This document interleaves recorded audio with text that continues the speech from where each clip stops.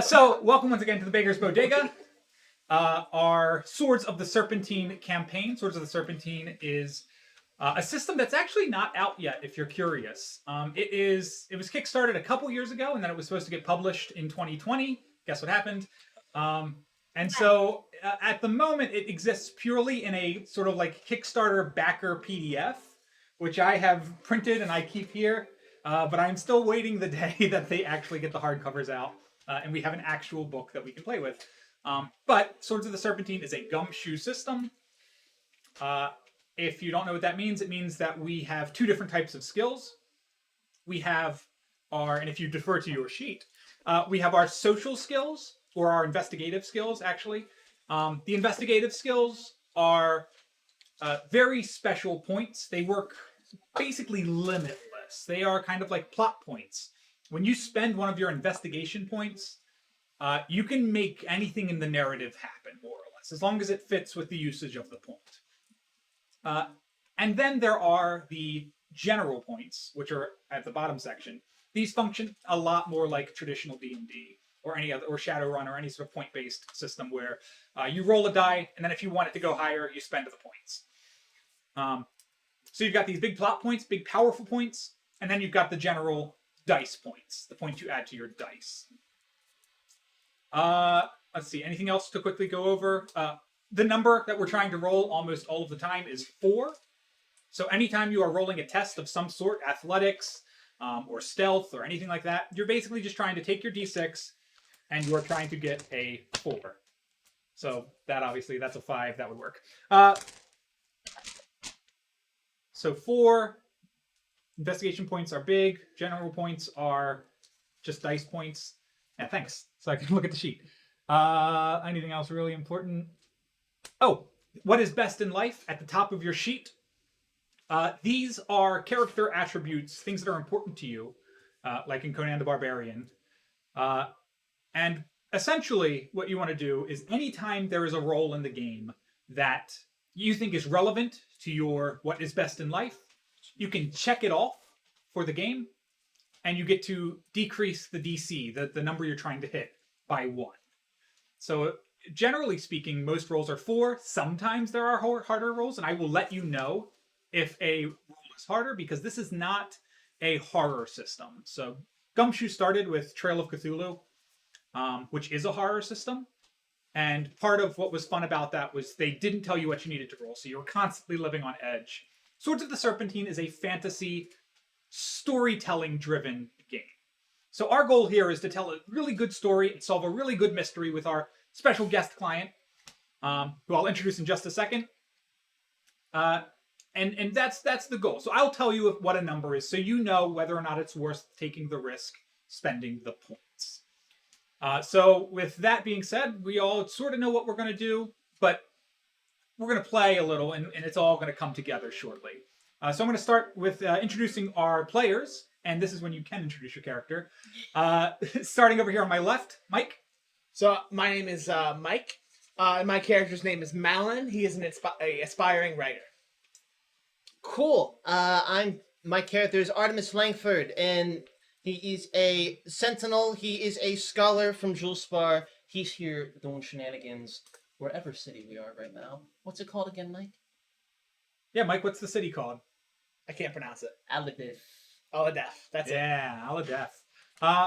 Sentinel in this game is a really fancy way of saying, like, traditional investigator, like a Sherlock Holmes-esque sort of class. So we've got a warrior, we've got a sentinel. Cat? I am Alara Bigsby. I am a sorcerer. Yeah. Yes, I am. I am a sorcerer. And she's an artist. Yay! Alright, I'm Connor. My character is Mauve Calypsy. He is a sorcerer as well. Illusion magic. And he runs a side seamster business. Everyone has their own little side gigs at the bodega. We'll talk about the bodega in a minute. And then last but not least, our secret client of the week is Jayme here. Jayme's got a special sheet. It doesn't have all the fancy investigation skills you guys have, because Jayme is not Jayme doesn't work at an investigation agency. Jayme is in need of our help. So Jayme has a very special sheet which has a good amount of skills. Jayme will be very useful today, and also a lot of backstory and information about the case that we can try to pull from Jayme as we play.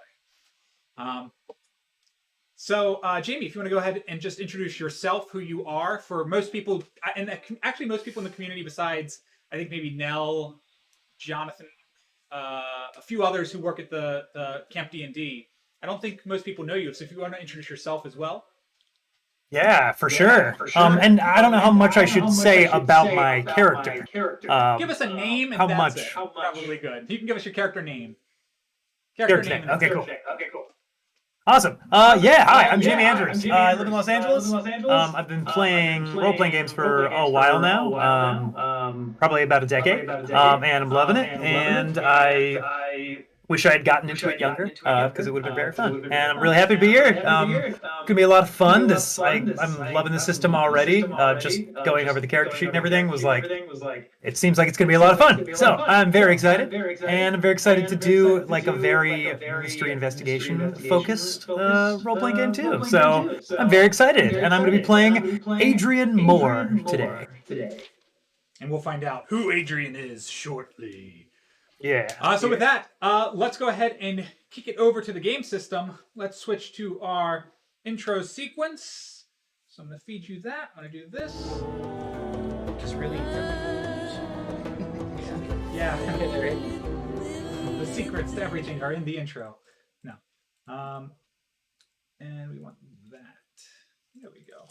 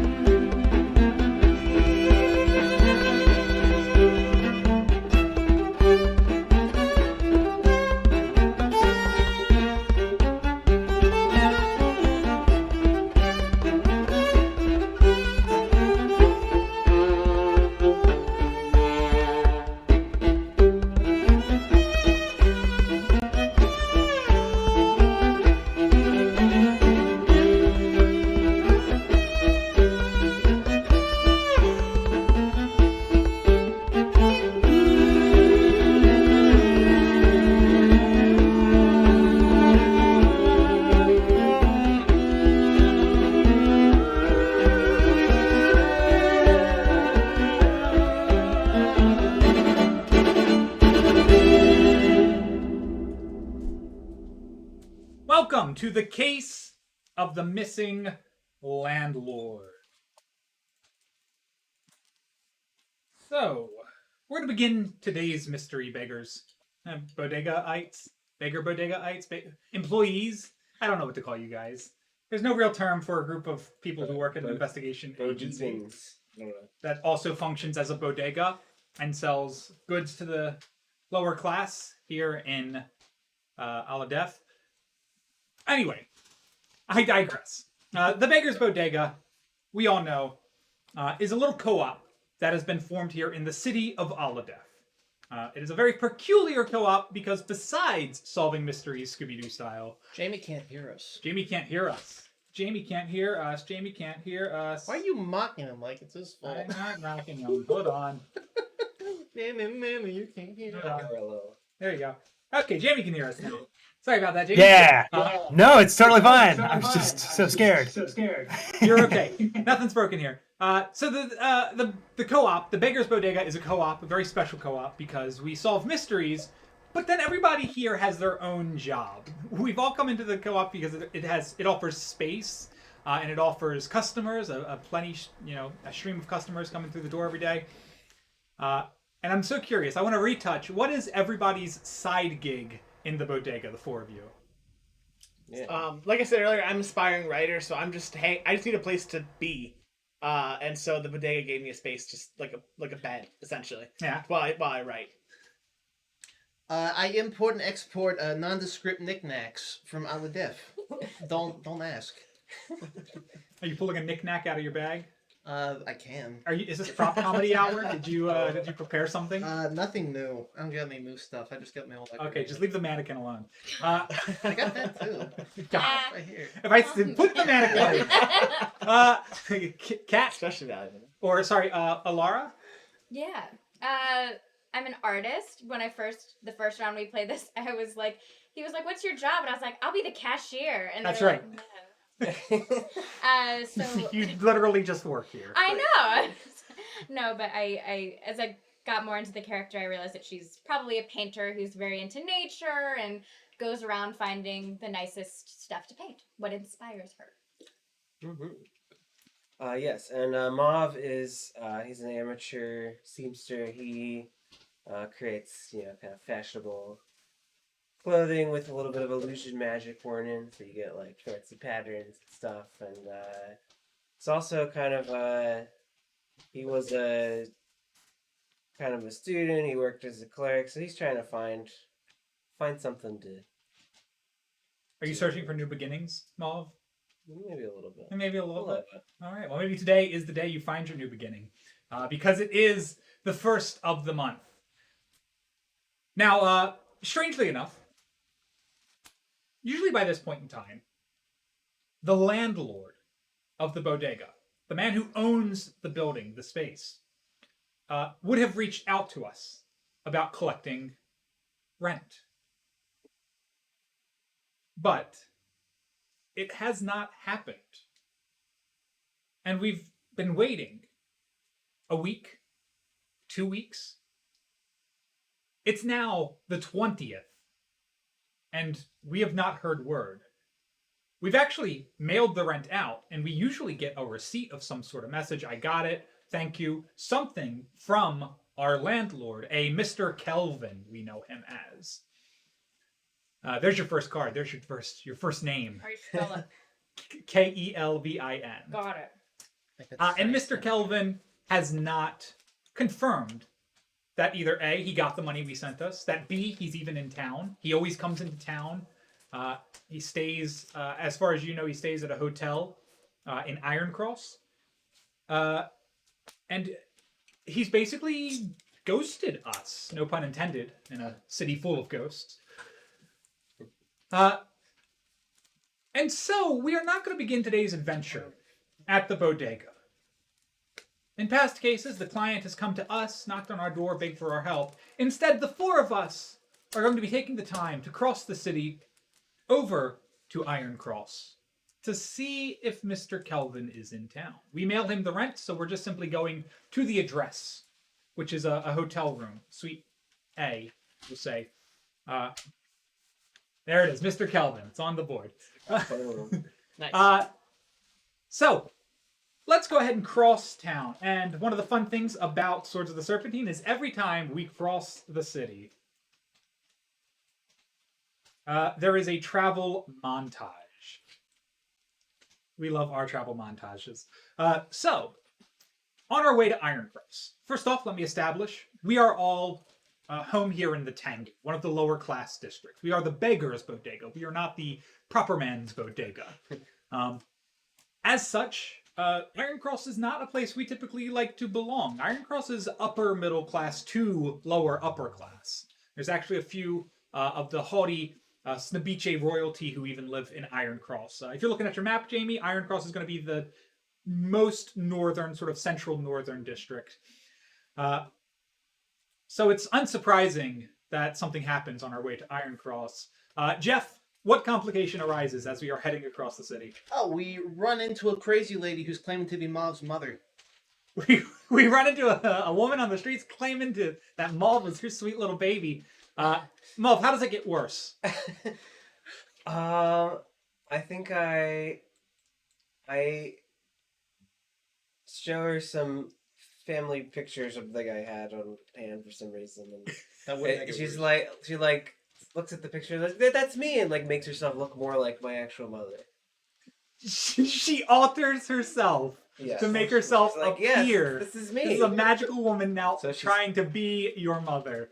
It stopped us in our tracks just as we're about to enter Iron Cross, and people are now looking on. There's a few couples that are like heartwarmingly staring. They've just seen this great reunion.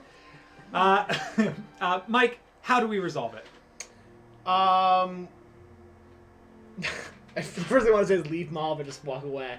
But no, we can't do that. We can't do that. We can't do without that. abandoning Mike. Without abandoning Mauve. Goodness. I would say, oh crap. If we stare at him, we'll think of an answer faster. Okay, no pressure. No pressure.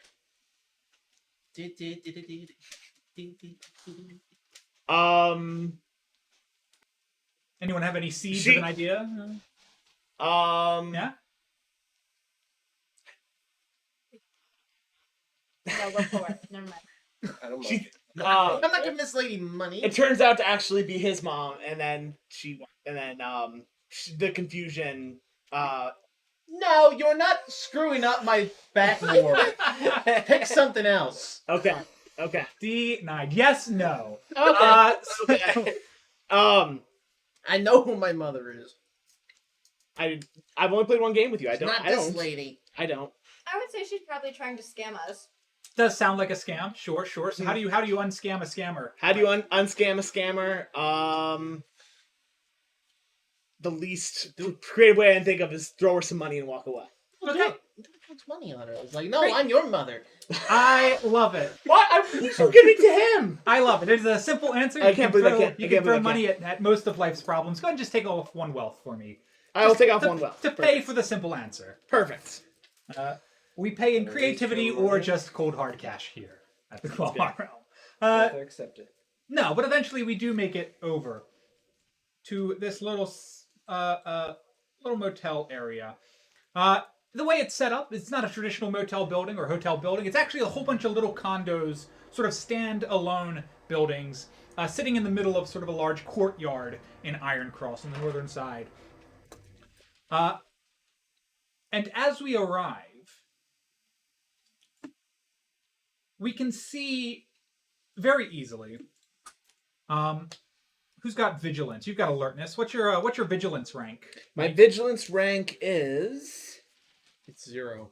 Is it 0? It's right there. Perfect. And It's I'm a 0. sentinel. 0. Excellent. We are not vigilant. Does anybody else have any ranks in vigilance? Mine is Yeah. 1. 1. We have 1 rank in vigilance. Okay. So in Swords of the Serpentine, as in a lot of gumshoe systems, we don't need to roll dice for a lot of things. It's kind of like how D&D has passive skills, passive perception, passive investigation.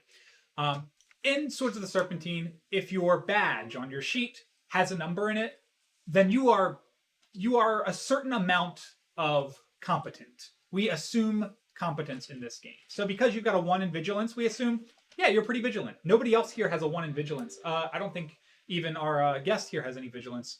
So you are a vigilant person, which means you're going to be the only one who spots the young. It's hard to make out. Is he a teenager? Is he college age? Maybe he's just a young man.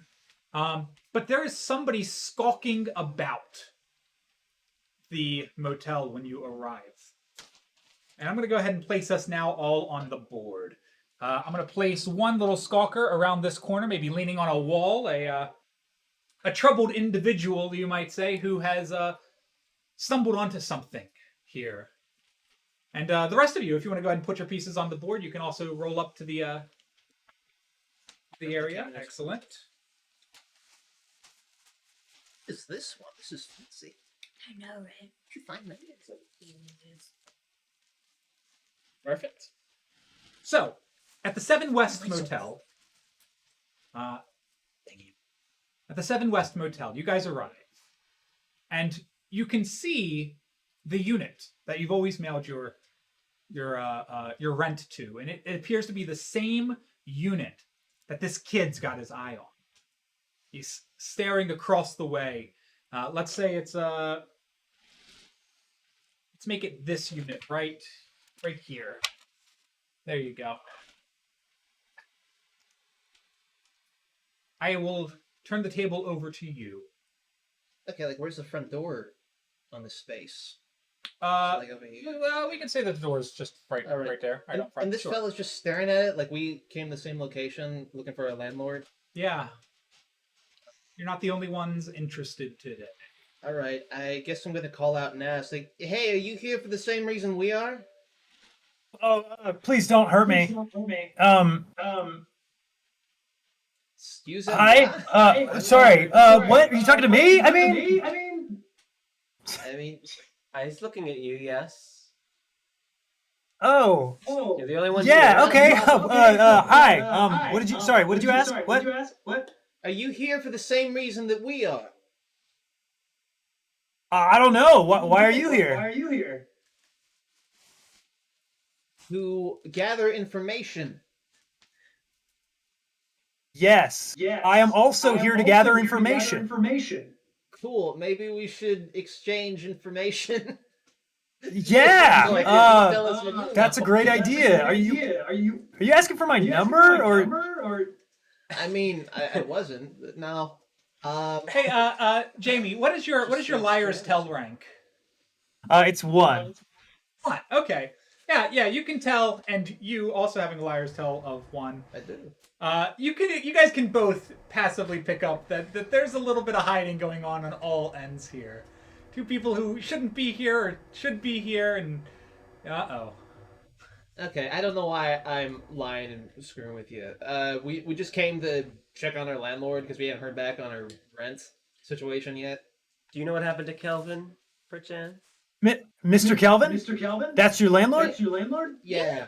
Is he yours? How do you? Oh. Wow, that's interesting. Yeah, sorry. I'm sorry. I'm not trying to. I don't know. You just caught me off guard. Just spooked me a little. And he kind of gets a little closer to you and kind of like drops his voice a little bit. I'm here. I'm looking for Mr. Kelvin. I'm actually looking for his daughter. She's a really good friend of mine. Do you all know Amelia? Ooh. Sorry, I just picked up on, do you have a crush? Are you guys dating? Okay. So weird. Oh my god, wait, you're teaching me everything. Yeah, I do. Yeah. We're not dating. No, we're not dating. She's really great. And she's an old friend of mine. We go way back. I'm just worried about her. I just haven't seen her in a while, and I know her. I'm pretty sure, at least I think her dad would know where she is. And I know that he booked this hotel room. So I got here, and I've just kind of been hoping to talk with him. I did linger outside the door a little bit. I could just overhear as I was walking by. Of course, I could just hear there were some people inside. Sounded like they were kind of I don't know. It sounded like there were many or multiple maybe people inside kind of rummaging around, and I got a little worried, so I just decided to back off and like wait till he came out. Wait, I'm sorry. I'm still confused. Why? What made you worried about people rummaging around? What about that specifically worried you? I mean, it sounded like there were. It sounded like it was very aggressive, rummaging around. Like it sounds like things were being thrown. It almost to me sounded like maybe at first it sounded like almost maybe somebody was like getting hurt or something. But then I was like, oh no, that's not enough to be a person. I think it sounded like they were just like opening drawers really hard. I don't know. I'm just sorry. I'm just really worried. I'm just a little worried for Amelia. With a rank of vigilance of 1, at that moment you can hear someone drop something inside, and it's a shatter like a large, heavy wooden object maybe, and a very faint voice on the inside. Well, that answers my question. That The seems like thing something we should going probably on look right into. now. Okay. No one's. Exactly. Is anyone come in or out? I assume that not. If you've been waiting there. Not since I've been here. No. Okay. Have you? And when's the last time that you saw Amelia? Is it? Yeah, Amelia.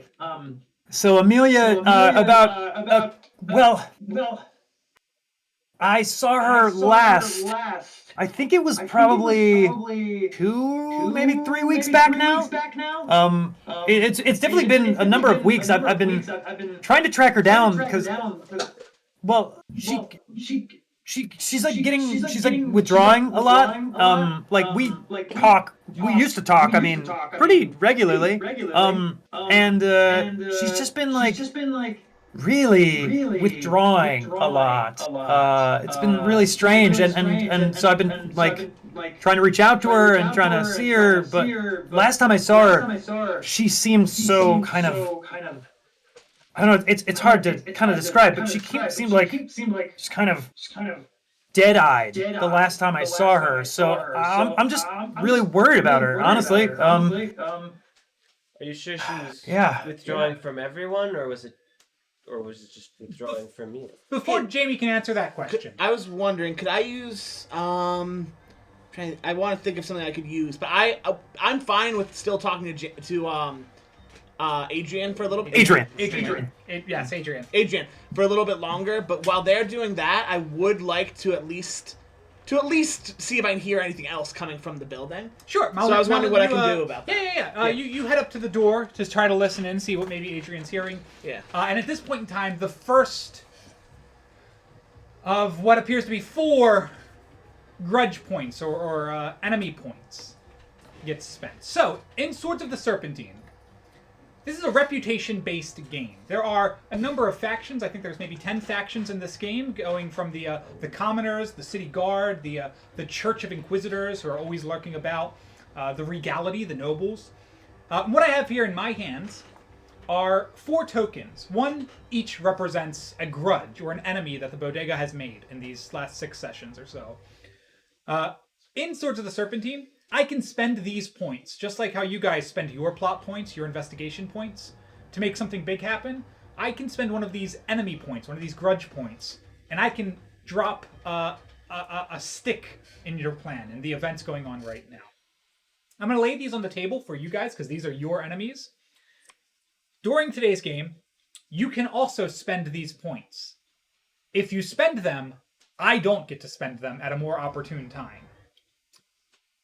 So, if you get your enemies out of the way early or at times that you think aren't going to be as bad, I don't get to throw a stick into your plans at the worst possible moment. Right now, I'm throwing a stick into our plans just as it seems like time is sensitive, because I'm going to go ahead and throw down this Snabiche Regality, or Nobility chip. One of us has enemies with the royals, the upper class, the old money of the city.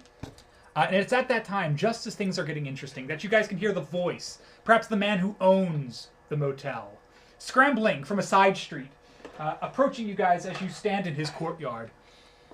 He seems to be about 65 years old, maybe half elf, if those pointy ears, maybe quarter elf. They're not that pointy. But he steps out, seeing you guys sort of shadowed, gathered, loitering in the courtyard of the 7 West Motel. And he waves a hand, and he says, "Vagrants! Begone you! Nobody wants you here!"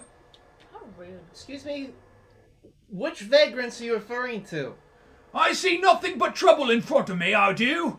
Off you go!" You're not calling me a vagrant, are you? I think. I'm gonna do, what have you got? Is this, what's your charm rank? I don't have any. You have no charm. You are 0 I'm charming. not charming. He says, "Oh yes, yeah, an uncharming lot like you. Vagrants, all of you. Step away from that door. Let those people be alone." He shouts to you, Malin. Oh,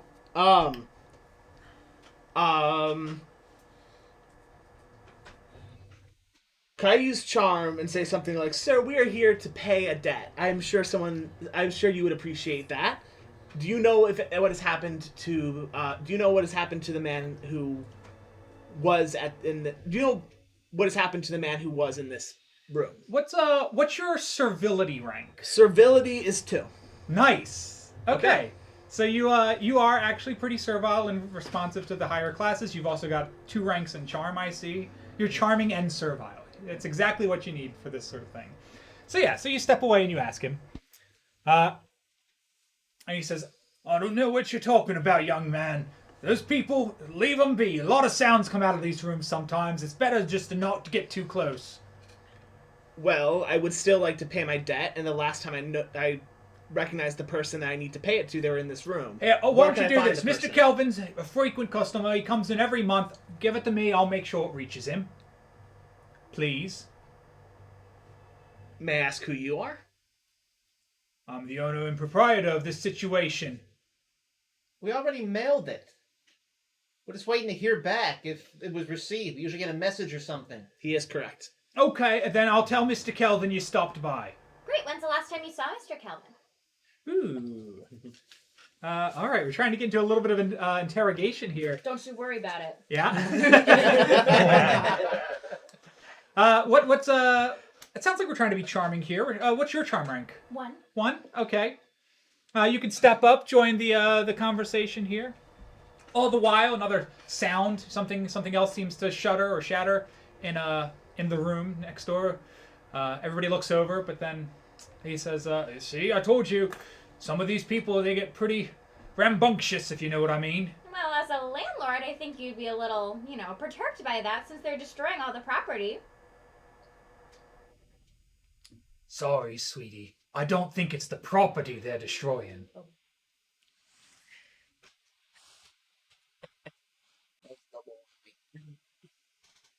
Now, While this is going on, can I sneak over and try to listen in through the wall? Okay. Not sure. You don't have Where'd She Go, do you? No, I just... So you would have to make this a test.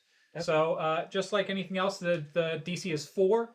If you want to spend any stealth points, we'll add that to the dice roll to ensure your success. Fun fact, that means if you ever want to actually just automatically win any sort of narrative thing, spend 3 points, you get it. I'll spend 2. Spend 2, all right, Because don't I get a only 1. have 2. That works. Nice. Right. So I'll let you sneak around out of sight from Landlord and all. I'll put you in the back end of the building where you can sort of listen in the back. And you can hear, what's your vigilance? None. I don't have that. No vigilance. You hear, a little more shuffling, and the voices are too muffled to really pick up on anything. It's not quite your wheelhouse, the whole spying thing, but No, but it's not really. I just didn't want to deal with it's this. just wanted to get away. That's fair. Up front, though, he says, "I will tell you though, if you're curious, Mr. Kelvin is just fine. Saw him yesterday." Oh, good. Just we haven't heard from him. Also, one more question, Mr. What's your name? What's your what are your nobility and your servility ranks? 0. 0 for each. I still have a servility of 2. Did I spend 1 servility earlier? Do you want to spend a servility? No, You forgot- didn't yet. I didn't yet. Okay. Yeah, you still got your points, right? So remember, we have these passive ranks, and then we also can spend a point and do something big and crazy. Spending a point Get the good almost stuff. always gets you a yes and. Oh, Yes. can I and? spend an intimidation point? Yeah. What do you do? What do you do that's so intimidating that it really breaks this conversation down? You also have points too, Jayme. Just so you know, same thing applies to you. Same thing applies to Yeah, you. when Kat is done, I have a question. So go ahead and do your thing Cool. first, Kat, and I'll ask you. Okay. So, what do these guys have on you that you're letting them conduct their unsavory business in your facility? Yeah, he staggers backwards a little bit. Go ahead and spend that intimidation point. He says,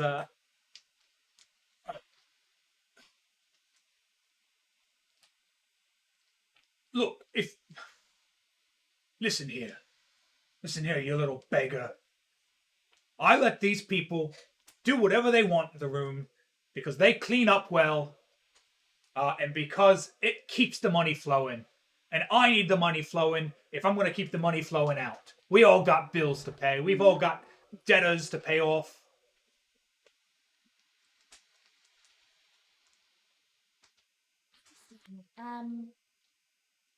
So, what can you tell us about what they do?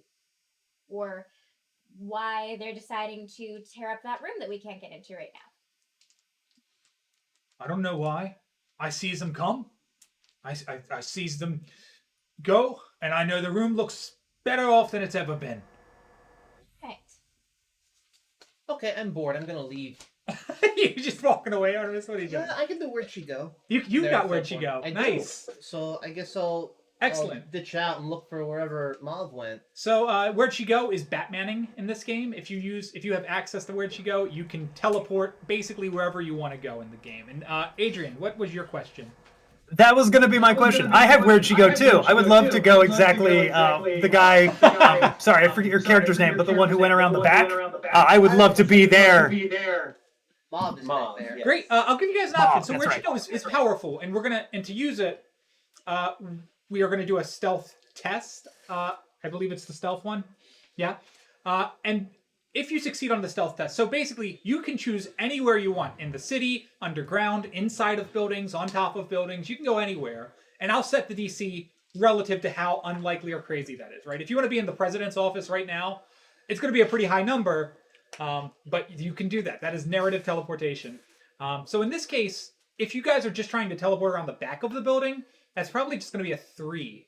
It's not even going to be very hard. It's actually going to be easier. If you want to go in the building, that's probably a 4. If you want to go somewhere far away from here, that's probably going to be a little harder. You could be in the room right now. If You can be in the room where it happened. Okay. I think Adrian would want to. He's hearing the noises. He's very worried. I think he's gonna try and get into that. Yeah, we'd like to be in the room. Excellent. So while Alara is backing down on the owner, that gives you guys just enough space and time you need to also sneak around where Mauve had snuck around. And Mauve, let's say there's a ladder. Let's put a ladder of some sort on the back of the building so you guys can get on top where a trap door can lead to the inside, some sort of venting system or something. You had a ladder. I have everything. So we'll put Adrian on top. We'll put Artemis on top. But first, actually, before I put Adrian and Artemis, I do need the stealth checks. So give me. It's going to be a DC 4. You got to get a 4 on your stealth test. You can add stealth points to it. Stealth. Okay. Does my passive rank affect that at all, or is it just? No. So the passive rank, cool. the passive rank does not affect tests. Got it. Okay, cool. Yeah, tests are things under pressure. So when we've got time and we've got space that we have to worry about, we don't want him to see us. We have to get there quickly. That's a test, so we have to spend points if we want. Okay, I'll add 2 points to it. 2 points from Artemis. Adrian, you added any points? No, I have 0 points. All right, Adrian's just going for 4. No points in anything. I got a 1. Adrian got a 1. I got a 2. Excellent.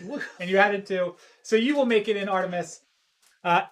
Adrian, Amateur hour.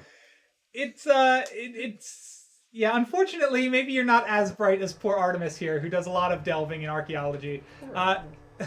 Adrian goes for the front door, because that'll probably get him in. Artemis goes for the back door. He sneaks out successfully. And Adrian, as soon as you start pulling on that door, not only do you realize it is locked, they've locked it, that also immediately catches the attention of this old money proprietor, who pushes you aside, Malin, and he says, "Get your hands off of there! Thieves! Thieves! I got thieves here!" And he starts to call for the city guard. What do you do? I'm gone. I'm gonna stay gone. Can We I? gotta shush him. Can I? Oh yeah, I was gonna say, can I follow you inside? Like, since you're going up the ladder next to me. Yeah, sure. You've already made your check. You've gone around the back. So let's do this. There's shouting outside, but inside, through the ceiling vent. Oh, that's so cool. Just flip it. Ooh, there's a room inside. Joker. Inside, the two of you have dropped down, and you can see that there are 2 figures. I'm not talking to you. You're outside. There are 2 figures inside. They both appear to be just, catch-all foot baddies. They look like thugs. They've already opened drawers, and they haven't really toppled over or destroyed anything, but you can tell that the place has been searched. And they've both got sacks of things for some reason. God knows what's inside. And we are going to go into our first. This is great because now there's an interaction there and an interaction out here. So this is going to be our first sort of tutorial battle. So here's something fun for all of you. Any points you spend in this tutorial battle, you're going to get back at the end. So just keep note of what points you're going to spend now, and we'll give them back to you at the end because this is for you to experiment and to learn the system a little bit. This is not to punish you for spending points wrong as you're just learning how a battle works. So, one thing to know is in initiative in Swords of the Serpentine, at the top of your turn, you declare who goes next, and then you take your turn. This lets the next person figure out what they want to do on their turn. And what it also does is it means you get to decide, okay, we all go, and then the bad guy goes. Or, I want the bad guy to go now while he's not in a good position, and then we all go. Just keep in mind, at the end of the round, whoever goes last also starts the next round. So whoever goes last goes twice. So if you decide, okay, we're all going to go first, and then we'll flip it over to the bad guys, they then get to go twice. So it's never a great idea to put them at the end of the initiative. So again, pretty simple. When you go to take your turn, first pick who's next, take your turn. Whoever is the last person to go gets to go again. And we're going to start. The first person to go, who started this battle, so to say, is probably going to be the proprietor, because he is the first to have screamed, guards, guards. So the proprietor is going to use his summon ability, which most rich people have in this part of town. And that's going to cost him this many points. How they summon so much money. Yeah. And he is going to attract the attention of a guard who is in the area. Just one guard. Who comes stomping in. What'd you find? Oh, yeah. So he comes stomping in. He starts yelling as he's running to the site. He says, Mr. Ellison, what's going on, Mr. Ellison? Mr. Ellison? And apparently Mr. Ellison, as we now know him, says, these vagrants are trying to break into my hostel. Take them away. And that's his action. That's his move. That's his everything. He's summoned. And I forgot to choose who goes next because I, too, am terrible at this game system, apparently. So I will choose now. I'm going to say somebody on the inside. Let's go inside. Let's say Artemis, you go next. And then let us know who... Actually, Artemis, you're putting a thing up. We'll say Malv. Malv, you're next. Pick who goes next after you, and we'll take it away. Yes. I'll pick the baddies. Is that okay? like The unit. thugs inside, sure. Yeah. So they don't go last. They'll go next. Now, take your turn. Yes. So they just are they like where am I? You've just caught them. They're just looking up and seeing What you are guys they dropped in like? here. What are they doing? Can I even tell? Got big old money bags. You can tell. Let me see. Immediately. Look how punchable this guy looks. I mean, you can tell that they're both wearing some sort of armor, some sort of leather armor, maybe underneath of what appears to be street clothes. And you can tell that they are unarmed at the moment, but that doesn't mean they might not have a weapon hidden or stashed away. If these guys are thieves, if they're goons, if they're criminals of some sort. So, seeing that they're pretty regular-looking baddies, I will try to And I will encourage everybody again. I will remind, because if I don't remind you, it tends to start to turn into D&D. That we are investigators. Yes. We, in fact, the game does not give us the abilities of ass-kicking warriors, heroes of the realm. No. It gives us the abilities to find answers. So remember, just keep in mind at all times that whenever we have tried to go the ass-kicking heroes of the realm route, it has either succeeded and we've lost core clues, or it has failed and it's been miserable and painful. Because we are nerds We are Scooby and Shaggy. We are not Conan the Barbarian. And not, you'd probably take Shaggy out of that, but yes. Yeah. I'm a dork. Just kidding. Well, yes, in the spirit of not kicking ass, I will. I don't know who's paying you or how much you're being paid, but perhaps I can match it. And I'm someone who, I'm not wealthy at all, but I make my clothes look very, very nice at all Okay, times. So sure, I can sure. pull off a little bit of a. Something small like that, just a little snip of magic that's illusionary, make yourself look nicer. I'm not going to roll for corruption there because it's not a very big thing. Yeah. What I will do is have you roll sway. Mm-hmm. So sway is a big way to fight in this game. It is like fighting, but it's using words and arguments and debate instead of... Yeah. So give me a sway attack, and just like the other tests, you roll a d4. You're trying to get 4 in most cases, and you can add sway points to try to Yeah. ensure. I'm gonna add 4 sway points, and I also have played with the crowd. Oh, so you can hit both. Aiming to get both, yeah. Love it on it. So 3 plus 4 is 7. All right, so with a 7, let me remind myself how play to the crowd works. 3 over, so it should. Yeah, so that you can hit 2 people since you rolled a 7 and you were trying to hit a 4. So you're going to do 4 morale damage to the one, and then you can roll the morale damage for the other. So you're going to roll a d6 plus 1, I believe, is the base sway damage. It'll actually say above sway 1d6 plus 1. Oh, yes, yep.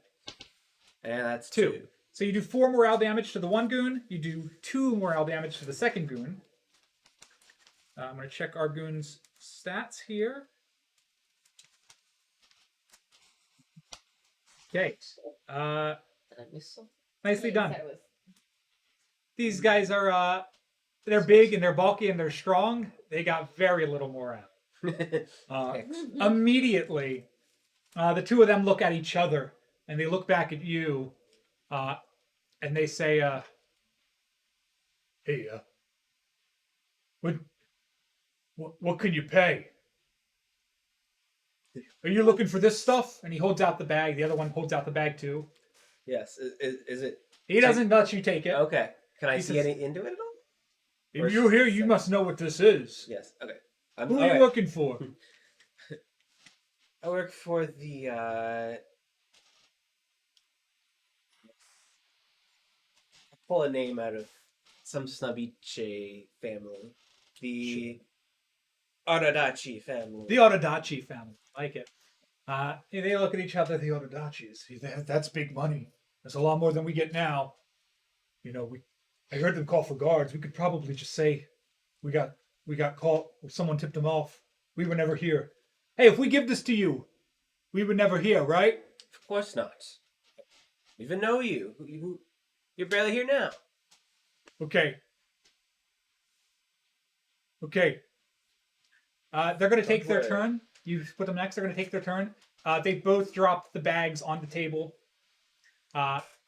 And you can tell that one bag is pretty empty, and the other one is like a full trash bag, just absolutely full and heavy with something. And then they start to back away towards the door. They give it over. Nicely done. That's a very good sway. Meanwhile, outside, I'm going to cut over to who's outside. I forgot to pick who goes next again. I will remember, I promise. This is what happens when you switch from D&D back to Swords of the Serpentine over and over again. Let's cut to Adrian. Adrian, let's first off pick who goes next. So next, I think let's have Alara go after me. Okay, Alara. Great. So go ahead and take your turn. Okay. You've got a guard coming up. You've got So Mr. I think Adrian is just going to the proprietor and the guard are still right there, right? Yep. Yeah. Here, I'll move this for you so you can see. Oh, awesome. Thank you. Yes. So I think Adrian is just going to hands up in the air, back away from the door, and just immediately start like blubbering. I'm so sorry. I didn't mean to. I'll leave right now. I don't need to be here. I don't need to be here. I'm gonna go. I'll go. And he's just like almost on the verge of tears, just kind of backing away slowly from the situation. Oh, perfect. That is like textbook servility. I'll let's see. We are under pressure. Let's make this a sway check. So obviously we're just trying to sway them, get off your back. And this actually brings me to the other thing that the investigation points can do. So in battle, they're not as useful as plot points, but when you spend one, it adds 3 to your roll. So when you spend it, it's an automatic success, and you get what you want out of it, basically, right? So this is a prime opportunity. For example, you act servile, you spend the servility point, you automatically succeed, you back away, and then you actually get to roll sway damage and turn them down. Gotcha. So my sheet doesn't have any, didn't come with any points on it. Do I have any points, or? It doesn't have any sway points. It doesn't look like I have any. I mean, I have passive points, but it doesn't look like I have any spendable points. Oh, sorry. So I think I left those empty so that if you wanted to tally those in, so if you were spending them to keep track. Got That way it. you won't I just cross definitely and would like phase to out. do that. Yes. Good to know. How many points should I eventually start figuring out now where I want to apply them? This would be servility, so or sway actually. So you can either A, spend sway points and just do sway. You can do a servility point and automatically succeed, or you could do the fancy thing and use both. So I've been talking about the so-called hit. So, you get a +3 to hit, you get the 4. You can also spend your fancy points on damage. And when you do that, it adds an additional d6. And if you ever need a reminder of everything that the big points can do, they are on your sheet underneath the cheat sheet section. It'll actually say spend it on damage to add another d6, spend it on a roll to add 3 to the hit. So in this case, you could in theory spend sway points to hit and then spend your servility point to hit hard to really make them back away, because it's no use, going after the street rat that you are playing yourself up to be. Gotcha. Yeah. No, that sounds great. I'm gonna do that. I'm gonna start with the sway. I think. Sure. How many points of sway?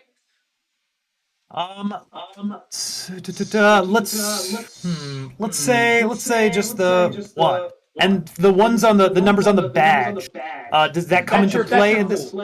That's your pool. So that's your pool of how many you have. So again, we're gonna restore all the points we spend, but that's what you have. You have a pool of so many sway points you can spend over the game, and they got it. I misread. I think I was confused. Cool. That makes sense. Yeah, I will spend. I'm gonna spend 2 sway points. This seems like a big one. Yeah.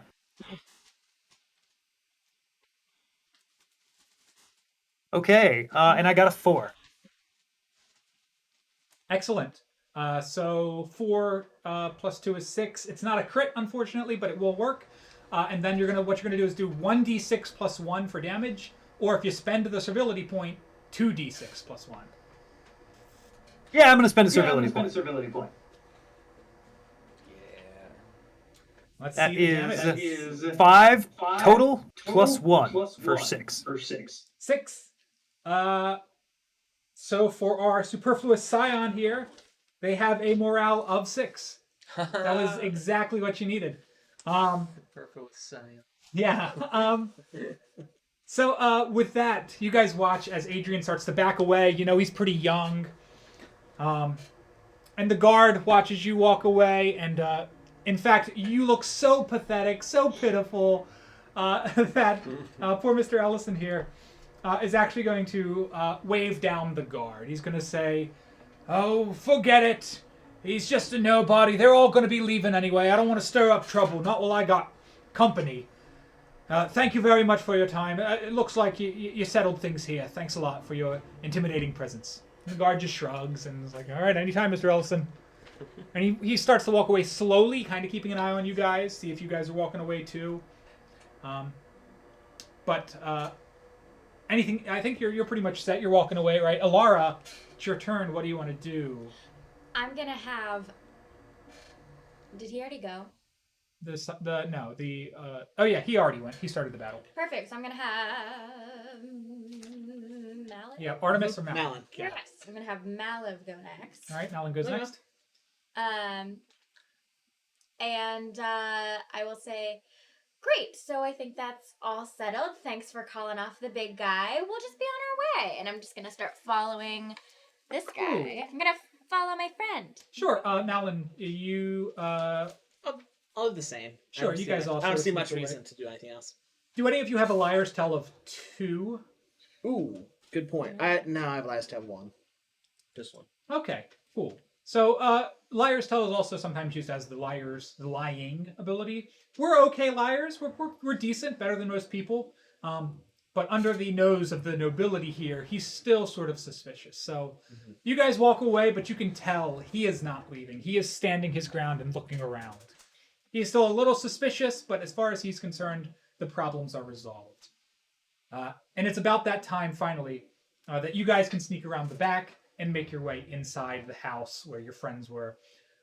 And so that will actually take us out of battle. Congratulations, you just did your first battle for Swords of the Serpentine. Adrian, that's essentially how it works. We spend the points, we roll some dice, we pick who goes next, and hopefully we can sway our way out of combat. But sometimes we may need to actually fight. It happens. And we'll cut to the inside of the house where all of you have finally gathered. And where the 2 goons have just managed to sneak out. Bye, goons. You can see as you looking out of a window, we can say, Mauve, you can see when they step out, Mr. Ellison does see them step out, and he just sort of gives them a nod, and they look at him, and they're like, uh-huh, and then they walk away. There's just an acknowledgement there. Keep walking. But it gives you guys access now to the bags. Is So, this guy's still here? let me take the other one. There you go. And are you dead? Is Maul dead? Do you No. I'm putting you back up. It's not nap time. Yeah, you guys are all hanging out in there. So, What a handsome bunch. inside the empty bag are scraps, papers that have been gathered up. I'll give them to you in a second. But more importantly, inside the very full bag is a body.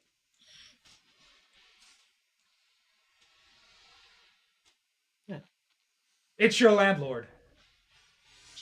So if our landlord's dead, does the property default to us? That is a good question. I thought you'd be more concerned. Did you then? But let me go ahead and hand out what was in the other bag, the things that have been picked up and scrambled by these goons.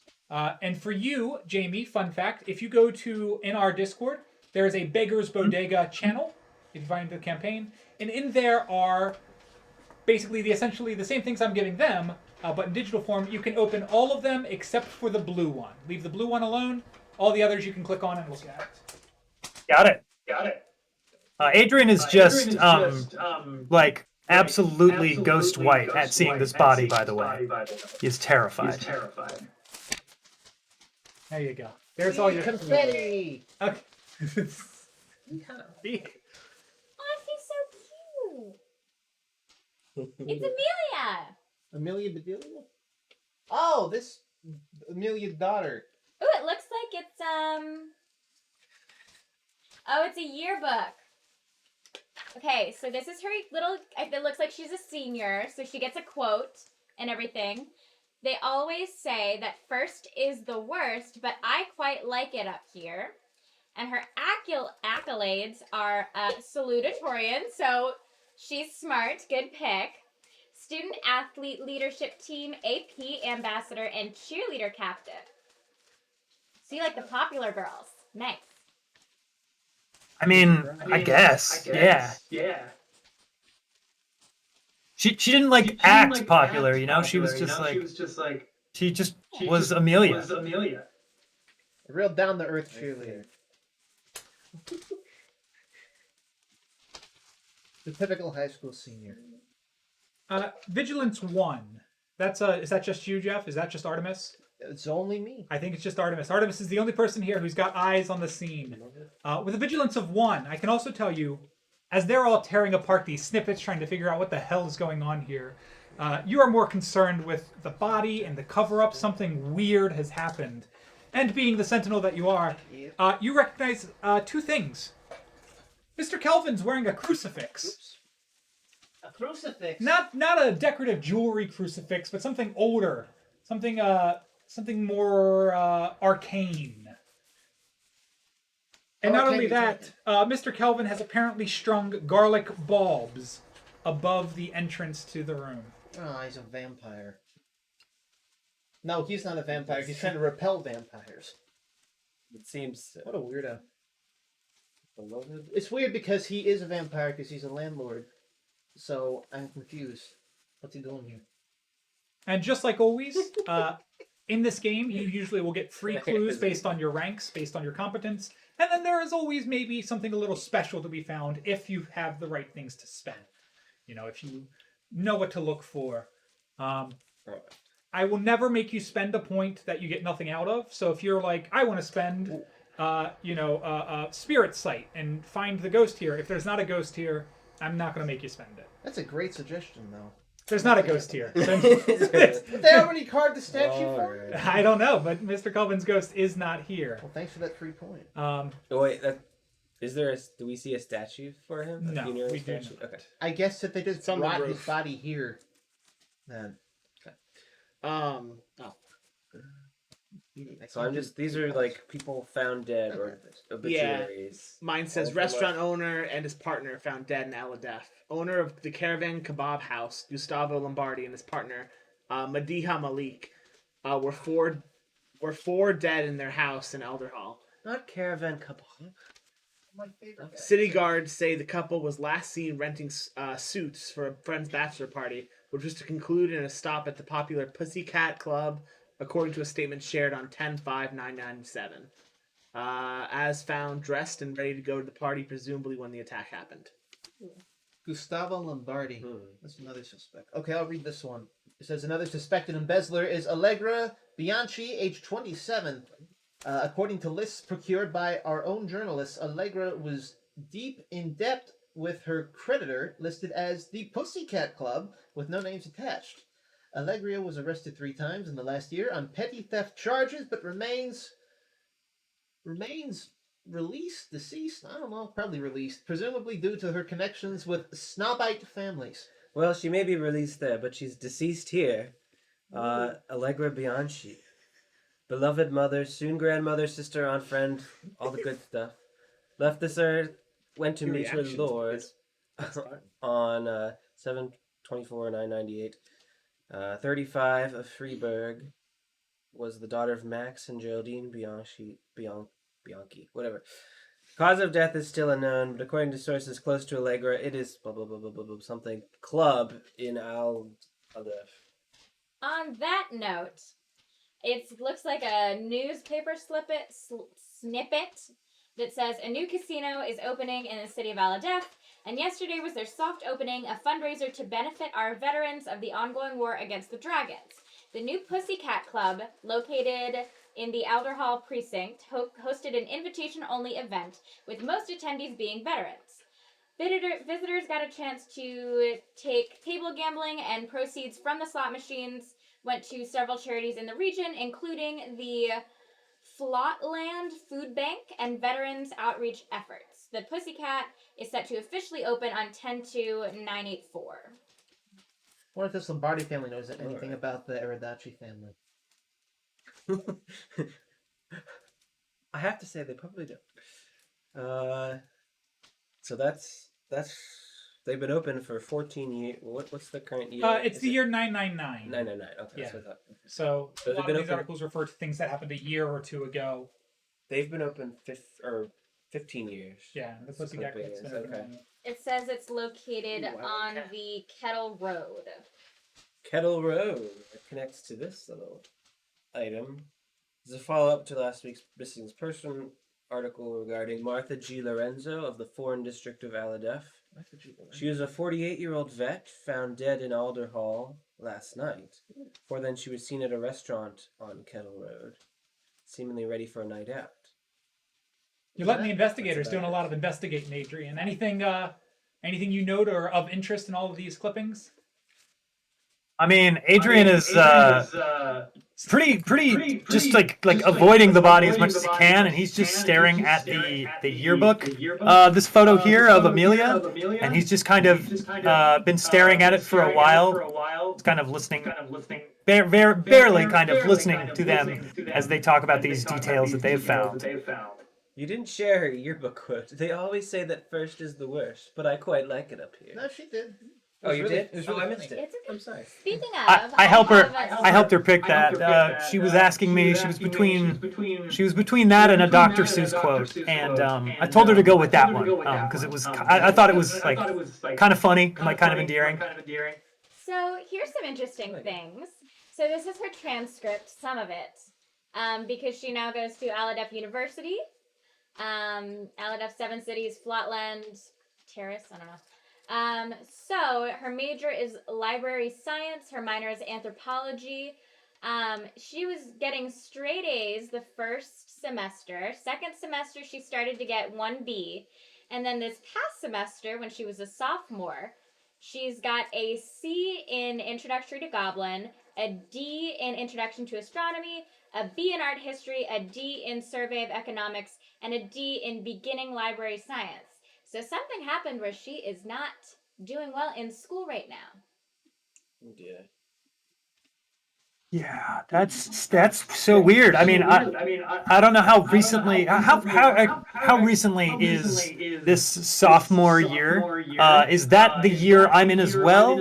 Yeah, let's say, since you guys are in the same year, let's say you would know that you guys are currently on your second semester of your sophomore year. So that is all Got the it. grades. And we'll say, let's say it's sometime around September or October, kind of like it is right now. So we're only a few months into the semester. So those are like in the last month or two. Who knows? It's pretty fairly recent.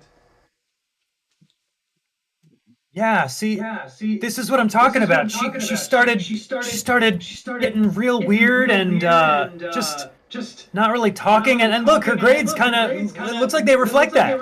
It looks like she was withdrawing from school as well, right? I wonder if she was involved in what Mr. Kelvin was involved in, because it looks like he got messed up in something that he shouldn't have been in. Or she was involved in a very active social life. Yeah. Academics. Yeah, I have heard.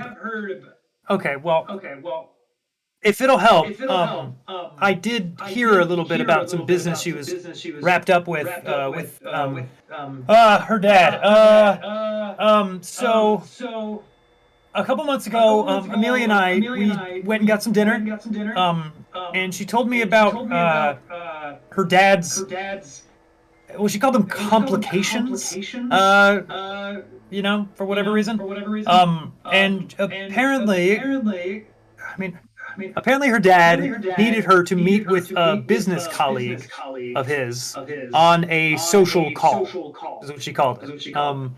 She said she had an okay time. Apparently this guy was really rich, really handsome, but never touched her, which I was like really happy to hear about, because you never know, like people are creeps. Yeah, I was just really happy to hear that. So it sounds like she got involved with some of her dad's business and met up with this business colleague guy, but it's ever since then, that's when I started noticing her like pulling back, like she started like not answering my calls and I mean doing worse at school and not really talking to people as much. It's super weird. I don't know what's going on. Wait, so legit you actually did know Amelia?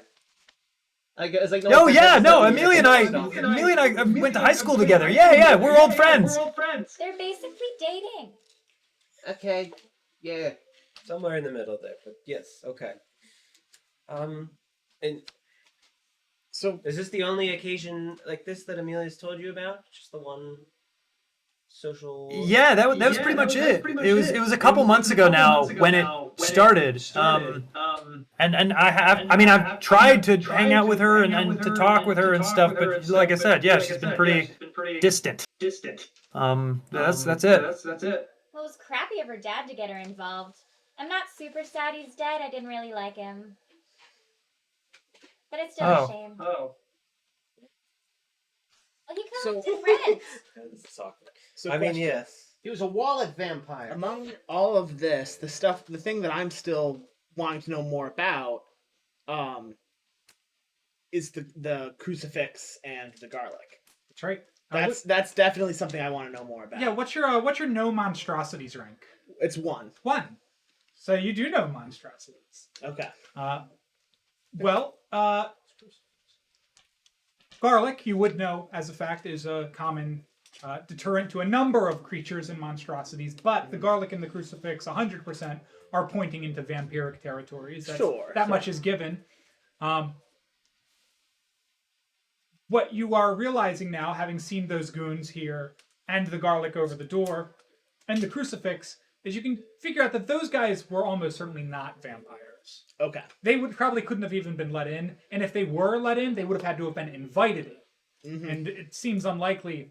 So I guess If the guy's wearing a crucifix, he goes around just inviting people into his tiny room. So that was my question. Is I'm not sure what the rules for vampires are in this world. Is it pretty much just common? Yeah, they're pretty common, pretty similar. Just yeah, same rules.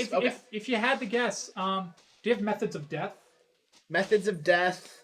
What the heck is that? I don't know that I do because I don't even remember seeing that. What is methods of death, Jay? Methods of death, I think, is actually a thief skill. So I don't know if many of you guys have it. I don't. I see skullduggery, scroobiest rumors, ridiculous looks, city secrets.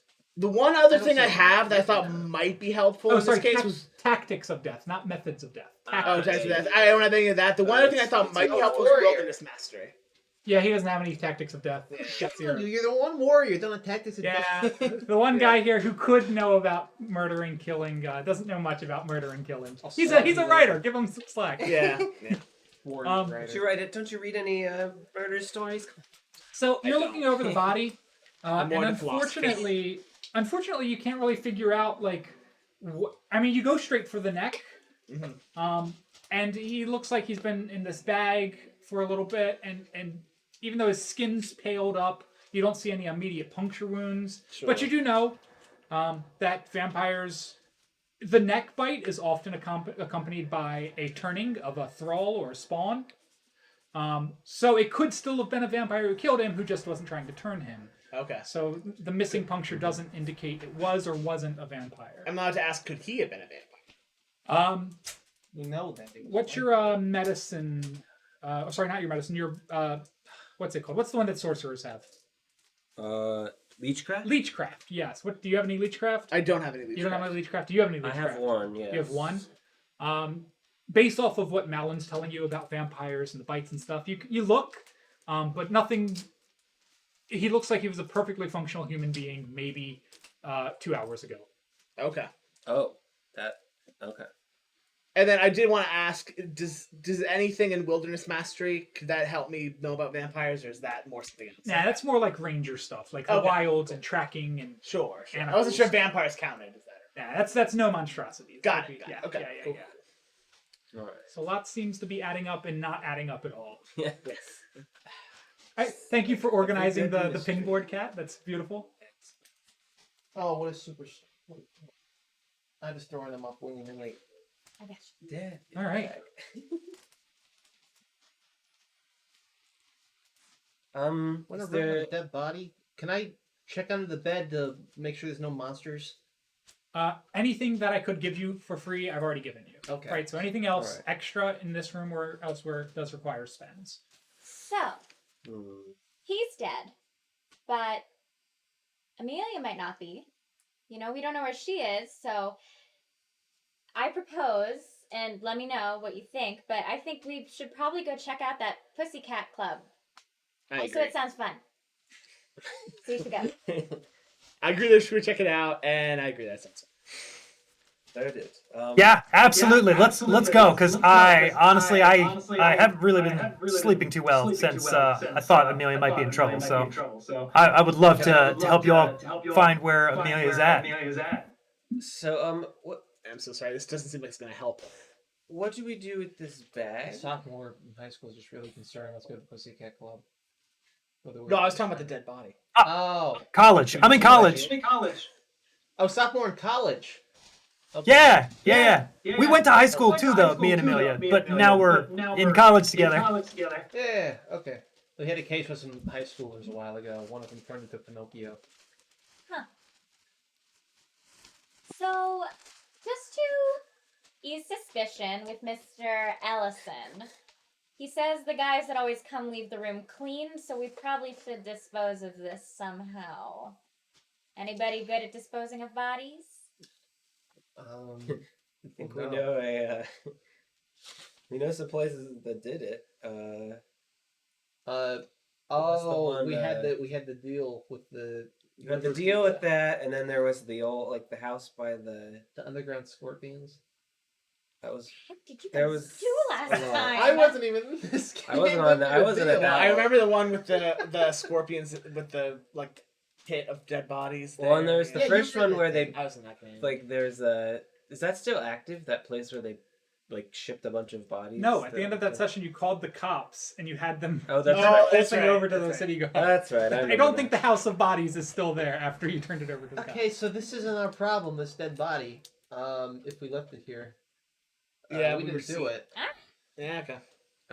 We could prop it up as a second man. I wanna- And who's got laws and Good traditions? psycho Maybe? thing. I did. Anybody? You? I got one. You got one in laws and traditions? Traditionally, lawfully, you can probably guess, just based on patterns of when cities do searches, when missing persons alerts go out, the fact that he doesn't even live in this city, and Mr. Ellison seems to be involved in it on some level, you can probably make your best guess that if left here alone, the body wouldn't be discovered for 3 or 4 days. Wait a minute. Didn't Mr. Ellison say he saw Mr. Kelvin yesterday? Yes. We should go. It's a good alibi. Mm. We should just. Our leechcraft, I was going to say. I want to spend a leafcraft points. That seems like we're gonna lose this piece of evidence. Just to Okay. see if I can understand any more about his death, if it was done by magical means or something. Yeah. All right, so leechcraft is the medicine skill that dabbles a little more in the sort of thaumaturgy side of things, potions, concoctions. It's a little more like shaman medicine. But it is a perfectly acceptable skill for checking bodies, injuries, wounds, blood, anything of that sort, even mixed with the supernatural. So, spending that leechcraft point, how do you specifically interrogate the body to get all the answers out of it? Well, I think I'll start with, looking at I'll start with looking at the clothes and kind of doing the equivalent of like a fine fiber analysis of clothing or something. I don't know. Looking for hidden stains and then looking on the body where anything like that might have. Yeah. Our friend Mauve here has done a few investigations on bodies before. It's just part of the craft.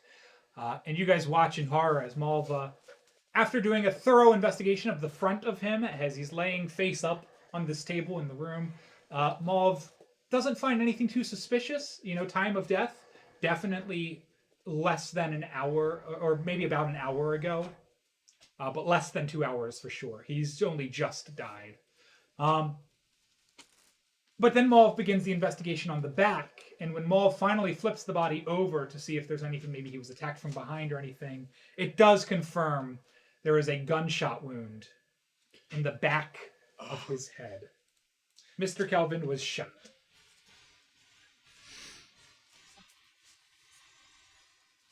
The fact that his death is so recent makes it surprising that there's not a spirit attached still on it. That they already had a statue Yes, that set up for him. they plan for this, or is it possible for a spirit to go somewhere else? Or would Sure, ghosts can go anywhere. Some ghosts linger at the body.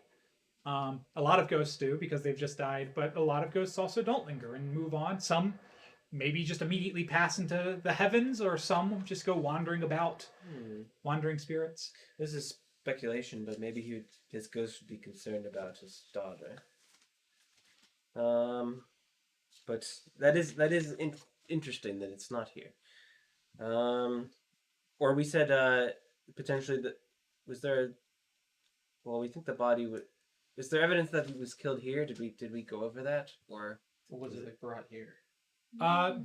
The room doesn't seem to. There's no immediate evidence that seems to indicate he was killed here. I mean, just with our vigilance of 1 and are passive looking around, any other free clues, nothing points out like, oh, there's a big blood splatter on the wall. You would have Right. seen that, right? Right. There's a gun sitting on the kitchen counter. You would have seen that, right? It's still smoking. So anything that you could find, you have found for free. But this is where we've been mailing the checks to, right? Oh. So this is his place of residence. Well, And he said he comes every Indeed, the month. money is gone too if it arrived here. You did not find any money. Okay. I think it's safe That to was a say good he was question. killed here. Myself. Well, why would they? Because this was his place of residence. They wouldn't bring him back here if they were killing him. But I mean, if he was here, why wasn't his daughter here? Well, And then one other thought, maybe he would, like, could they have been bringing the body with them and then coming here to collect any other evidence that might implicate them? Like, it's a possibility. I still think it's most likely he was killed here, but so we'll keep an eye. And where is the rest? Where is the blood? perhaps they cleaned up already. Although I don't know, didn't necessarily look like Well, that's have to be super thorough bloody. cleaners. I don't know. It was a gunshot, so there would be some blood splatter. And how long have you been poking around, seeing if Amelia's home? I just started, okay? Like I just decided a couple days ago that I was gonna drop by her place and make sure she was okay. And so I just I just showed up. And Today. you were here It's very for how long before we arrived? I was here for maybe like 30, 45 minutes. All right, listen, fella. Confess to the murder, and we promise to go easy on you. Oh my God! Please, no. Look, I didn't have anything to do with this. There's no reason I wouldn't kill him. Adrian, no offense at all, but I don't think he has the stomach for it. You know what I mean? Like might he's be lactose right. intolerant. Like, he No. basically puked at this dead body, so I really don't see him as the gun-slinging type, you know? I think he'd still Because be why would he kill shaking in the dad of his future wifey, you know? You gotta stay good with the fam. Also, doesn't have a gun. That's the main thing. That's true. Right, and why would I be hanging around outside while these guys dispose of the body? Like, yeah, no, Mr. Kelvin, I never met him, but he always seemed like a nice guy. Did we find out what was in the bags? That Yeah, this- that's this yeah. body One was bag was a taken. body, one bag was all the Yeah. gathered things that they had Okay. presumably must have just been collecting while okay. they were doing the. Oh, All could right. I was gonna, with as part of that leechcraft that I spent. Can I tell if the bullet is still like? Did it exit or? is yeah, it I'll still tell you. I'll tell you that the bullet is probably still in his head, and that it is almost certainly a 38 caliber. Okay, If we're looking at specific bullet sizes. that's good enough. I'm not gonna dig it out. A bullet in the head isn't necessarily lethal. Like, as in when? It could have been something else. Just shot it I mean, after the fact. I feel like we should go to the Pussycat Club. It seems like all evidence that they were collecting, trying to get rid of, seems to point back there. I agree. However, do you think that we're going to get anything else out of Mr. Ellison? Because he did say that he saw Mr. Kelvin yesterday, so I would like to know where and what he was doing. But I don't know if he's going to tell us.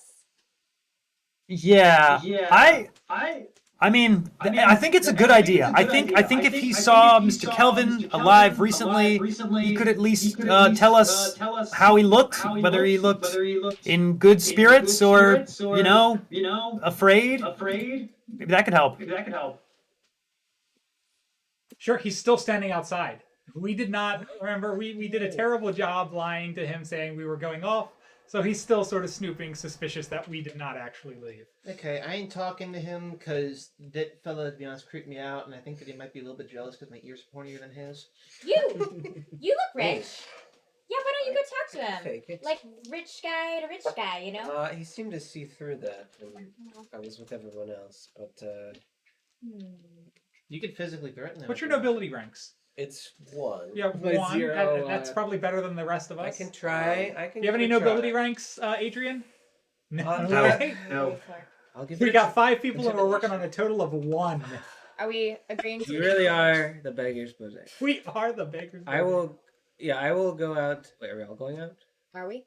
I figured we were talked about leaving. It sounds well, like it's just going to be Mauve. I think it would be best if I didn't associate with you. You don't pull it off quite the way. Yeah. I'm not going there No to offense. do it again. So Going out the back. I was gonna go at the Yeah, back. that's sure. So you can come back around and you can see Mr. Ellison is still out there. Yes. No, I guess. And he catches your eye and he sees you and he points. Yes. I'm sorry about the disturbance earlier. Listen, I know they're a bit of the rabble. I don't like hanging out with them, but one of them's a dear family friend, and there's a whole history. But I've gotten them to leave, and they were just one of them knew the Kelvins and was concerned about the family and heard Might be insulting. something or other, but I've dismissed their concerns. So Okay then. I think we can both be on our way. Good. All right. You first. All right. Well, I wanted to. Yes. Well, I had a couple questions about making an investment in getting into the business of leasing Oh. property and stuff here. So I thought we could walk and talk, and I could pick your brain for a second, if it's not too much trouble. I mean, I know. No, not much trouble at all. I am always happy to inspire others to follow my ways. Of course. Why don't we? And I'll start kind of walking back the way that I saw him Okay, come from. sure. I think you're just barely scratching by to catch his attention. You walk Mr. Ellison away. And as you guys are walking and talking, he begins to blather on about how each one of these little buildings used to be so run down, but luckily he's got a great contract with the Architects Guild, and for the last 2 generations they've just kept it up and built it up and up, and they've gotten in better shape every generation. And he's quite proud of the little housing center he has created. And he does talk about how it's important to keep up appearances, and you don't want vagrants like your friends walking about, because the only people who can afford a little hotel room here in Iron Cross are people like Mr. Kelvin, who are landowners themselves. And he goes on and on. He blathers about the business. What are you trying to dig out of him? Yeah, Hold on a second. I will ask him about. Trying to think of an indirect way to get this info. Ask about you. Uh, Like whisper from the back. whisper from Just yards away. ask about Thinking. well, Well, I will ask him. What do you when you have, I know you mentioned you had a bit of trouble with noises and things at that property. What did you, for example, at this property, what did you do? Like, what is your protocol to follow? Do you just turn a blind eye? Is there a way to deal with problematic tenants like this one? I have very little to turn away from. As I said, they clean up nicely, and the room is turned around quickly in unfortunate situations. I see. With no one ever nothing left complains? behind, it's easy to rent out the unit the next day.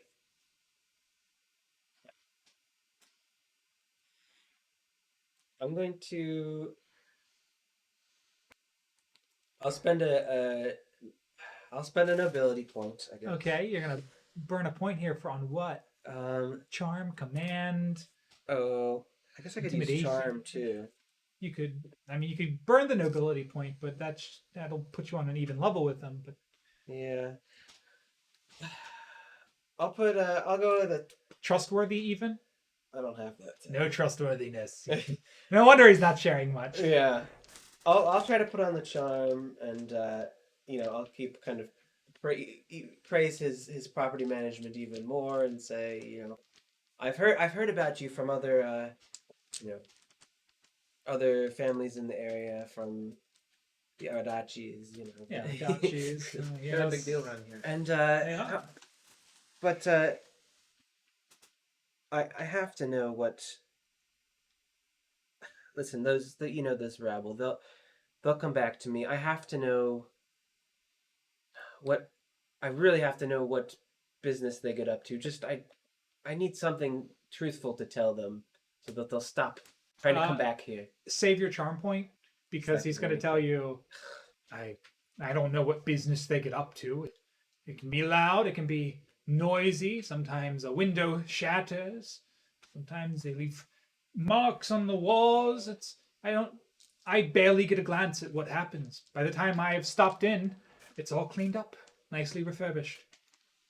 And you didn't see anything out of the order today. No. Mr. Kelvin came in late last night. As far as I know, he's been home all day. Him and whoever else he's in there with. And did you see the folks come in today, or was it just... Sure, a few fellows stopped in. Well, yes, actually.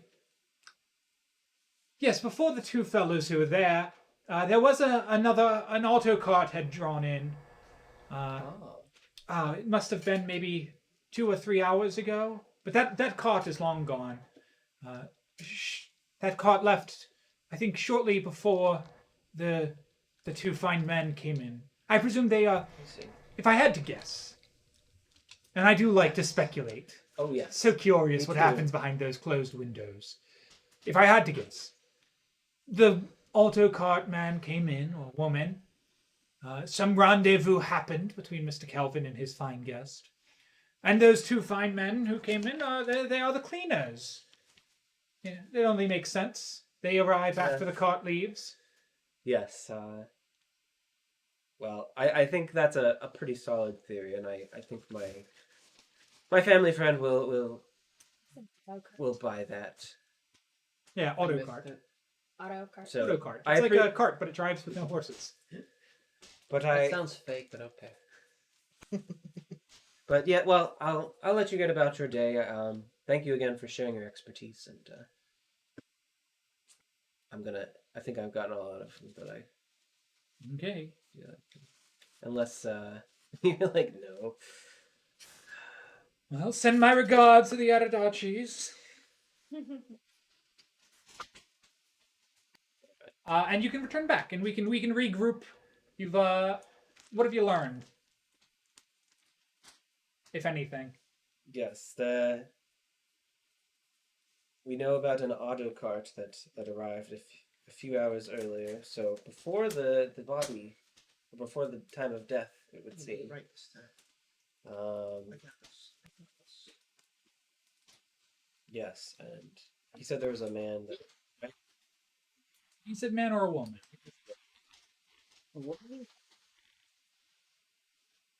How does the sorting system work?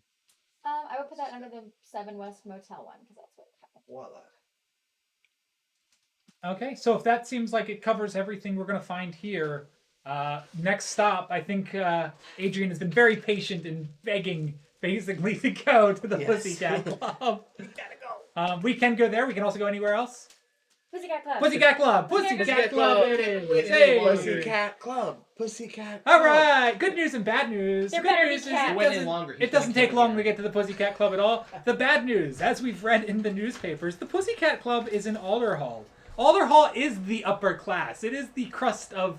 This is a very fine club and casino that people come, tourists with heavy pockets will come to Aladef and spend their time there. We have a collective one nobility rank among all of us. We stick out like a sore thumb. So, that talking being about? said, our travel montage, just as we step foot into the district of Alderhall, what happens?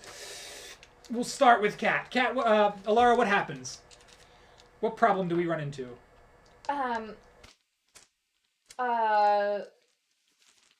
Some rich butthole kind of steps in our way and says something horrible like, "We don't like your kind around here. Get out," or something. Like, what are we Okay, doing here? some classist Yeah. snob starts to push us around. Yeah. Adrian, how does it get worse? Oh, I think he starts to push us around. I think we immediately go on the defensive a little bit. We're just trying to lay low. When they start pushing us around, I think some lower class insecurity bubbles to the surface and kind of lashes out a little bit. I don't know who it might come from, but somebody lashes out a little bit too much. Okay, fists start flying. And let's say Artemis, we have now officially started to get into a fight, a scuffle, a physical embroilment with some classist idiot here in Alderhall. How do we solve it? All right, fella. Listen, if I was lower class, would I know how to play an ocarina like this?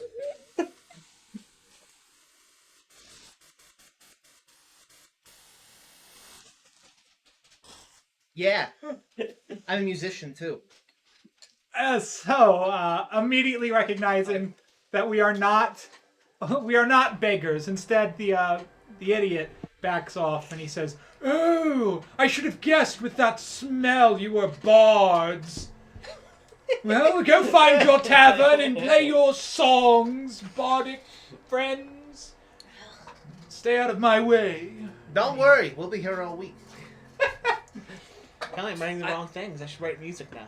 Great. So the only smelly artists allowed in this district are the entertainment, and we have managed to pass ourselves off as bards, perhaps. Good call. I had a Artemis. question. Oh, well, maybe we can go with the bard disguise. I don't know. I kind of like that, actually. It's temporary for now. It's enough to get us out of this particular trouble. Well, We'll see what happens I was next. gonna say, is this club like a high class? I mean, It's a casino. okay, so It's a probably casino, a lot so you better believe a lot it's of high people class. money. Yeah, I was gonna say, could I spend, spend some magic, maybe a nobility or something else to, Okay, sure. kind of get our group looking a little bit, at least Yeah. if we have a little more money to our name. Yeah, if you spend the nobility point and maybe a wealth, we can probably get away with just a non-magical physical transformation, clothing, makeup. If you spend corruption, obviously, as we all know, magic in this city, you have to pay the price. But it wouldn't cost you any money. It would just be an illusion spell, as is in your wheelhouse there. Yeah, I think And you can also borrow money from anybody else. You don't have to spend your own money, right? We're a group. I have. Do I really have 6 wealth? It's a decent amount. Seems like a Yeah, lot. it's a little honeypot you I got think there. we split it from the last one. Didn't you? Yeah, you loaded, dude. Yeah, I'm gonna spend one, and I'll spend an ability. I think I was going to do magic, but then I get to the shopping district or something and see all the clothes and stuff. I'm like, oh, we can No, make no over scars montage. today. Sure. So luckily for us, we do have one person in our team today who has spent a little bit of time in Alderhall before. And our noble friend, who has just spent his last nobility point. And a reminder, when you run out of points, you don't run out of ranks. So you will continue to be passively noble, but you no longer can spend the points to get extra big things. In this case, disguises for all of us to feel as noble as we want. And for fun, let's go around the table real fast and just describe what our fancy outfits look like, starting with Adrian. Right. I think that Adrian has he has a backpack that he's has slung over one shoulder. It looks like a very old beat up backpack. It's definitely the Jansport backpack that you're all imagining, except it's a fantasy Jansport, of course. So he has in there some black colored pencils that he had for one of his art class he's in.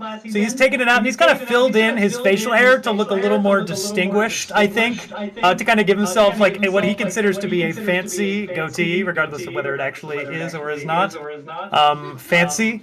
And I think he has taken his jacket, which is he has a denim jacket on, or a leatherish, whatever fantasy equivalent denim is. And he has turned it inside out because he has noticed some of the rich kids kind of this new trend where they're turning their jackets inside out and wearing it like that. So he's like, oh, I'm gonna this is how to fit in with the rich kids.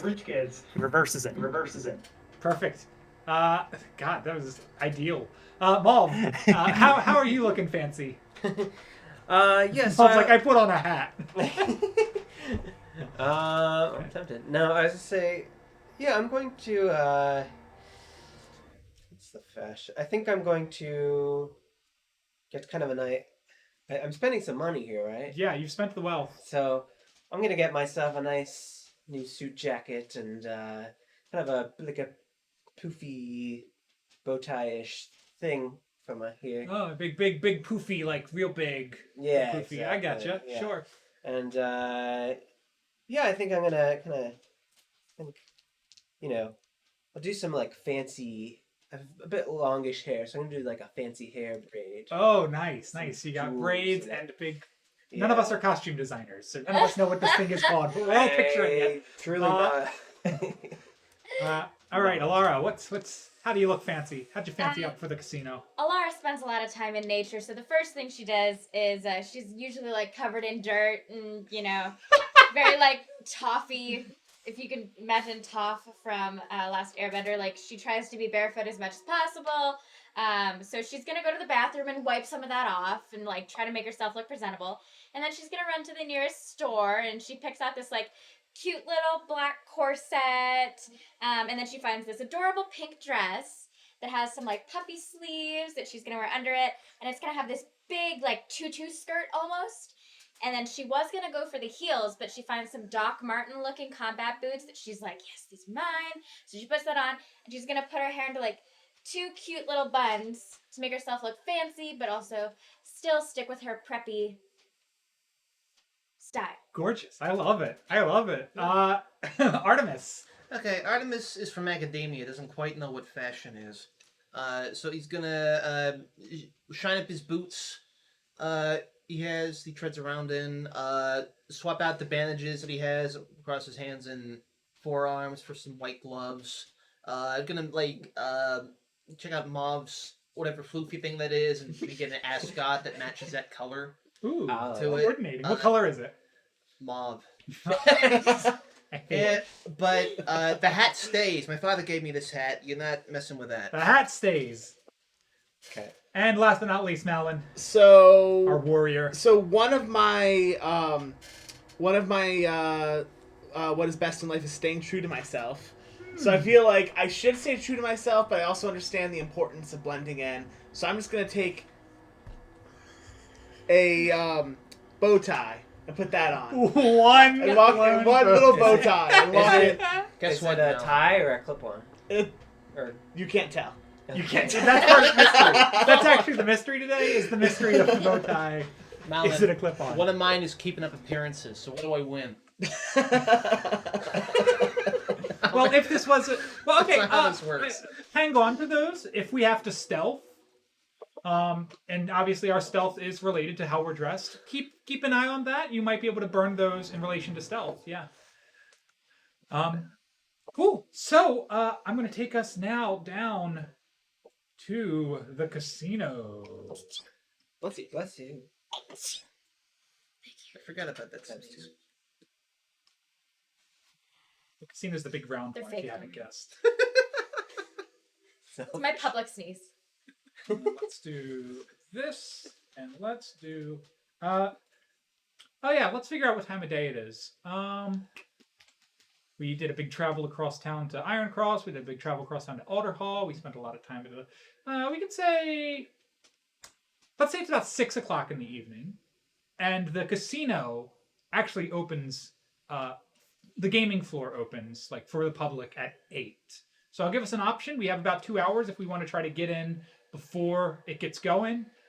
It's not like open, but obviously as investigators we can try to find ways in one way or another. Or obviously we can also just wait the 2 hours out.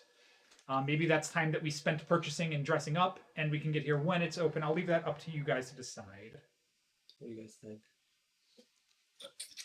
I'm not the sneaking in type, but you guys might. I love be better at sneaking. that. Ooh. Oh, wow. No, look at that. It's a little casino. So it's like not open, or it's open and just people were searching for it here yet. I'll say that when you approach, you can see that the doors, there are guards, or not really guards, maybe like bouncers, who are stationed outside. If you ask, which is always easy to do, innocent enough, they'll let you know. They'll say, "Sorry, sir, but gaming is not open yet. However, if you want to pay A small fee will let you in early before the machines open. Get yourself a drink, maybe lounge, and any of our comfortable lounges. But the machines will not turn on until 8 o'clock, sir.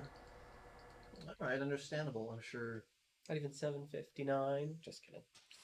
So yeah, so it turns out we can get in if we're willing to pay some sort of price. Do you think it'd be worth it to get? But there is no entry fee when the game's open for the general public. Okay. I'm going to walk off and converse with you, I guess. Like, well, we could spend money to get in early, and I'm gonna use spirit sight to go into the spirit realm. Because of the two options. Oh wait, you're doing that mid. You're doing that mid-sentence? Yeah, in front of him. Okay, Not so from the guards. as part of your spirit sight abilities, you can Oh yes. bring yourself, or if you spend 2, I believe you can bring the whole team. I could bring the whole team. This parlor trick again. So if anyone is curious or has missed this, our friend Artemis here essentially has the ability to step into the ethereal plane. He is a ghost. Part of his investigation stuff is he's a ghost specialist, which is why he was asking about the ghost. And he has the ability to step us into the ethereal plane and let us travel. And so, yeah, it's up to you. Is it worth I've it? seen someone do that. I wasn't Jack, but I've seen there's another player who did that too. Yeah, I think so, Mike maybe, or Mike Quadier might have done that. He's a sorcerer too. Okay. I don't trust myself to ask the right questions while we're there, so I'll bring the whole team in. I'll spend All those right. 2 points. So he starts it. He says, we can Or- pay to get in, and suddenly there's just a flash of energy around us as we step into the ethereal plane. Well, I guess we're going with option 2. This is better than spending money, trust me. Oh, this is the What thing. did you Done. just do? I just saved us on wealth. He does this sometimes. You'll get used. Well, I don't know if you'll get used to it, but it's normal. Okay, but where are we? Great question. I'm not exactly sure. On the same plane as your girlfriend's dad, potentially. Oh, so yeah. it's kind of like- Oh, Artemis. Have a way with. All right, so as we are essentially ghosts at this point, we do have pretty free reign through the ethereal plane. I don't believe we've established that you can fly, so I think you are still unfortunately limited to walking around. You do not gain any sort of fly speed, but we can as ghosts pass through each other and through other material. We don't need to fly. Yeah, I want to go in and take a look around Alright. what's going on in there. Fly coppers, bodyguards, whatever the hell you are. So we're just going to step straight in through the wall, past the bouncers, and into the gaming. Is that what you want to do? Am I Yeah. reading that right? Okay, Yeah, I cool. want to take a look around and see who's there. All right. This is awesome. Yeah, let's do it. That was quick. All right, I brought you too. Yeah, we're gonna solve this mystery. We're gonna find Amelia. It's gonna be yeah. She's Get the definitely girl. alive. You know, I appreciate the attitude. Or we could take it down to an 8 as opposed to Let's walk us 11. through If you're this too little- enthusiastic, Okay. it's gonna draw us Yeah, out. you got it. Spirits aren't this enthusiastic. I'm gonna Try to look a little more blow dour. up the interior. Try and look dead. Best you can. Okay. So we are sort of looking at the faint images of the inside of the casino from the ethereal plane. So we can't. It's not quite. It's almost like you're looking at it through nearsighted vision. You know, it's all a little blurry. There's a little bit of motion blur as figures pass through the casino. You can see that there are already. There's one patron who's already here. So we'll set them up. You see that guy there? That fella's a sucker. Because they paid to get in early. This is how smart academics do it. It's a lady, but you can't tell with the ethereal vision. Hi, lady. But yeah, we'll say that she is she's sort of sitting at a gaming table, just counting some cards, looking over her hand, and inside the casino, you can see it's this big round, what is it called, a rotunda, of a casino, and there are tables all over the place. Some are big tables for like roulette wheels and stuff. Some are sort of open tables where people can play different card games or dice games. There is a piano unused in the corner of the room, a couple of comfy chairs and chaise lounges all set up around. There's a pool table, a lot of slot machines, a couple of darts, basically big stacked cabinets that have drawers for darts and dartboards attached on front. It's all sorts of types of games, gambling games, fun games, any sort of games, but no games are being played right now. Instead, it is just kind of eerie, the faint smell of smoke wafting through the air, and this one lone patron who does appear to be the only person inside so far. There is a set of stairs you can just make out somewhere around here, over there, it looks like. So there is a bouncer. That's true. I should add a bouncer in front of the stairs. You can't just go up and down stairs. Oh no, that's a door. It looks Sure, like. I think that's the ethereal stairs. plane. I don't remember how The this is stairs supposed to here, be. the stairs there. Yeah, there's the Oh, bouncer it's like guy a there. Circular. Oh, okay, cool. It's a rotunda. Yeah, it's a rotunda. We'll set it up Something like. circular. It's a really fat one. I think it's supposed to be like this. Yeah.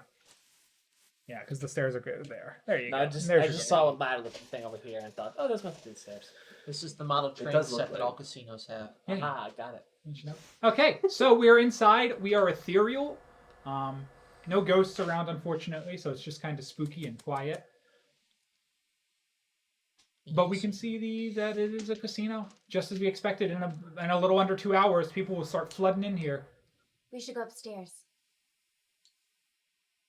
Okay, I want to go over this.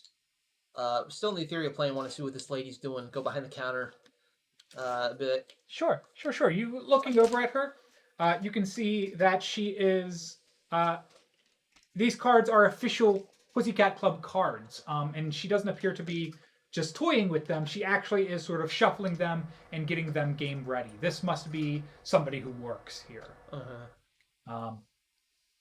It's not counting them or anything. Just Not counting Just them, not shuffling. doing anything suspicious, just getting them ready. okay. Well, Well, found an employee. you're boring. Walk off. I guess. Yeah. Upstairs seems like a good idea to me. Unless anyone wants. Is there anything else suspicious down here? Wants to take a look at? I mean, we can check stuff when there are people here, but I feel like, Is- there's nobody here. Maybe there's something going on upstairs. I'd love to check upstairs. I mean, we can be in here as long as we want. I think. Sure. It hasn't fine. worn off on me yet. Okay. So let's just check upstairs. Maybe you have the indefinite. Let's make haste. Make it Indefinitely corporeal indefinite feet. in ethereal plane. Canon and Quellmarnin. So I'm going to take us upstairs, and the second floor is, in fact, a bar, a very nice bar. We'll take all our games away. There's tables aplenty, and I am actually going to spend another enemy point. No! I'll spend 2. Why not? I want to fight a ghost. Because this is extra fun. I'm going to say that on the second floor, already having a wonderful meeting over drinks and discussing things in strange tongues, in strange ancient tongues, are a pact, a sect of the town's inquisitors. Of the only people who really have a good grasp on things like spirit, sight, and ghosts. So I'm gonna roll a d12 or d8. Let's make it. We'll say 8 inquisitors. Oh my Nice. God. 8 of these town clerics, of these people who are on the look for ghosts, spectral activity, supernatural magic, are all at the big table over here, sharing a meal before the casino opens. It's the Inquisitor convention. It is. It's Inquisitor Convention. And while I'm putting down the pieces, I'll let you guys figure out just what you want to do. Get 8 of these schmexy miniatures. Can they see us, Artemis? Is this strictly? They don't seem to have spotted us yet, but actually, let's make this a group stealth check because that'll be fun. Because they're right next to the stairs that we are coming up. I think the answer would be yes. Fun for who? So here's how group checks can work in this game. We can do it typically, normally, where we have 5 people. We do the best, 3 of 5. Or we can piggyback. When we piggyback in Swords of the Serpentine, it means we nominate one person to make the check. That one person is going to roll at any points they want to, and then everybody else spends a single stealth point, and they get the good roll. So as long as they have one stealth point to spend, they can piggyback on somebody else's roll. Do you not have any stealth I burned points? my 2 points. For the Oh, you day. do have stealth points. Okay. And then there is also... I never used them. So we can't do the group check then. If I have 0 left, Oh, you have 0 left. because I burned it. You on the burned very your stealth first points thing I did. already. Yeah. I have 3 stealth points if you want me to Can do you that. get them? That's true. So another thing we can do is when we assist people, we can actually give our points to each other at a penalty of 1. So in this game, if you spend 2 stealth points, you can give 1 stealth point to someone else. So in this case, if you had 3 points and you wanted to help Connor, if you wanted to help Mauve piggyback, you would spend 1 for yourself and then 2 just to help Mauve piggyback. So it's an expensive spend for someone who's not doing the stealth check. All right. If y'all got at least 1 stealth point, you can piggyback off of me. And I am going to also establish, because we rolled so high, and this is a convention of ghost hunters. Yeah, we roll. This is probably going to be a check of let's make it 8. What the fuck?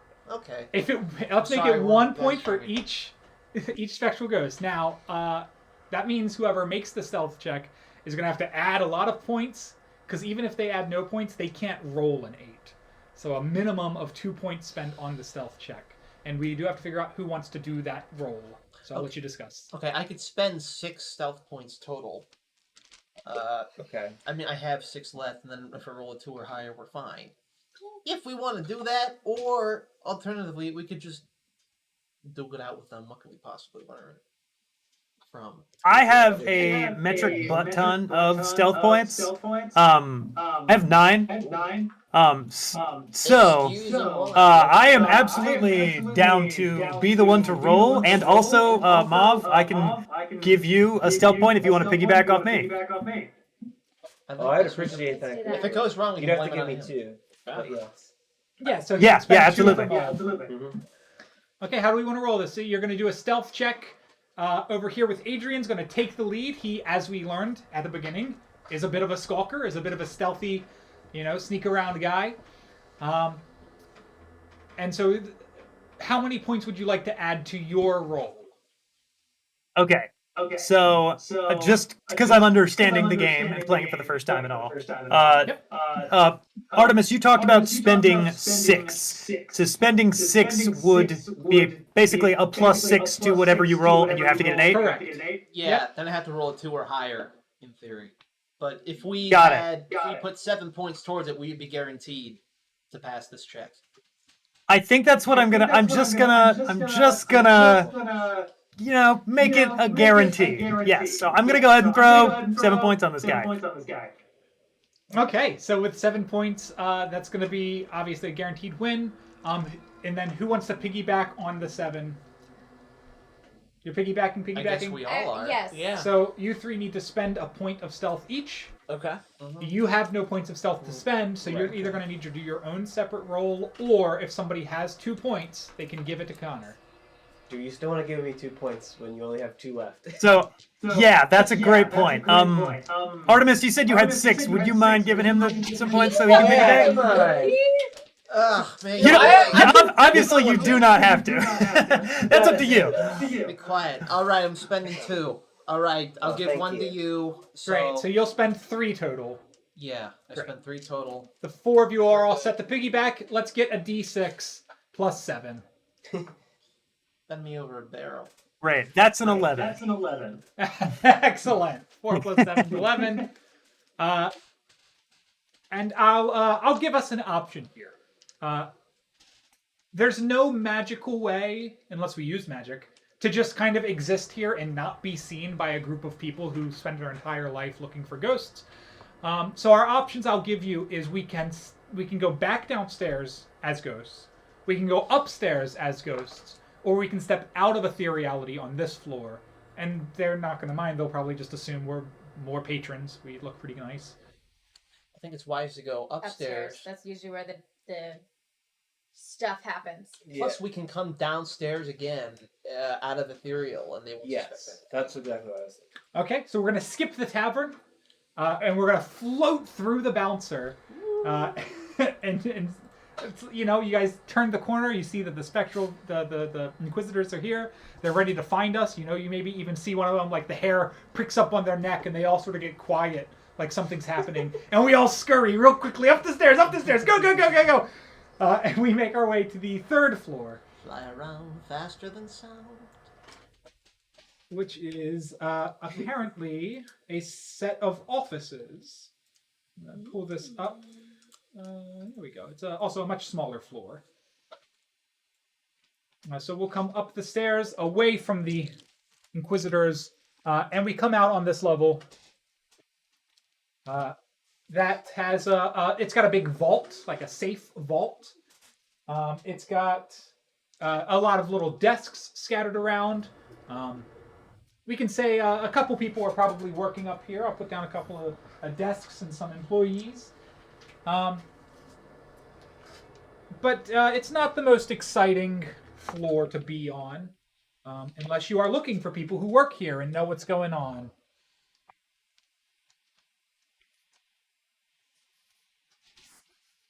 That's the ghost. That's just the sound of ghosts in the distance. Ghosts, you say? Hey, you don't get to Ghost. exist on the ghost plane without hearing the pain and this You're tortured right, you're agony of 1,000 souls who have yet to pass on. 999 happy hunts. All right, so that's what you see. Some employees, a big bank vault, shelves with books and, you know, various casino ledgers and information business matters. These are the offices. Okay, everybody, what is it that we came here to look for? Daughter of our landlord? Any sort of Amelia. paperwork? Amelia? Any sort of paperwork or something that we Paperwork. can found up here? Any kind of, if this is the hubbub for sketchy activity. Do you recognize anybody up here? No, you That's a wouldn't. great question. I would like to, because I know that Amelia described. Oh, damn, it was just a description. I know Amelia did describe this business colleague of her father's that she met with, who was rich and handsome. Is anybody on this floor maybe match that description, or a picture on the wall or anything? Let me see here. Employee of the month. Rich handsome Joe. Rich handsome Joe gets it every freaking month. He's trying to think it's because it's rich and handsome. The wall of just a space a bunch of times. Yeah. Plus Rosemary's Just Baby. checking to see if there's anything you would know. No, unfortunately, nobody on this floor matches the description that you were given a long time ago. There is one more floor. Let's go. It does go to the there- penthouse, you might call it. Can't we peek around a little bit more? Yeah, I was like, are there things we can't interact with things? Can we go in the vault? It's true. If you try to pick up a book to start looking around, your hands are So- just going to pass through the book. We can only see what papers are on top of stuff. Correct. Don't even try it. I've been there. It's just a discipline. Can we go in the vault? Sure. You want to float inside the vault? Yeah, why not? Oh no. You can. I'm not going. This is sort of those really rare times in this game where a player does something super ingenious and stumbles onto answers without actually meaning to. Let's go. So as you guys watch Alara just floats across the room, big bank vault. I'm super curious. Alara, when you step inside the vault, or maybe just poke your head in, it's not a vault. It's a facade. Inside is an elevator shaft that goes up and down. What? See, when she comes out, it's going to be really funny because you can't grab any of the money bags in there. Yeah, the vault door is merely a door to this floor from the elevator, which presumably can stop here or upstairs or downstairs. But it's a hidden element. Guys, guess what? It's not a vault. Okay, so it's an elevator. It's a secret elevator that probably leads to some real sketch stuff. Oh, I bet. Sounds like shenanigans, but okay. We should follow it. I mean, I know we can't take it because we're, floaty. Can I peek my head in? Be like, what the? An elevator? Yeah, with a vigilance of 1, you specifically can figure out that it goes upstairs and terminates 1 floor up. It goes downstairs 3 floors. Is this a different floor from the one that's more readily accessible up the staircase? You said there was another floor above this? Yes, there is a floor above this. So if it goes up and it terminates 1 more, it would probably be the same floor, the penthouse. Floor. Okay, so The maybe the extra elevator opens up in a different area. The extra floor at the bottom seems to be what we didn't know about. Mob's done the math. 3 floors down is 1 extra floor than when we came in. I have very poor spatial awareness.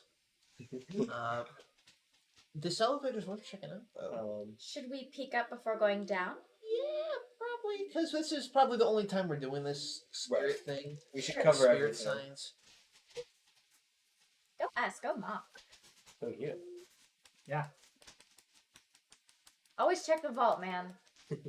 The game functions on the premise that you guys are competent, so I just give you free clues and I let you know everything. But every so often, someone is so clever or lucky that they stumble into something that would cost a spend or like some actual stuff only out of their own ingenuity. So, well done. You're broken. Actually, let's do this. Go ahead and recover, let's say recover 2 general points. Nice. Cool. So you can pick 2 general points, not investigation points, so not the Yeah. top ones, but Oh, any wait. general points you can recover 2 of that you've spent. We're lucky to have you. There's no inspiration in this game, but I can divvy out points like that. So you've got a few extra points you can spend. Okay, if we go Cool. upstairs first, we gotta Cool. be careful. We could run into another group of whoever they were. Inquisitors. Yeah. Inquisitors. Unless they are like Sightseers. owner. Wait, and who did you say that?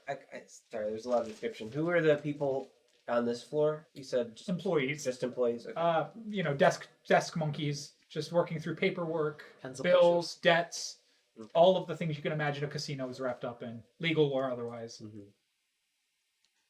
Okay, I just wanna go up this one and pass my hand through their head and go up the stairs. Rude. Oh, wait! I just thought of something. What? One of the newspaper clippings does mention somebody that had a debt to the Pussycat Club. Do you think maybe that some paperwork here might say something about that? It's possible. It'd be very sus if it was just laying out on one of these desks. Oh, Well- I agree. Yeah, Anybody with have- ghost hands, it might be hard to get to it. Yeah, you're right. Does anybody have ranks in laws and traditions? Yes. That would be your ability to dig through the data. Okay, Um, I have one laws and traditions, but I physically cannot dig. Correct. Yeah. So it's probably going to be a higher. Oh, it's not a test; it's a point. You have 1. I have one. Then I can't give you anything. I didn't think so. Sorry. All right, up the stairs we go. Conveniently on Yeah. top. All right. You can always spend, but then maybe- you'll be out. I could spend 1 point to get something. Oh, you mean it'd be 2 or more to get something for free? Right. I physically can't touch stuff. We're in the ethereal plane, so no, that wouldn't even occur to me. Maybe we Try can. and Sure, sift sure. through papers. Yeah, Let's no go problem. upstairs. We're ghosts. It's hard to dig through the paperwork when we're ghosts. I've tried Um, before. It's too. So we can go upstairs to the penthouse. And the penthouse is finally the one floor that we can reach where we are, where we get some answers. Because it is on this floor, I'll take our friends away. In the penthouse, there is a dressing chamber, there is a bedroom, there's a bathroom, there's a small library / office, and there's also in the library office is the top floor of the elevator. It's not disguised here. It is just an elevator right there. And in the office, at this very moment, as we pass through, there is a man looking over his books that matches the description you were given, Adrian. I'm going to put him here, and I'll put his desk. Yeah, I know it. That's the guy. The rich, handsome one? He is quite handsome. And he looks quite. Yeah, I know. Charming. I've heard that he's charming.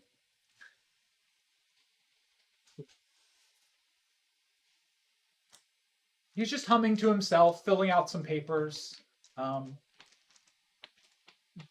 He doesn't seem to spot you. He doesn't seem to have spirit sight of his own. Can I So- look over his shoulder and see what papers he's filling out? Sure. You got laws and traditions, No. right? No. Okay.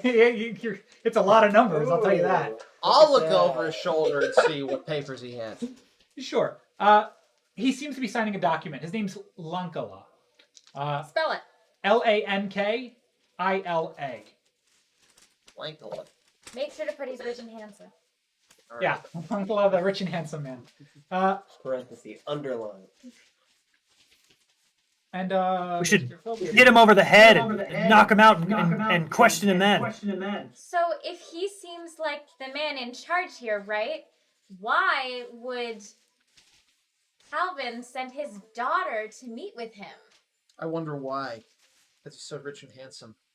Right, but if she said nothing happened, are you sure nothing happened? I mean, she said that he didn't touch her. But I mean, I don't know. I guess something could have happened. Or maybe she found something out from this guy or about this guy from their meeting. The paperwork appears to be legitimate. You're looking for any sort of shadowy, shady stuff maybe he's filling out, but it actually does seem like he's filling out some... he's renewing some sort of contract with an unrelated guild or group, Okay. funneling money into the casino through agreements. Can I go into the bedroom? I'm so glad you asked. Floating through the wall again, Alara stumbling onto more goodies. I love the spirit realm. We haven't done this yet. In 6 games, we've never investigated This is from the this best spirit use of it ever. Wow. This is good. Yeah, this really makes getting into rooms and finding things really, really easy. It is expensive, so Jeff had to spend 2 of his investigation points, 2 of his Yeah. spirit sight points. Yeah. How many do you have? I have 4. 4. I can only do this one more time if I really have Okay. to. That's pretty elite. Okay, I have absolutely no charm. I just You must disappear. not have much of anything else if you have 4 in that. Yeah, if I get in an awkward social situation, I just disappear into the We'll put spirit this realm. bed over there, a couple of side tables. Maybe a big dresser. I like the idea of maybe a rug and a dresser. There you go. There's the bedroom. And I'll do this. I'm actually going to bring up the lights so Jayme can see a little bit better because we love our guests and we want them to be able to see. This one's for Thank Jayme. you. So in the bedroom, Mr. Lankala has a massive, commissioned, beautiful painted portrait of a young woman that matches almost exactly the yearbook picture. That's creepy. I don't like it. Yikes. I knew he was a creep. I knew he was a creep. We gotta knock him out. We gotta take him to jail. Well, if he's the boss of this place, Was that the first It'd be time hard. that Amelia met with him? Do you know? As far as I know, yeah. So I wonder, this is all speculation, I wonder if Mr. Calvin got in way over his head, couldn't pay back his debts, and was trying to use Amelia as like a bartering chip of some kind. I mean, I hope he wouldn't. That would be very bad dad stuff. But I'm trying to think of how she's connected. He obviously likes her. I think you're definitely onto something. Do you think this guy, because he's too perfect, do you think, I mean, I've heard stories of some vampires. Do you think this guy is a vampire? And maybe he like gave Amelia away to like become a vampire as well or something? Like he could turn her? Hold on, that's on Wednesday. Ooh. The We stream Curse of Strahd on Wednesday. Oh, okay. Got it. That makes a lot of sense. Well, Next. vampires usually, I mean, maybe this is a stereotype, but a lot of vampires are rich. I'm thinking of it. And good looking. And good looking. you know, and what's the other thing? Handsome. handsome. And handsome. Oh yeah. All right. Yeah. Did you see anything in the room? Was there anything in his room that looked like classic vampire thing? Right, got that coffin going on. Is there a coffin in the I bedroom? mean, it looks like a normal bedroom to me. I can go and open the wardrobe to see what he's got. Or looking. Can I do that? Yeah. I got nothing else free for you. That's fine. Yeah, we can look around here. We can look around the bathroom. We can look around there's nothing else free All right. here. Just the portrait, him working over some documents, the elevator, which we would have discovered now if we weren't clever earlier. All right. Or Is there anything behind? P-O-R-T-R-A-I-T. Okay. Is there anything behind the portrait? Just No. Okay. Gotta check. Is it really? Are we going off the basis that he's only met her once? Because otherwise, how could he have a commissioned portrait of her? right. This is yeah. I mean, based off of her yearbook photo, which you could have gotten from her yearbook, but What is I'm a photograph? guessing. What is a photograph? What do you mean? What is a photograph? Photographs exist yet? $9.99. Yeah. Probably. Maybe like lithographs. All right, a lithograph. Yeah. It's a It's a yearbook early lithograph. So photograph. if he was super invested in her, I mean, he could have gotten her yearbook. So I mean, and it looks based off of that, but I don't know if he has been in contact with her before this. It's feasible then. It could just have been one meeting. Has anyone looked in here yet? Well, Cat wanted to, and there Cat- wasn't anything there. Okay. Yeah, nothing else free, fortunately. But Spend something. it seems like he did want to have some sort of obviously romantic relationship. And Ugh. if she turned him down, he probably would have been pretty pissed, right? Yeah, I would think so. I think this guy's definitely behind it all. I mean, yeah, I don't know what he's doing, but he's a total creep. I'm saying lusting after random women is some vampire territory. Let's look for some more clues before we draw all our conclusions. I'm gonna float into the bathroom. Sure. Like I said, you can float around, look, dive, everything. you're saying- Yeah, everything free that I can give you with a vigilance of 1. Okay. Did we establish what papers he was signing? Yeah, he's signing legitimate documents. He's just writing up some agreements with some other groups, Boring junk. funneling money into the casino. Can I? So we're suspicious of the vampire angle. Can I use use a forgotten lore and to see if there's anything around that kind of looks like vampire? Like I don't know, a vampire would have this. I'm sure. I'd be interested in this too, and I'm wondering if I could use some no monstrosities for that as well. Again, everything free I have given you. So Okay. if we are trying to dig a little deeper, we're gonna have to really put our investigative minds and points together. Okay. I want to know what the point of having a hidden elevator is in the vault that just comes up to regular elevator here when the stairs already exist. Do we have any idea? I'm about guessing the thing that they're trying to hide is doubt. It's in that secret bottom floor. So could we like go down to the elevator shaft and activate the elevator from inside if we go back in the corporeal world, back in the meat space? We could do that. I mean, I guess we could just float down.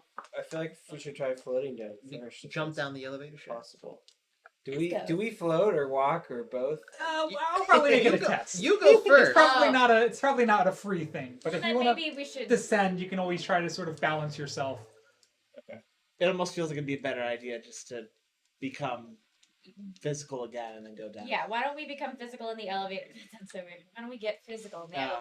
Let's And then go down. Can do mouse or size Okay. in the elevator shaft. Are we trying to do this without stirring any sort of alarm from the man standing literally right next to the elevator Well, shaft? we would have to go down to the 3rd floor because that's where the elevator's resting right now. To No, let's say the elevator's here. Okay. She saw the shaft. I didn't actually tell you where the elevator cart itself is, but it is up here. maybe we should Okay. just jump. I never tried before, but it could be fun. Or we could Maybe we try. should just walk into the elevator, and then you could take us out of the spirit world, and then we'll be corporeal inside the elevator, and then he'll hear the elevator going, won't he? Crap. Never mind. We'll have like a minute. See, my theory is that if you die in the spirit realm, can you really? You just you just does stay your there. spirit go into the real You world? have a spirit sight of 4. You are one of the Listen. foremost experts in spiritual activities in the world. So you this would is know what that you can die in the spirit world, since you are not dead. That You are sounds a guest. that sounds fake, but okay. Cat to take care of. I can't die now. We won't jump down the elevator shaft. It's a dumb idea. Well- I don't know which one of you proposed it. I did But- not. Well, what I was thinking was go down to the 2nd floor where the Inquisitors were, where they would probably just think that we were patrons, then go down. Okay, Yeah, we could there go down was the a- 1st floor and then jump, so we don't die as fast. You only drop down one floor. Yeah. Wait, do we know? Did we see it? We didn't see it on the 1st floor, right? It's hidden. Who's got spirit rope? but we know where it should be, so we can find it. Okay, yeah, this is. Yeah, that would not be a bad idea. It'd be nice. Well, Orbs. Can I? Spirit- Can I? Spirits Can I? might like jump. we don't know Just how keep deep going the through the basement earth. is. I'm not gonna risk that. Yeah. Okay. Great. So I have magic, and one of my things is plants. So can I lower us down in the shaft using vines? Yeah, magic's always an option. Remember, Yeah. magic does cause corruption, and corruption is this this dirty, scented aura that attracts inquisitors like flies to a rotting banana. The Inquisitors on the 3rd floor. There are inquisitors on the 3rd floor, so I would say you are probably smart enough to know that any sort of corruption you do here will be quickly sniffed out, and you are playing with fire. No, I'm playing with vines. You are playing with vines, yes, but yes, okay. Maybe our best use. Oh, go ahead. I have no idea. We could silence the elevator to go down. We could use magic to like create a cone of silence or something around it, so we don't trigger this Stella going down. Okay. That's my only idea. Also, somebody could cause a distraction and lure him out of the room. I mean, like if we How do we- phase you out of the spirit realm and you just go dance around a bit. Yeah, I'm really good at dancing. How good? Are you? I don't Can know. you show I'm pretty good. Yeah, no, I used to be on the cheerleading squad with Amelia. What's your I charm need some rank, Adrian? examples. Adrian, what's your charm My charm rank? ranking is 1. Oh, he's a cute dancer. He's one of those guys that thinks he can dance, and then he seen- gets up there and he's like, I've seen worse. Sal, you think you can dance? Prove it.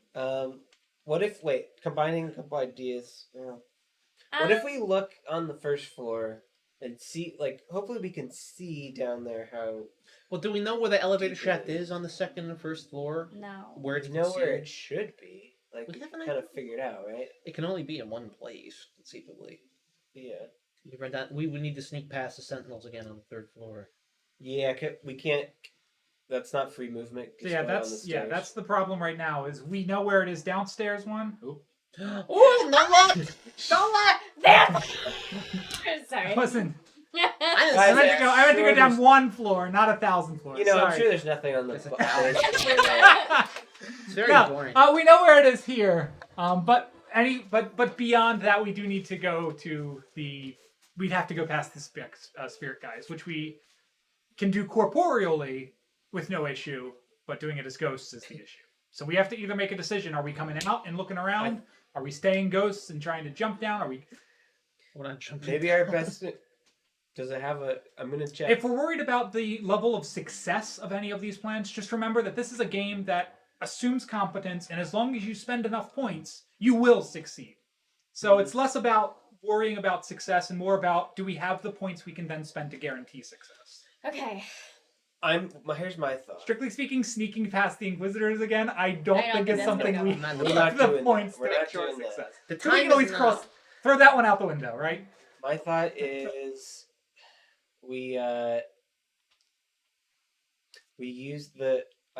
There's no perfect plan here, right? There's going to be a detriment anyway.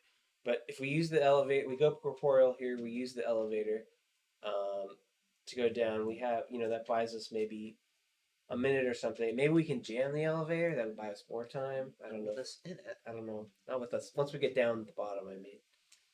Maybe we just press all the buttons, buy us another. That's really smart, though. But we're gonna be on a very limited time if we do that. But otherwise, I don't see a way. We'll get detected that way. We could use magic too. Then we're also on a timer for the Inquisitors to all find us. I'll say the casino opens in a half hour. We've done a lot of talking. Yes. Okay. All right. What do you guys think? Do you think someone should distract what's his nuts to not hear the ding? Well, what's the distraction gonna be? Go out and do a cheerleading Hey. dance? I got an idea. I definitely could. I mean, I still remember all our routines, so I definitely could. But also, I had an idea. What if I asked one of the folks, that worked at the casino, I don't know, on one of the lower levels, one of the folks down there, I said, hey, I'm here to see Mr. Lankley? Is that his name? Lankola. Lankalai, excuse me. I'm here to see Mr. Lankalai. Somebody told me he was selling a portrait of my friend, and I'm very interested in buying it. I would like to Okay, speak with him. That could get us in a lot of trouble, though. That We could can't just take you be down to the conversation. ground floor without you getting spotted on the 3rd floor. It's either making Yeah. or nothing. I think he's saying though that there are people who work downstairs. That's You don't have to true. go all the way down. There are employees right downstairs at So the you want to desks. pose as an employee or someone who would be there? Our goal is to distract this guy so we can use Yeah. the elevator, though. Yeah. So why I don't we think just have posing- somebody go down there, like knock a desk over, make some commotion to make him be like, "Hey, what the heck's going on?" and make him leave the room for 2 seconds while the ding happens. Well, I think our friend here is a little more. I don't know if he's good at causing physical. We've destruction. established Maybe he's very more good at dancing. Good, He's quite good. You're more at the finesse, so maybe you could. Yeah. I don't know. Could you pose as an office worker and like try to bring up some distraction to this, like some, hey, we need you downstairs for blah blah blah. blah. Or he could start streaking. That would definitely cause some attention. great. Okay, did you physically Yeah. do this dance thing just now? In Did character? Adrian actually Yeah, do that? you Is that what had- you're asking? Yeah. The hand Oh, yeah. Okay, I'm convinced. Can I make just him corporeal? Right Not now, make this up. Yeah. are we still in the room looking at the elevator, or are we in the hallway? Are we downstairs? Where are we Yeah, at? wait, I'll let wait. you decide, since you're the one making him corporeal. Yeah. I was just making just him corporeal where he's standing right now. Right in the room, right behind Mr. Langala.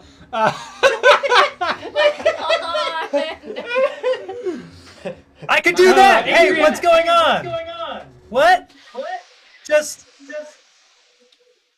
Oh, hi. He immediately stands up. His chair knocks over, and he turns and he pulls a dagger, and he says, Whoa, "What are you whoa! doing here?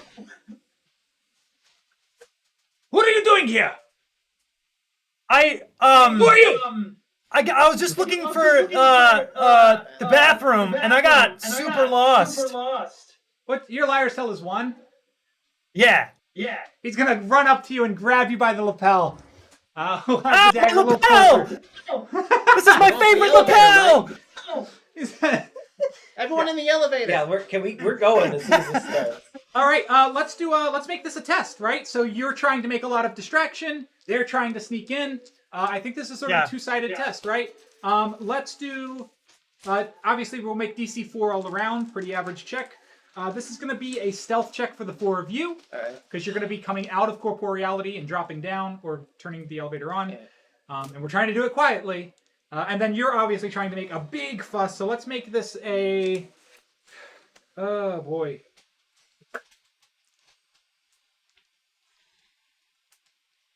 It's not typically used like this, but let's make it a sway check. Switch. Okay. Yeah, a sway check for Adrian only. So we'll do. So just remember to declare how many points you want to add. It's going to be sway for Adrian. Anybody else can add 2 Adrians if you want. If you have sway you want to spend, and then for the 4 of you, it's stealth. Okay. Yeah, I'll spend 2 sway to give you 1. All right, Adrian, you're already up 1. And I will spend 4 sway to give him 2. 4 sway gives him 3. 4. Do you want him Oh. 3 or 2? So only give him 2 because. Yeah, I'll give him 2. Great. So 3 So sway you've now got a +3, Adrian. So you're already set. And Awesome. then we have our stealth checks here for the 4 of you. What do you guys want for to a add? group? It's like We can still piggyback on the 4 of us. He's out of the equation, but we can piggyback, or we can just do 4 different checks. You're at 0, so we can't. yeah, I can't unless piggy. you- I can't piggyback. So wait, what does that mean if everyone else piggybacks and I just roll my own? Then it's going to be basically there were 1 check, you're a second. Okay, I have 3 stealth points left, so I can guarantee myself. Can other people piggyback off of that? I have 1. So she can piggyback You off. can piggyback. You can piggyback. Piggyback off. You got 1. Okay, so you might be screwed, but they can piggyback off of me. Just leave me to It'd be dry. To guaranteed. dry. I could also. Oh, because I looked in that damn. I could give you 2, so you could piggyback off of me, but then I would need to roll a 3 or higher. Yeah, I don't want to also do. And then for a group check, do just 2 of us need to? Just a quick reminder, since we are looking at our stealth points only, investigation points function as a +3, right? If you have a proper investigation point, that will always work as a +3 in any situation. All right, a proper one. Yeah. Can I? So, for instance, Like what if you can't piggyback, you can do a corruption spend, and maybe use magic, illusion magic, to make yourself silent and Oh, but invisible. that's gonna get the freaking Inquisitors. It's tricky, sure. If you have something else that's not corruption, you can try to aim for that. You just have to be able to justify it in the narrative, right? As long as you can actually relate that skill back to something you're doing, you can use your investigation points to give you an edge on a dice roll. But are you two piggybacking off of me? Yeah. Wait, for which one? Stealth? For Yeah, stealth. you just have to spend one, and Just you take spend Jeff's it. result. Yeah, sure. Okay, so I'll spend 3 on stealth. All right, spend your one. Spend your one. He's spending his 3. You've already been granted 3. So You're on your own, pal. give me a d6. Can I I? rolled Can a I? 1, so it's good. Good thing you rolled a 1, because that's a 4. You succeed. What's on your d6 over here, Adrian? A 1. Also a 1. By this, good God. All right, so it all comes down to Can Connor I- here. Can I spend a civility point to look meek and unassuming and like I'm not even there? Sure. I think with the servility point, you can probably, honestly, know that elevators, especially ones built in high places where there are lots of servants, typically the models come with modes to be quiet, as to not disturb the matters of the house or the establishment. Let's go. So with a servility spend, you get a +3 to your stealth check, and you know how to turn the elevator into stealth mode because you have spent time in servility. Stealth mode. Yeah. All right. Brilliant. I I'm hope you doing don't get a that. 1. I mean, you can, but Wait, I guess I get a +3. you do get a +3. I just mean everybody else has rolled a 1. Oh, I got Give us you. some good news. Good. That's okay. a 4. A So 4. 7. It takes a lot of our wits and a lot of our talents. No more stealthing, please. But Use an poor Adrian is throwing a fit upstairs, confused, we're dancing, leaving you out to panicking. The elevator, we've slipped inside. You've pulled us out of the ethereal plane, and the buttons are slammed to take us to the basement. At the same time, you grab the lever on the right side of the switch panel that slows the brakes, doesn't cause a lot of sound, and we start heading down. A little bit slower than we'd like to, but we can make it to the bottom. At the bottom, surprise, surprise, it is a basement full of coffins. What? Oh my God! I know, act surprised.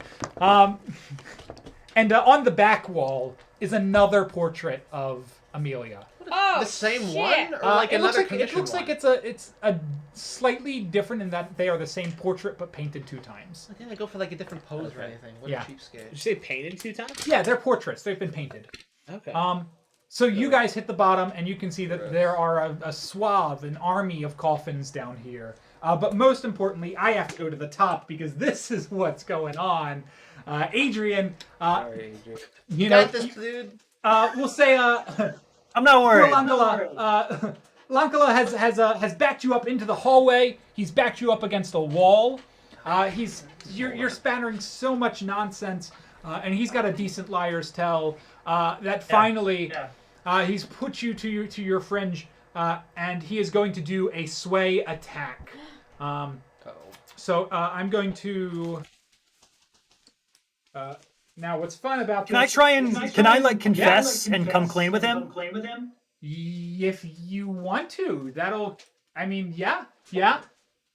I don't know if that'll hedge this off or. It just means he's not going to spend any points to get exactly what he wanted anyway. Oh, okay. Then make him roll for it. Make him. Okay. So he's got fearsome blows, which means when he is intimidating or pushing you around, he actually gets to do health and morale damage at the same time. Ooh. So Cool. all of this knocking around he's doing of you, it might actually hurt you as well. I'm a fragile little boy. Absolutely. No. He's got a crushing grip, and he's going to spend 3 malice on this anyway. So it's going to be this plus 6. Oh, God. Anyone who has a stat called malice. It's just So he's got 8. What is your what are your morale and your armor, which are basically your AC? Yeah, my morale. So the morale AC is 4, and my health DC is AC is 3. Great. So he's actually going to crit on your body, but he's not going to crit on your mind with an 8. I have here's- the talent dodge. Can I spend 1 point to contest this attack? can. So what you're trying to do is you can spend athletics points. You're trying to get an 8. You got to try to match or get higher to what he got. So figure out how many athletics points you want to spend. Okay. Yeah. I'm gonna do this. Yeah. I'm going to spend 4 points of athletics to try and beat his 8. All right, you got to get a 4 or 5 or a 6.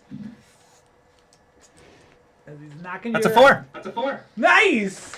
So he's going in for these crushing blows. He's knocking you up against walls, and you slip down, just as slippery as you were when we met you. And finally, I think you my got your, cheerleading training. all those cheerleading moves that Amelia taught you. You've got your back to the stairs now, which puts you in a good position if you want to turn and run. And he's about 10 feet away from you. You've slunk around. And he says, "This is your last warning. I will get every one of my soldiers, of my defenders, my bodyguards and hustlers. I will get them all here, and you will be a smattering of dust and ashes if you do not tell me the truth, you wild child." How about this? I tell you the truth, and then you tell me the truth. Give me a sway check. Let's make this a sway attack. Okay. All right, cool. An attack on his morale. Try to break him down. I love this plan. I'm proud of you. It's poetic. I got a 5. They're fighting over the same A girl. 5. That's a success. So go ahead and give me a d6 plus 1 on his morale. That's a 6 plus 1. Excellent. So 7. I'm going to do 7 morale damage. It's going to be enough to weaken him a little bit. He's not down. He's not out. So if you're curious, when your morale hits 0, you basically flee the scene. You're done. Or you can either turn heel and become part of the other team. That's in this case, his morale is far from 0, unfortunately. When you are a supposed vampire casino lord, you've got a lot of morale going for you. But he takes the 7 damage, and he's caught off guard by the proposition, and he says, "Okay, I guess this depends on how good your truth is, and then I will share. So what is your truth, child?" I know Amelia. Amelia Kelvin. I You know where think she you know is? her too. Where is she? I don't know. I thought you knew where she was. I am looking for her. The damned father has taken her. Oh. Okay. Well, I'm also looking for her. Maybe we could look for her together. No, Also, her father is dead. I do not think that is possible. I received call from Bart. How long only ago? 3 hours ago, maybe? No. How long is it? What time is it? Oh, no, much earlier today. I received call from Bart. 6 hours ago. And 6 hours would place it right about the time that someone, around the death time. Okay. What did he say in that call? He said that he found a vampire slayer in town. Is it Buffy? He needed me to... Is it me? He said he already took care of business as a favor to me. But he needed me to go in and clean up as I do. What business were you doing for him? I don't think you have earned that privilege. Now, Okay, I will tell you, that's fair. it sounds like I have told you the truth, and I have learned very little from you other than Amelia is gone, which I already knew. Her dad is dead. We saw him at the hotel room. He was shot right in the front. No, her dad is not dead. Her I dad saw placed it. a call that he killed someone. Look. Wait. Sorry, say that again. I couldn't hear you. Her dad placed a call and said he had killed someone. The Slayer. Oh. Okay. So maybe he's not dead, but then we found the Slayer's body. Sorry, I've never met Amelia's dad, so that's my bad. No, I never met our landlord either. We just send the checks. Yeah. So are you aside from Adrian here, for the 4 of you, Mr. Lankala, our landlord, that was his body. We did recognize. I gave you that. We're not in the wrong. Mr. Could I? Yeah, Mr. Could I, What the in hell is- guilt, run up the stairs or go up the elevator to try and help out? No, you're not in the I room. would say not yet. I would be patient. Okay. all right? I got one more ice on my sleeve. Hold on.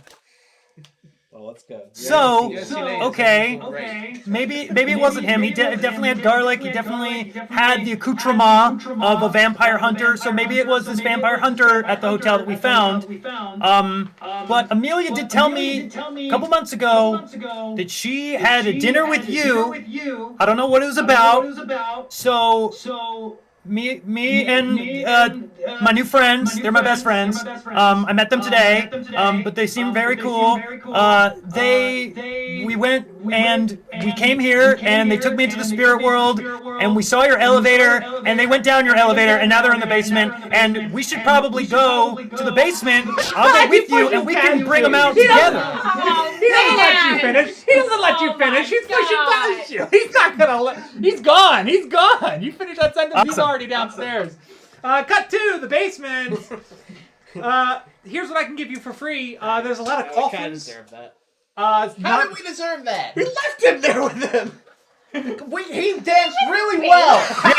James, I have a lot of servility. Can I use some servility to attempt to like assist him in apprehending my friends? I don't think you need to. I think you're good where you are. As long as you're on his side, you've given him more than enough information. You've played your cards for sure. So in the basement, I'll let you know that a number of these must not be empty, judging from the breathing sounds inside. Besides the portrait, there's nothing else of interest. This is a hollowed-out basement cavern, specifically in the dark, for vampires to sleep in. No monstrosities. Will let you know this is obviously a vampire clan of some sort.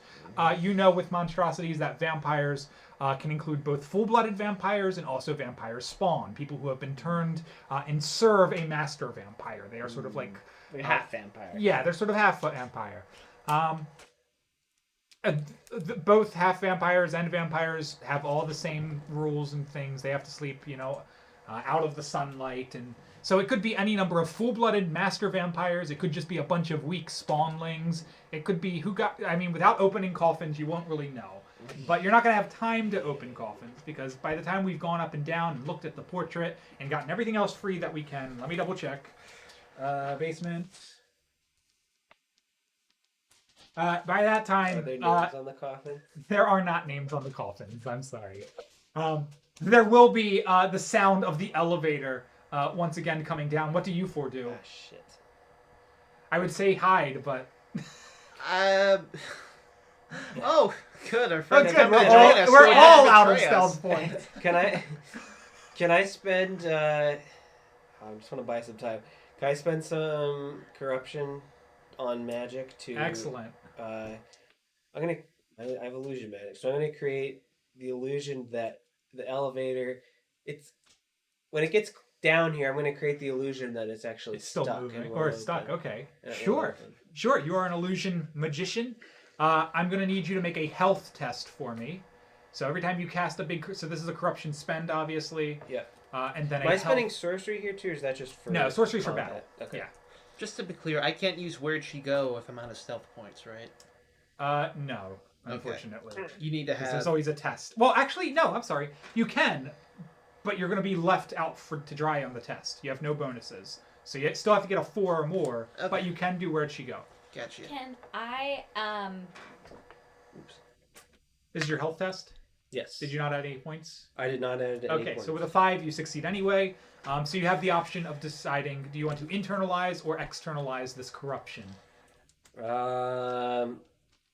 I feel like internalizing it would draw less attention from any. Okay, sure. So Visitors. when you succeed the test and you internalize, it becomes a scar or something on your body, but nothing that's completely obvious. Something you can hide in public. Okay. So what happens to you, Mauve, as you guys watch as Mauve spins the illusionary magic on the elevator? It's glowing, it's waving.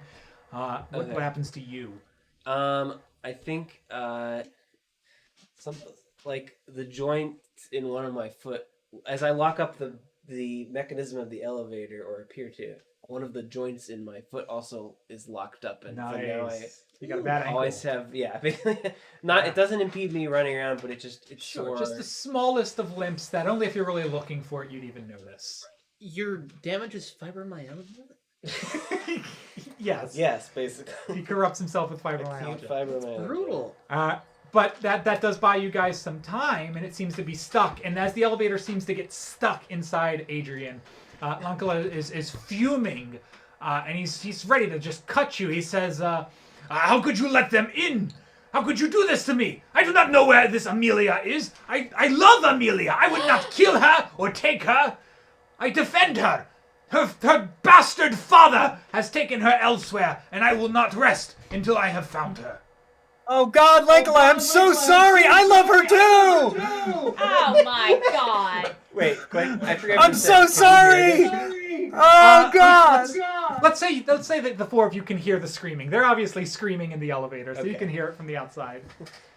Well, then what are we doing? Bickering and fighting and breaking into my tombs. I don't know. Let's be friends. I'm sorry. God, grow a backbone.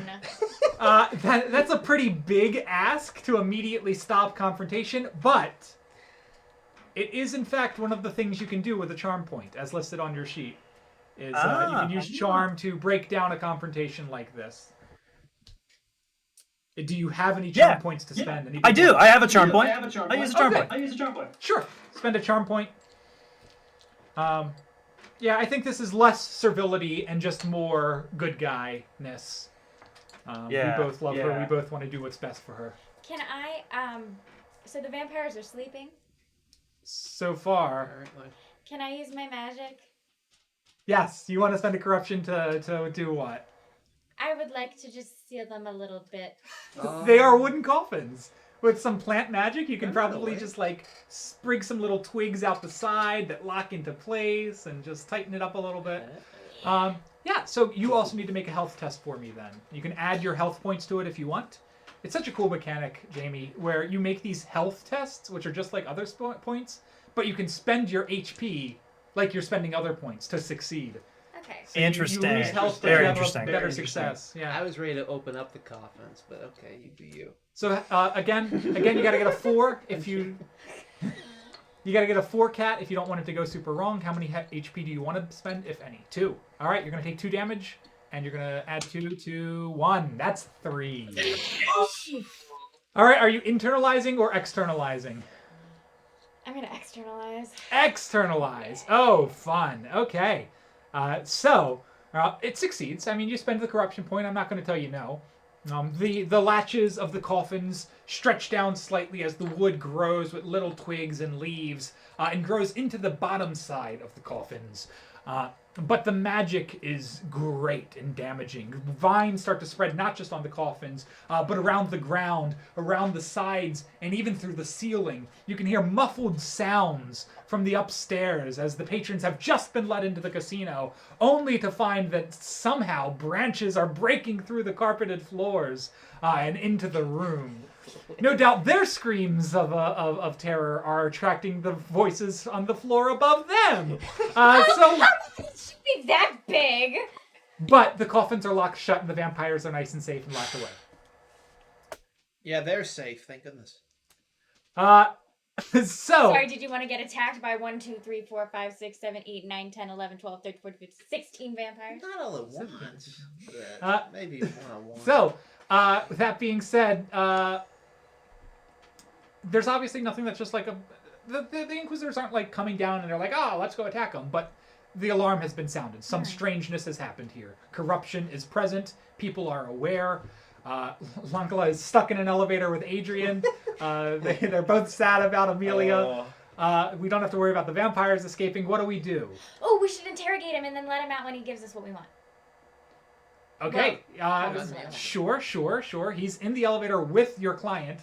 Can I like take a look around, just make sure there's nothing like spiritual. I've given you everything free. Fuck. Yeah, Okay. I think it's time to spend The some portrait's points. not glowing. Everything's weird. If anyone else has any ideas, let me know. Otherwise, I'm trying to think. Adrian, how did he get in there Forgotten with lore. you?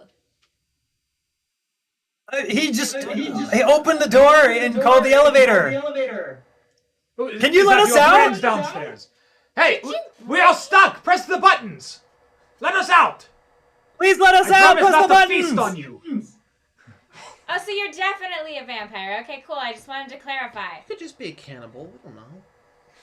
But he's a good vampire. He's looking for Amelia too. Oh, so now you're okay with Amelia seeing this other guy? I'm confused. I didn't say that. I didn't say that. I did not say that. No, I just think that he can help us find her. Then we will have her found. Amelia is not seeing another guy. Amelia is just seeing me. She is loyal. Oh, really? You're dating? Do tell us more Wait, about that. Wait, what? You didn't. Hold on, Lankalai. I thought we were friends. You're dating Amelia? Of course she stays here. I have all of her clothes have been moved to the penthouse. Oh, dang. And he just gets really pouty and just turns away from him and stares at the elevator wall. I think we ought to let him out, or else he's gonna kill the vampire. To be fair, he's rich and handsome. That doesn't help. Underline. All right. You know what? All right, stay behind me, kids. I'm gonna press the button. Okay, you press the button, and nothing happens because the elevator's already been down here. The only thing that's happening is the illusion. I'm the one who's... All right, I pressed the button. He pressed the button. Is there? We gotta. I want to dig here. It's still stuck. That's Are we rough, letting buddy. this guy in? That's or no? rough. All right. Team vote. Are we letting this guy in or no? I think we should. I'm just pressing the button. The guy can't think of anything else to do. I'm just Really? pressing it Because over he and over seems again. like the big bad in this scenario, but sure. Yeah, okay. Alright. Fine. All right. If no one else. I was gonna say like. How else are we gonna get out of here? All right. I will. We're not gonna interrogate the vampires. Well, we could go ahead and zero one more time. All right, so I'll okay. release With the the illusion magic. wiped away, with a wave of the hand, Malv reveals that the doors of the elevator have been open. They've just been illusioned to look closed. So what really happens is the doors just kind of melt into the ground into a smoke. Oh, I can't like control it to make it look like. Oh, it. if you want. Yeah, I'll do that. Okay. Fancy. I don't like. I don't need to reveal anything. You can just do a nice little subtle reveal. Don't make it too obvious. So the doors open, even though they were open the whole time. And Blanca storms out at you guys. And you guys are all in here looking around. He takes one look at one of the coffins, and it's all weird and twiggy and branch-like. It's all the wood's grown over. And he snarls back. He stares at you guys. He says, how is this supposed to help find Amelia? I figured the vampires were trying to eat her? Lankala, is that you? Yes, hold on. Lankala, I can't get out. Wait, you have to make sure they're not going to eat us, right? I don't know. Are you willing to do something for me in return for your lives? Well, okay, well, it seems like we're both working towards the same goal, right? So maybe we can help each other. And you guys can figure out your lover's quarrel afterward. Okay, I will send you... Okay. Here's how we will settle matters. I will send you to go find where Amelia went. You will go find her father, Bart. And you will return her to me safe and sound. Bart Kelvin? Bart Kelvin? That's his name. Bart Kelvin, yes. Right. Do you want to see his dead body? He's dead. That is what he said. That is what the wild child said. Bart is not dead. Yeah, I've spoken to Bart. it's a vampire hunter's body. What? No, Just because he's dead doesn't mean you can't speak to him. it's Bart's what you're talking about. body. Oh, it was? Yeah. Yeah. Oh, okay. I wouldn't You know. really need to make it a priority to meet the girl you're dating. Like, meeting Bart the is not parents is very dead. big. Bart has Amelia, most likely. What? I think you were deceived because we found his body. Let me tell you, it was only Where was an he? hour-ish. Well, whatever. Was he at this 6 hotel where he hours, was so- visiting his brother? Yeah, the one with the sassy Wait, he was landlord. visiting his brother?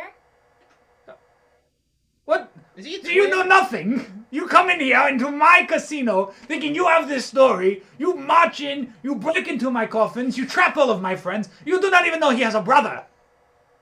A twin brother? Identical twins? No, just a brother. Oh. Okay, then it was Yeah, still. it was still his body then. We're pretty sure what this guy looks like. We know what our landlord looks like. But he is not a landlord. He is a gambler with a problem. Apparently we have a problem too. I guess we do. Is his brother a landlord? I don't know. Wait. Okay. So, hold on. You talked to him on the phone. How long ago? Last I heard, He was going home to change and maybe skip town as he had just committed a murder. Of whom? Of a vampire slayer of some sort. So we're supposed to believe that the dead body that we found is the vampire slayer? Was it not? I don't know. It looked like our landlord. I mean, I will say this apartment The had fake lots name. of garlic decorations. This is becoming too much of a hassle. I have to return to business. The casino has just opened. This is my final offer.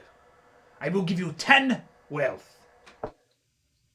yeah, I'll take that. This is already. In return, you go out, you find Bart, you bring Amelia back to me. Fine, we'll find Bart, but Bart might not be who we think he You didn't is. say the Bart needs to be alive. That's Just we need to find them. Wait a minute. What is, Lankalai. what is? Do you know anything about Bart's brother? I No. forget that came out. No. Okay. So hold on. If you're looking for Amelia and you think you know where she went with her dad, why haven't you already sent your goons to go check it out? I already have. I'm still waiting for the two of them to get back to me. Well, that's fair. Yeah. Well, I'm sure you'll hear from them very soon. I don't know what happened to those fellas. What's your liar's tell? One. Oh, I did not say they were fellas. Hold on. Out of curiosity, where were you going to send us? To Bart's home, Which is in the Tangle. No, the Tangle is No. actually where the bodega is. It's the poor district. All right, we'll Okay, go there. go. Fair enough. Lankalai.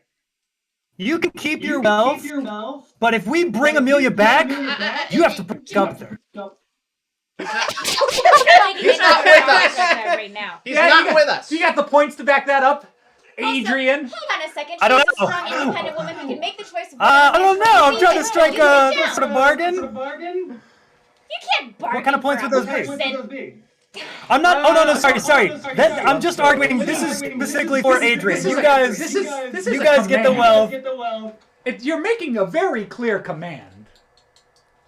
Oh, okay, interesting. I was trying to like negotiate, I guess. No wealth and I'm out. Just said no wealth. You can keep my share of the wealth. Give them my share of the wealth, but break up with Amelia for me. Why not let her bargaining choose? points. You got no Tax ranks in her. command. What do you got? Nothing. Something. Oh, command. I have 0 ranks in command. No. 0 ranks in command. I'm You not are in surprised. 0 position to make any offers or demands of Yeah, the why bargain. don't Okay. we keep him on our good side for now so we don't piss him off and get eaten? For now. Okay, fine. Yeah, that sounds good. Fine. Okay. All right. He might get eaten, but we're not. Okay. Yeah, it's fine. We're gonna do one more travel montage if we're Yeah. done with Lankala here in the casino. Peace out, Girl Scout. Are you sure you don't want to peek in one of the coffins just for funsies? No. Okay, fine.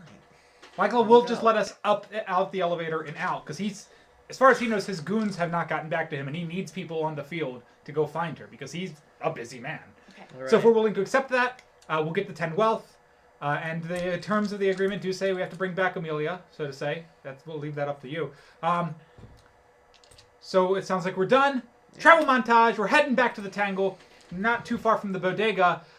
Something bad happens. Mike, what's a bad thing that happens?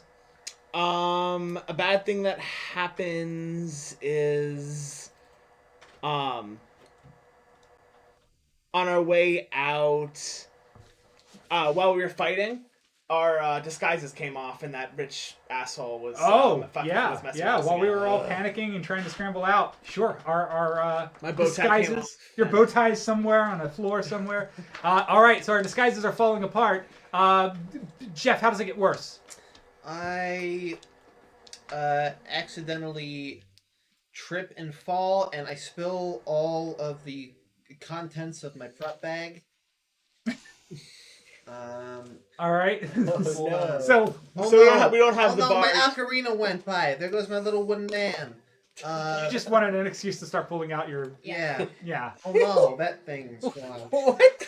The Master Emerald. What is that? Yeah, it's the Master Emerald. Oh no, my deck of cards. They went everywhere. Okay, so you've What a found an mess. excuse. Okay, so we're spilling out into the streets. Our clothings are coming apart. We're dropping things. We're scrambling through the rich streets of Alderhall. All Jayme, how do we solve it?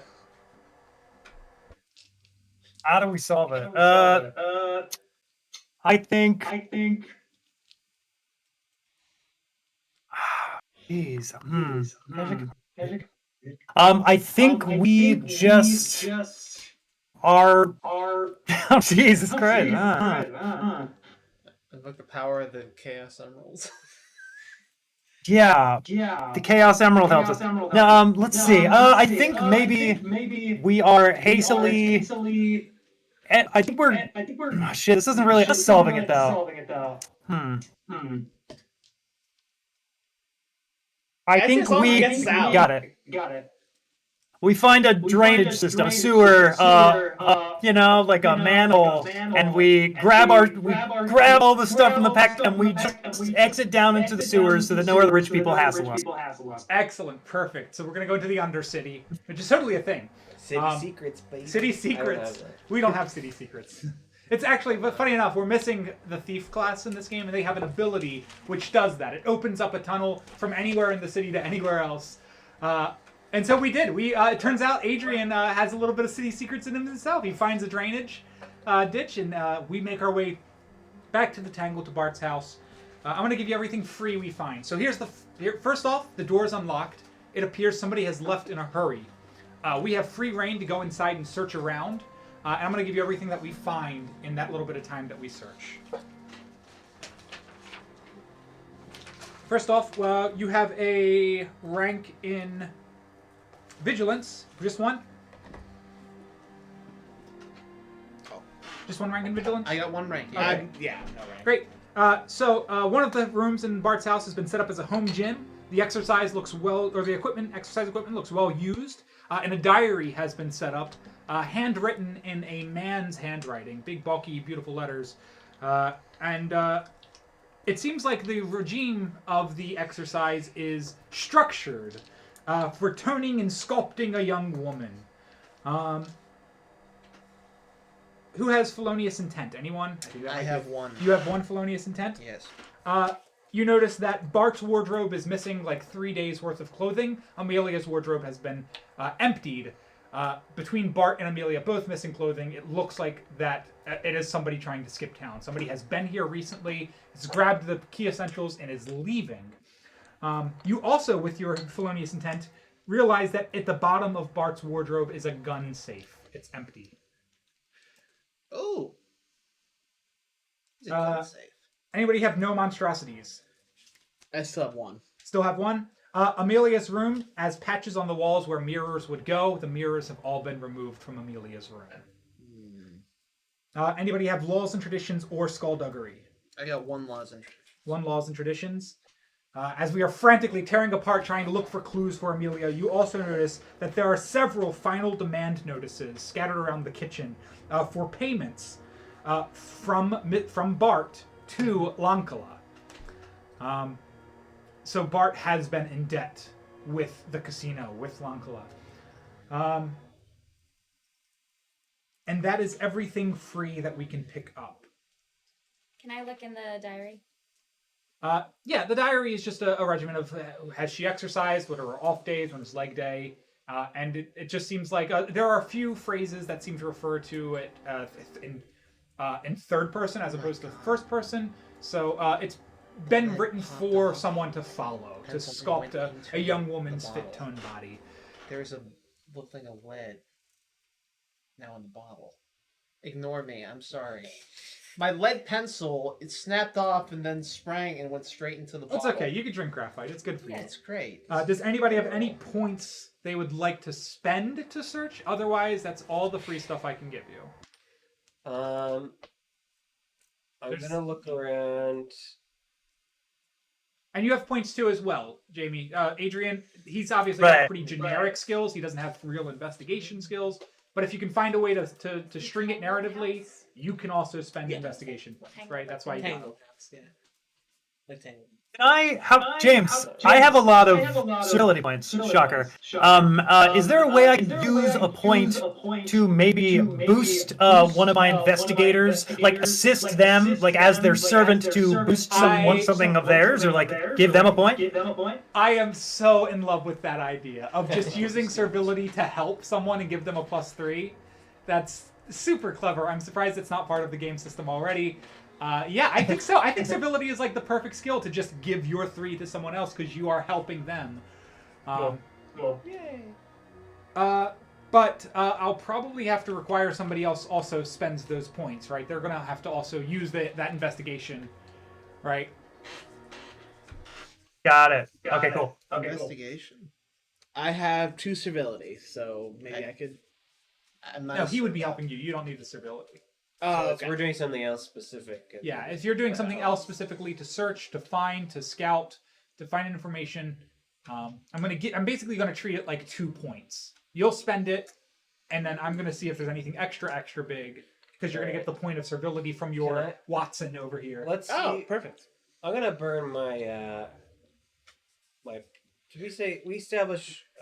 And also, one more prophecy. thing to establish: you have a couple extra points on your sheets. Remember, in the top left and the top right, repute is a point, and allies are a point. So you can always spend your connections or your reputation. Hold on. So you thought that Amelia lived at the motel, or you just knew that's where she was? You just. I knew that her dad had booked a hotel room. Okay. And I guess I just assumed that they were staying there for a bit. I don't know why, but I assumed that they were, I don't know, maybe having money troubles or something. I don't know. This is also the hotel room we've been sending our chicks to, so it's probably like a long-term residence Okay. at this hotel. But do we think that Bart? I mean, the Barton, Mr. Calvin. I don't know. Can we look? Well, let's look a little bit harder in this house. I was gonna if we say, have anything. can I use like prophecy? One of them is Prophecy. The- That's a good one. One of the examples is to find a lost trove of wealth, but I almost want to do that to kind of find like probably gone any keepsakes that are important. All right, let me switch that. I'm gonna try and see. I used it like this in a previous game, like to see what happened the moment when they were like leaving. Like Yeah. No, absolutely. In the moments I'm going to after treat it as a prophecy too. If your servant wants to help guide you through the visions, it's like you go into this trance mode, this prophetic mode that we've seen you do before, where you look beyond the weave and try to detect the traces of anything possibly left behind. Especially now that we're dealing with supernatural energies here, and the whole time, Adrian, what do you do to help our prophet sort of get through the vision? I imagine it's almost maybe it's like a I don't know, maybe it's like a dead zone thing where I'm kind of like leading him by the hand and he's like, pick that up, and I'll pick something up and I'll let him like touch it, like he'll touch the thing and I'll lead him to one room and I'm basically acting like his hands while he's like seeing in the beyond. Incredible. So the 3 of you will watch as Adrian is sort of leading Mav through the room to room, and turning over things, basically tracing the exact steps. And you watch with two good things. First off, your rent check is here. I'm gonna pocket that. So that's gonna be a Cancel that. That's a wealth 5 that you can pick up. That's all of the money that all of the bodega people have gathered together to pay the rent. If you take it, you're 1, 2, literally 3, taking 4, the, 5. their All right. money. Can we put it back in the communal account or whatever? Maybe. But you do find the rent check as you're turning over things, because at some point apparently that was dropped. And then the other thing is that he has you flip over an envelope that's sitting out on a counter somewhere in the living room. And you flip it over and you realize that it is a set of tickets. Or it's the envelope that used to have tickets. The tickets themselves are gone. The receipt for the tickets are still here. They are tickets for a train, for one of these iron horses. These trains coming out of town. According to the tickets, the train leaves in less than an hour. Oh shit! I tell everyone that immediately. Okay. Do we know where the train station is? Yeah, there's only one train station in town. Let's go. Was that the? And that's yeah. I mean, he in the vision. Let me see if there's anything else I can give you.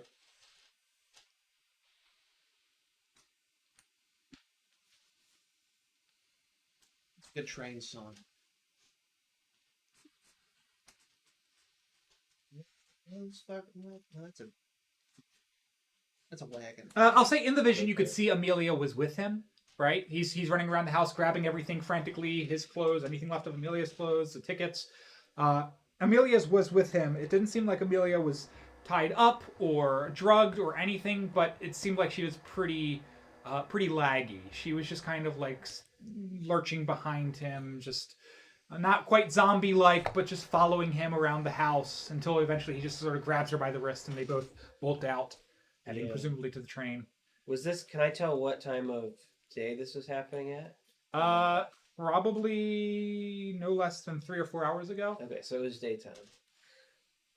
Sure, probably about 6. Probably about the time we arrived at the casino, he was trying to leave the house. Okay. Was she wearing anything like that? Like Nothing shaded indicative. her from the sun or something? Yeah. Okay. His young woman's clothes. All right. She's probably under some sort of something. Sort of spell, some sort of curse. Because he said she was acting weird too. It's valid. Probably is. Out of her own free will. That's the important part. All right, should we go to the train station? Train station. Train station. Train station. Train All station. Train station. Okay.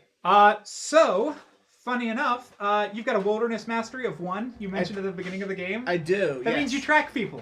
That means you're a tracker. Yes. Yay! So, with a wilderness mastery of 1, finding Bart is not as difficult as you might think with wilderness mastery 1.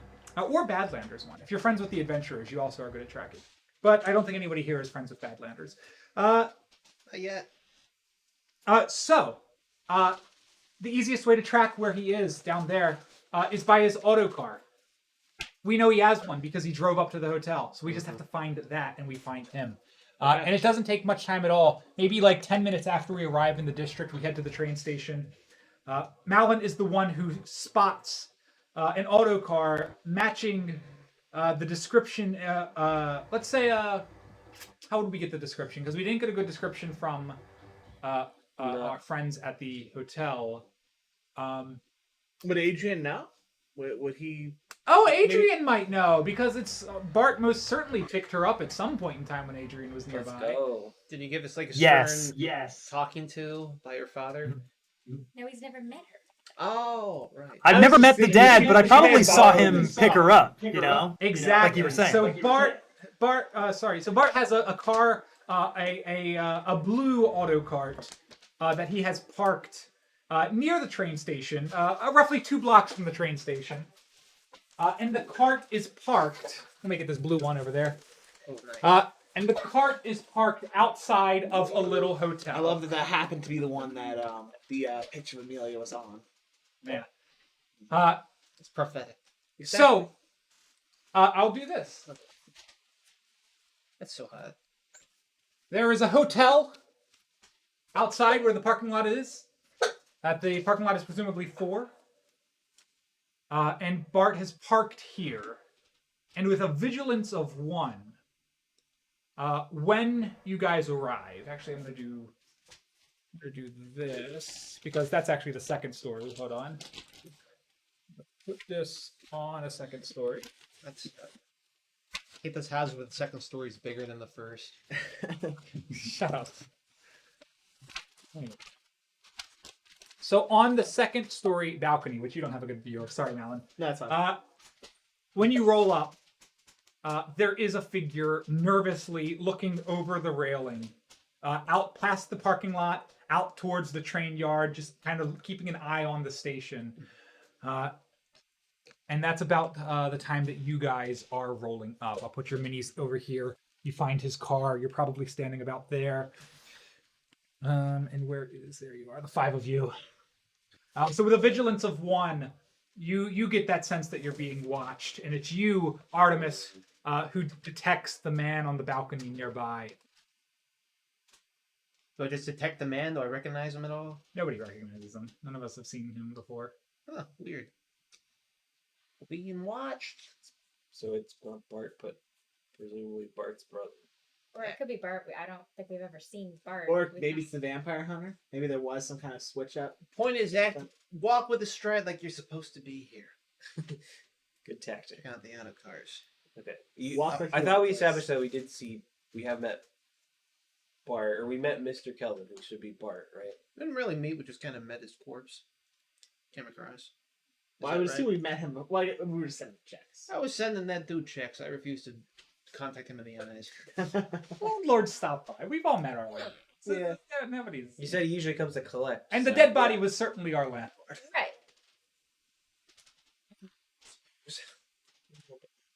So I guess we shouldn't check the car because he would know, right? Yeah, not always watching us. Yeah. Unless we can. Spirit side is always an option. James, how long is it until they're supposed to be leaving by train? I said it took us 10 minutes to get here, so we've got somewhere between 40 and 50 minutes before the train either leaves or arrives. It's hard to tell. So why'd we come here before the train station? Because we tracked him. Tracked. This is this. In fact, if I Good zoom out, you'll actually see that we are just down the street from the train station. This is just where we found his car because we are good at tracking. Okay, so we tracked So this. the train station's over there, and we're roughly 3 blocks down nearby. Okay. So we gotta. Only reason we're here is to search the car. If anything's there. Well. Well, and this is where check they out went This guy. This is before where they went before. the train station, I guess. Yeah.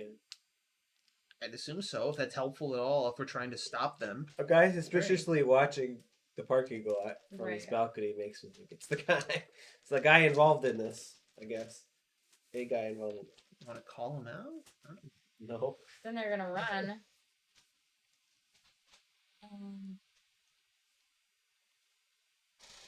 Well, they can't leave by train until the train is at the station. So either way, you know, if they run, they don't really have anywhere to go.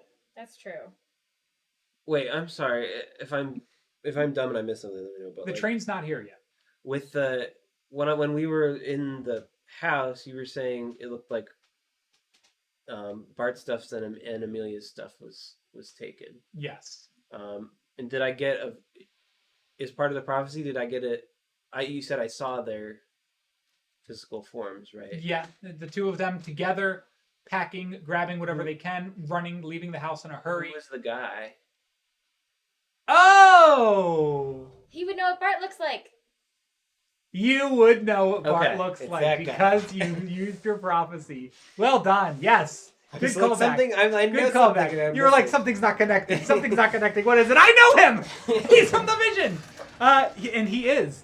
In fact, you get here, and the man who has been dragging Amelia around, who was at the house, who was grabbing the things, that's him on the balcony staring. And for some reason, it hits you, and suddenly you realize, oh my god, Bart is alive. Alright, just walk in nonchalantly. Do we need anything out of him? I mean, we need to know what he did to Amelia, if Amelia is going of her free will, and what his role is in all of this. I guess they're not at the train station yet, unless he sent her He's there alive on and we didn't recognize him? her own. No, we've never met Bart. Oh. Oh, wait. We met our landlord, who's allegedly Bart Kelvin, or is Mr. Kelvin. It's Mr. Mr. Kelvin. Kelvin. So we don't. Yeah. Right. However- Oh. Oh, that's his brother! Ah! Duh, There's two that's his Mr. brother. Kelvins. We Right. did it. We did it. Congratulations, everybody. And you solved the That's mystery. why I was Oh asking my about God. the brother. The mystery earlier. of the missing landlord. Okay, that's Yes. So, okay. The doctor is the boy's mother.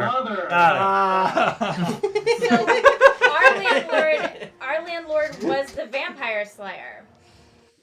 Apparently, because Bart talked to what's his nuts beforehand and was so like, his brother. "Hey, I killed the vampire slayer."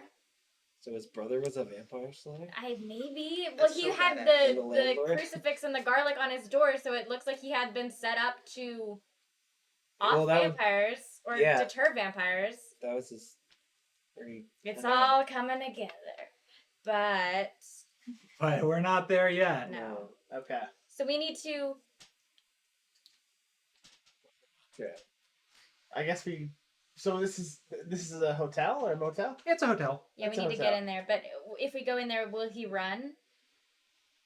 Again, he has no Nope. place to go. Can we corner him? Block the entrance. What's he got to offer us? Just the location of Amelia? He's probably got probably with Amelia. Amelia. Yeah. Amelia's probably in there.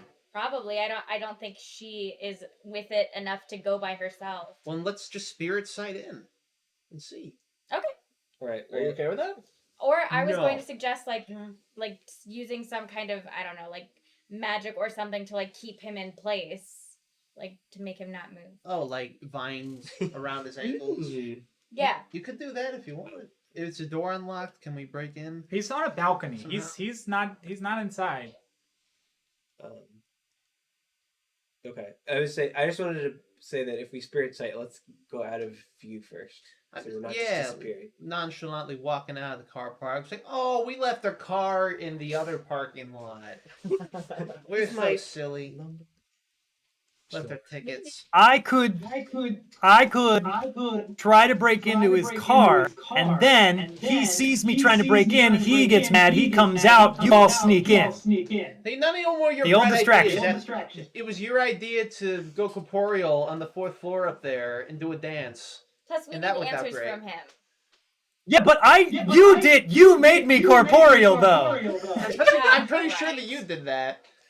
I Alright. can't remember specifically. Maybe I did. Anyway, let's watch. Maybe I have power. My God. Oh my god. I say just vine him in place. Wow. Do, do, do, do, do, do, do. Okay. Well, yeah. We can go up and talk, and then go to find him when we get up there. Do, do, do, Or do, find do. him. Yeah. I was gonna vine him now so he doesn't see us going in, so then he's like anchored there. That's okay. We don't need to It's do up that. to you. What do you think? I'm good for spirit sight. Alright. So I'll do spirit realm again Okay. when we get out of range. Y'all, you follow me out of range around the corner? All right, so it sounds like the 5 of you are going around the corner of the parking lot, down an alley, somewhere where you can spirit sight. Yeah, we're out of range now. And Okay. so wait, we're vining or we're not vining? All right. I just don't need to. I I'm need Not going really. to answer that question for you. Gotcha. Just to clear. It was a very You guys violent don't need spirit to be sight that restrained. time. Sorry. It's like the Arthur dream sequence. Here. Yeah, sure. Like, That's what you know. I don't know. Great. So we sneak down a back alley and we gather together, and the portals open around us, and we step back into that strange world. So anyway, so I've got this token here, this last one. I remember there were 4. I've got another. Yeah, we should have and spent is this that. this is it's blue. is it blue? Hold on, we already spent the blue one because Your the blue's token's nobility, blue. didn't Yeah. we? Hold on. It should be 3 blacks. Oh, there it is. This is the one I meant. This is the last one we haven't spent.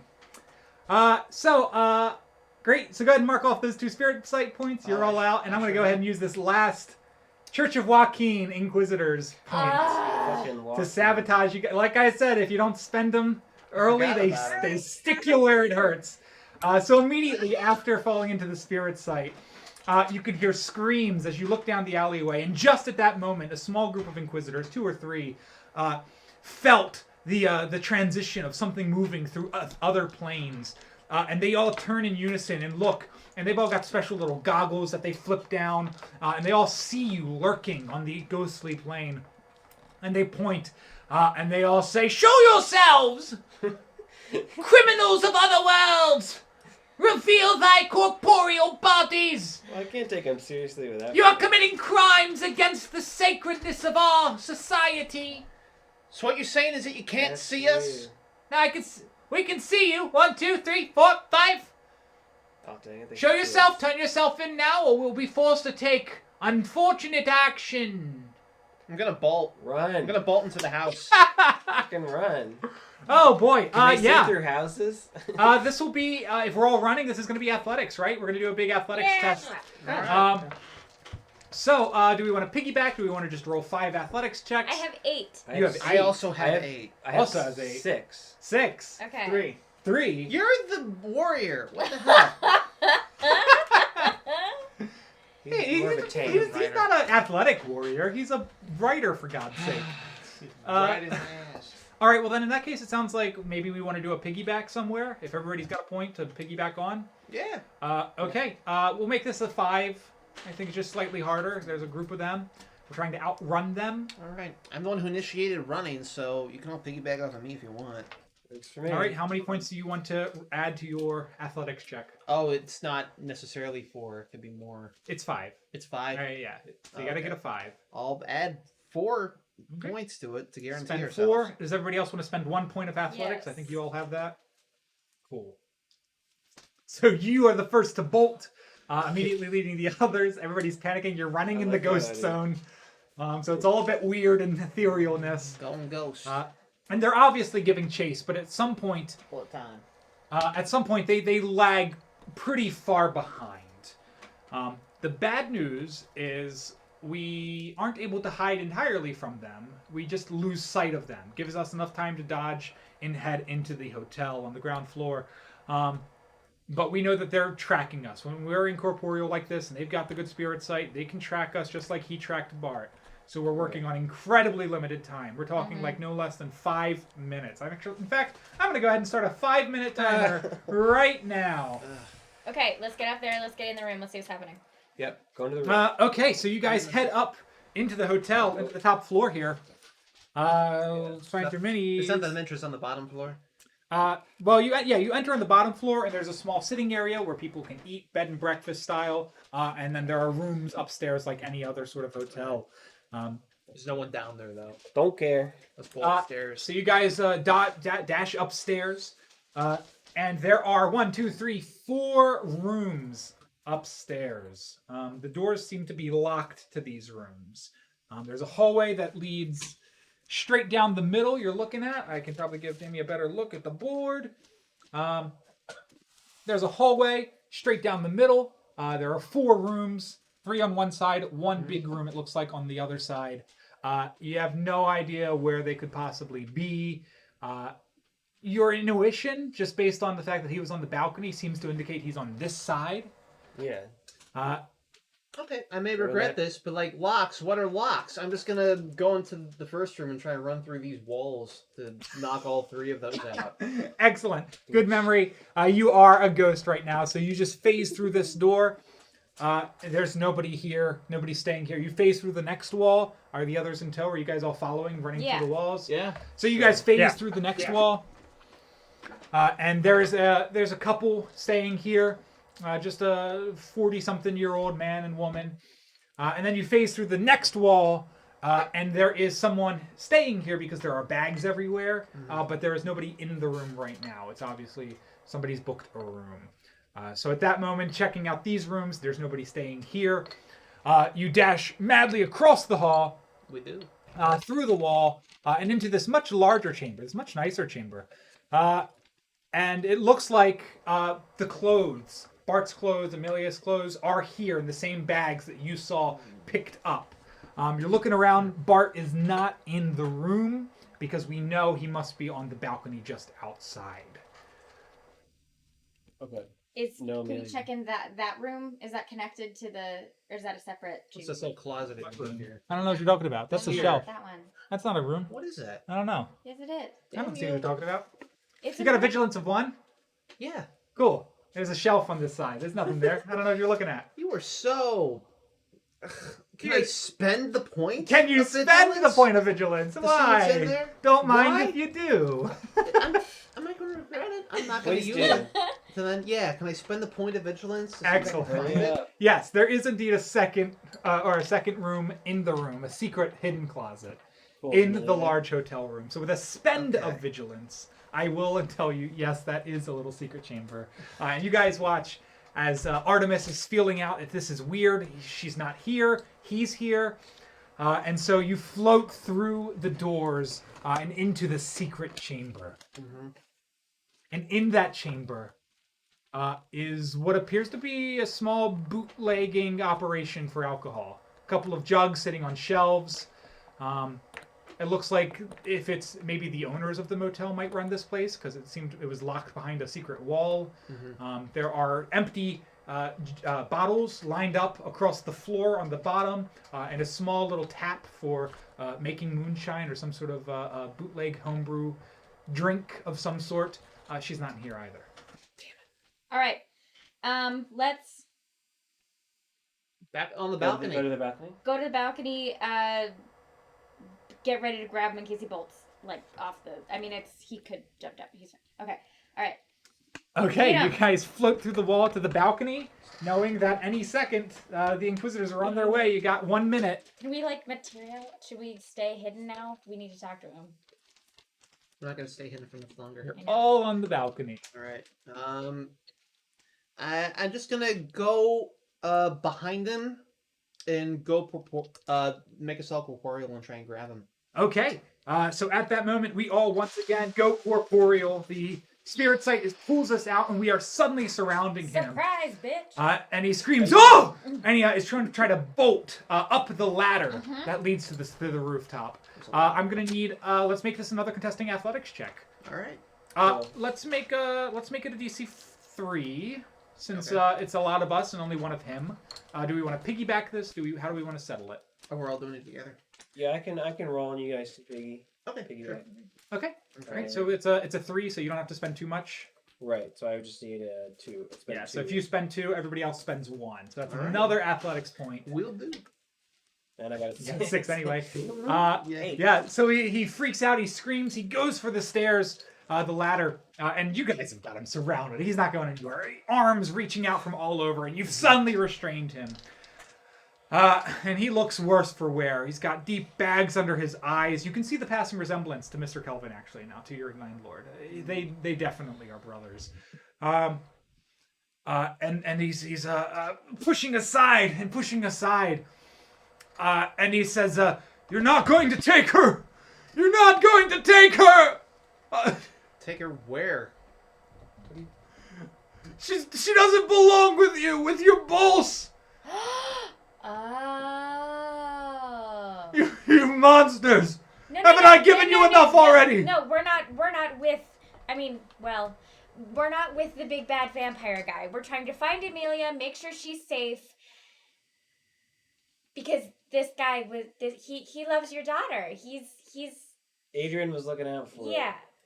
So we're trying to make sure she's okay. Yeah, and hi, Mr. Kelvin, and yeah, we know that she doesn't love this vampire guy, so we're here to rescue So her. at that point in time, the doors on the balcony will burst open behind you, and 4 more figures are now suddenly standing there. What's the weight limit on this balcony? I'll say I'll roll a D100. It's not just for fun. good Lord. Let's say if I get 90 or above, there's a 10% chance. So let's do bottom. Let's do 10 or below. The balcony cannot support the weight of everyone. I got a 4. Oh god. Oh, you Oh did no, it. I rolled 2 D100s.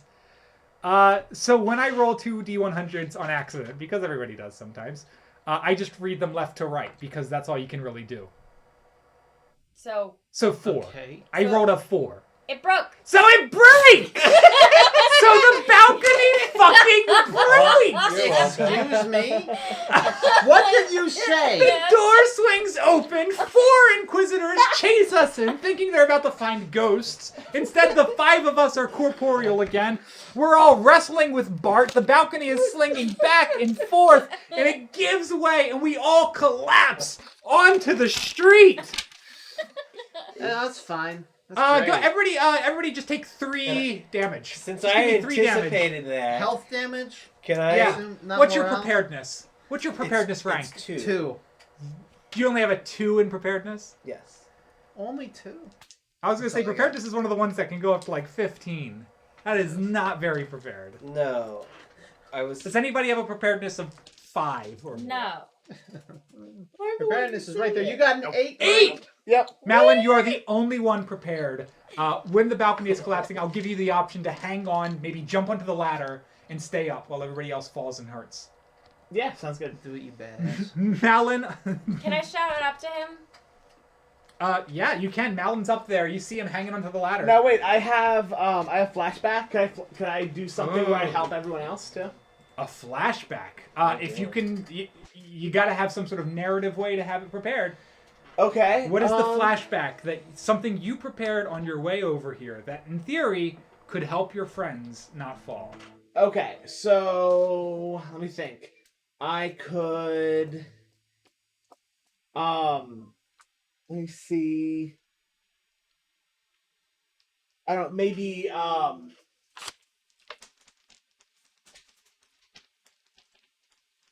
I think it could be pretty simple if I can help you out here. I think it Yeah. can be as simple as, guys, look out! This balcony's not. If we're all gonna rush out here and We surround can say, it. you just say there's a sign that said like this, like doesn't hold more than like 4 people, and then once we all Yeah, or more than 5 people, and I'll point that out before we all leave, and then Stop Yeah. to read the sign. Flashback to when Malin points out the sign just before we come out of corporeality. In that case, I'm going to need you to do a preparedness test for me. So Okay. you're going to roll the DC's 4 as always. okay, I will give up. I have 8. I'll give up 3. All right. Spend 3 preparedness points. That's going to be a pretty Right. successful flashback. 8, and so I'll do 5. So as we are all falling dramatically in slow motion, I got 5. Just save us, Mike. we have flashback to moments before we came out of corporeality. Malin had pointed to the sign that said the balcony was rated for 4 people. Cut back to the balcony falling apart as we all lunge and jump up and try to grab it. I'll just take a 1 athletics spend from anybody who wants to grab the ladder. Jump and grab I'll grab it. the ladder. Just a spend. Sure. Everybody's got the athletics. We're all pretty athletic here, it looks like. It's like the most athletic team we've ever put together. I'm So done. I'm over with the it. Inquisitors and Bart crash, tumble to the ground. They fall. You hear some bones break. It's terrible. But we are all on the ladder, which leads to the roof. Right, so I didn't take. Wait. So you can add your 3 damage back. You didn't take it. Okay, it was 3 damage. It was All right. 3. I was like, I erased. I wrote the rank instead of the points. Yeah. I was like, what was my original? Okay. So that's Bart. Get down there. So on the roof now, you guys come face to face with the storage something, this little shed on the top, this little gardener's closet on the rooftop. The last chamber of the entire hotel we have not checked. Bust in there. You said door there. I want to bust in. The door's locked. Do you have any skullduggery ranks or anything? If not, we'll I have to make this another burglary. test. Burglary. Ooh, good one. Yeah, give me a burglary check, Adrian. Okay, make this a and 4, because like this usual. is, I believe, where Amelia Kelvin is, I'm gonna spend 2 points because I think it's worth it. Do you have any of your what is best in life? Are any of your best in lives related to Amelia Kelvin? Yes, one of them is just called what's best in life, Amelia Kelvin. But I want to save that for a little bit later. For now. Okay. Oh. So you can spend the 2 points. So give me a d6. We'll see if you open it up. That is a 6. Excellent. Adrian leads the charge. This is the last room, so he's not the first up the ladder, but once we get up here and see the last room, he is the first to the door. And with swiftness and speed, this is the guy we've seen skulking around, being slinky. He's obviously a little bit of a rogue himself. He gets that lock jammed right open. He just shoves some sort of tool or something in it, and it breaks off, and the door slams wide open. And at the same time that the door slams wide open, from behind you on the street, you can hear a single...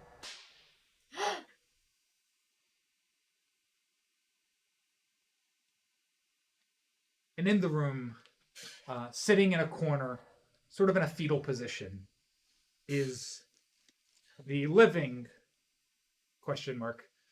Amelia Kelvin.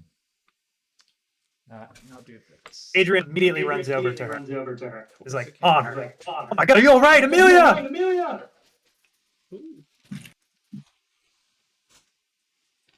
Actually, you still don't have a good...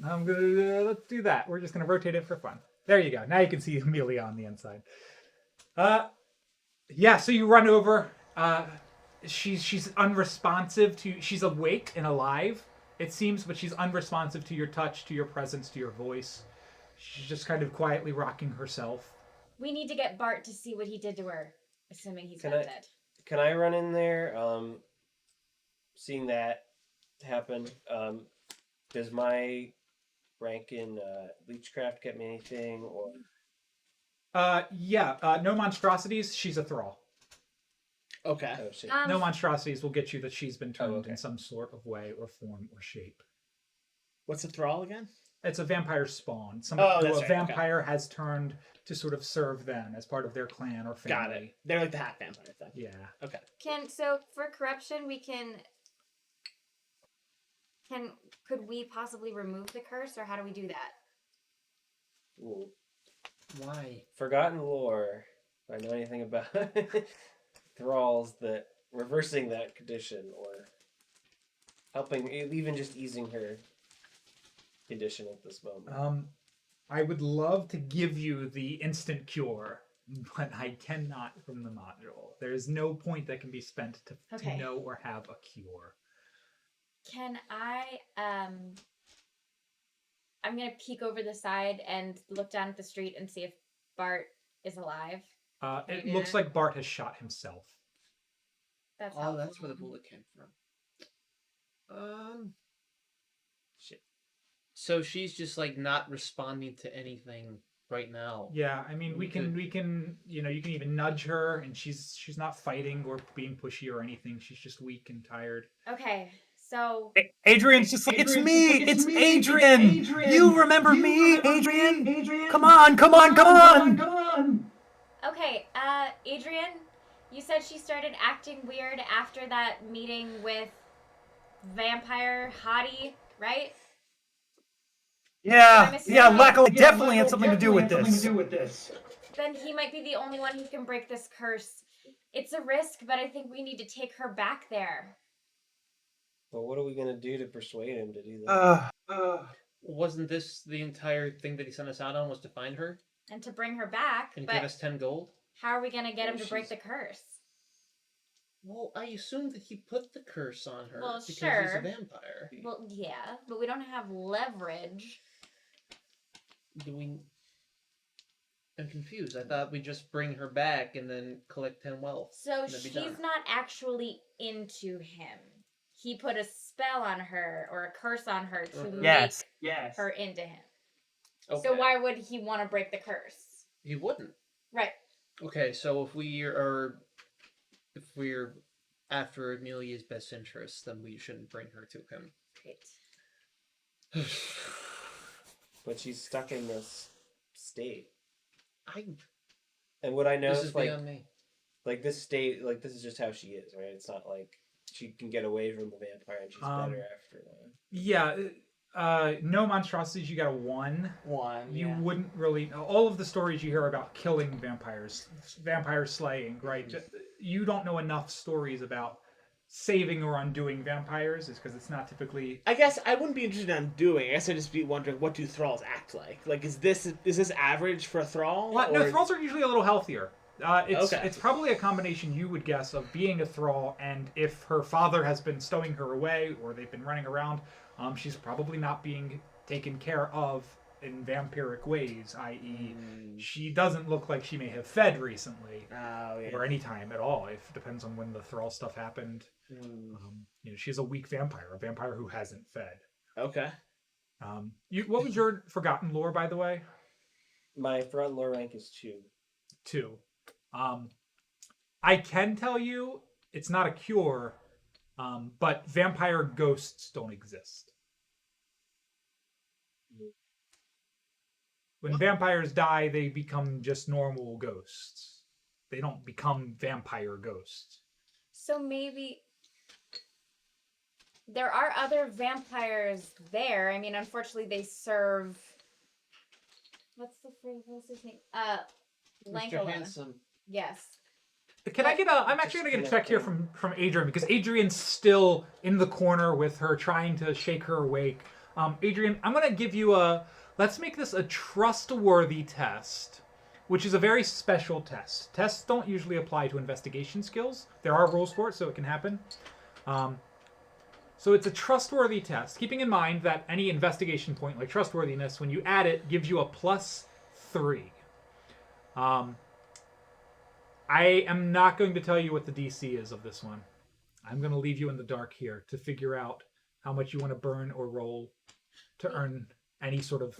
Just shot himself. Could he This If I had any spirits. this is like the love of Adrian high school and college life, I think. I'm gonna burn my 2 points of trustworthy that I have. That's going to give you a +6 on this check. Anything else you want to do to alter the modifier?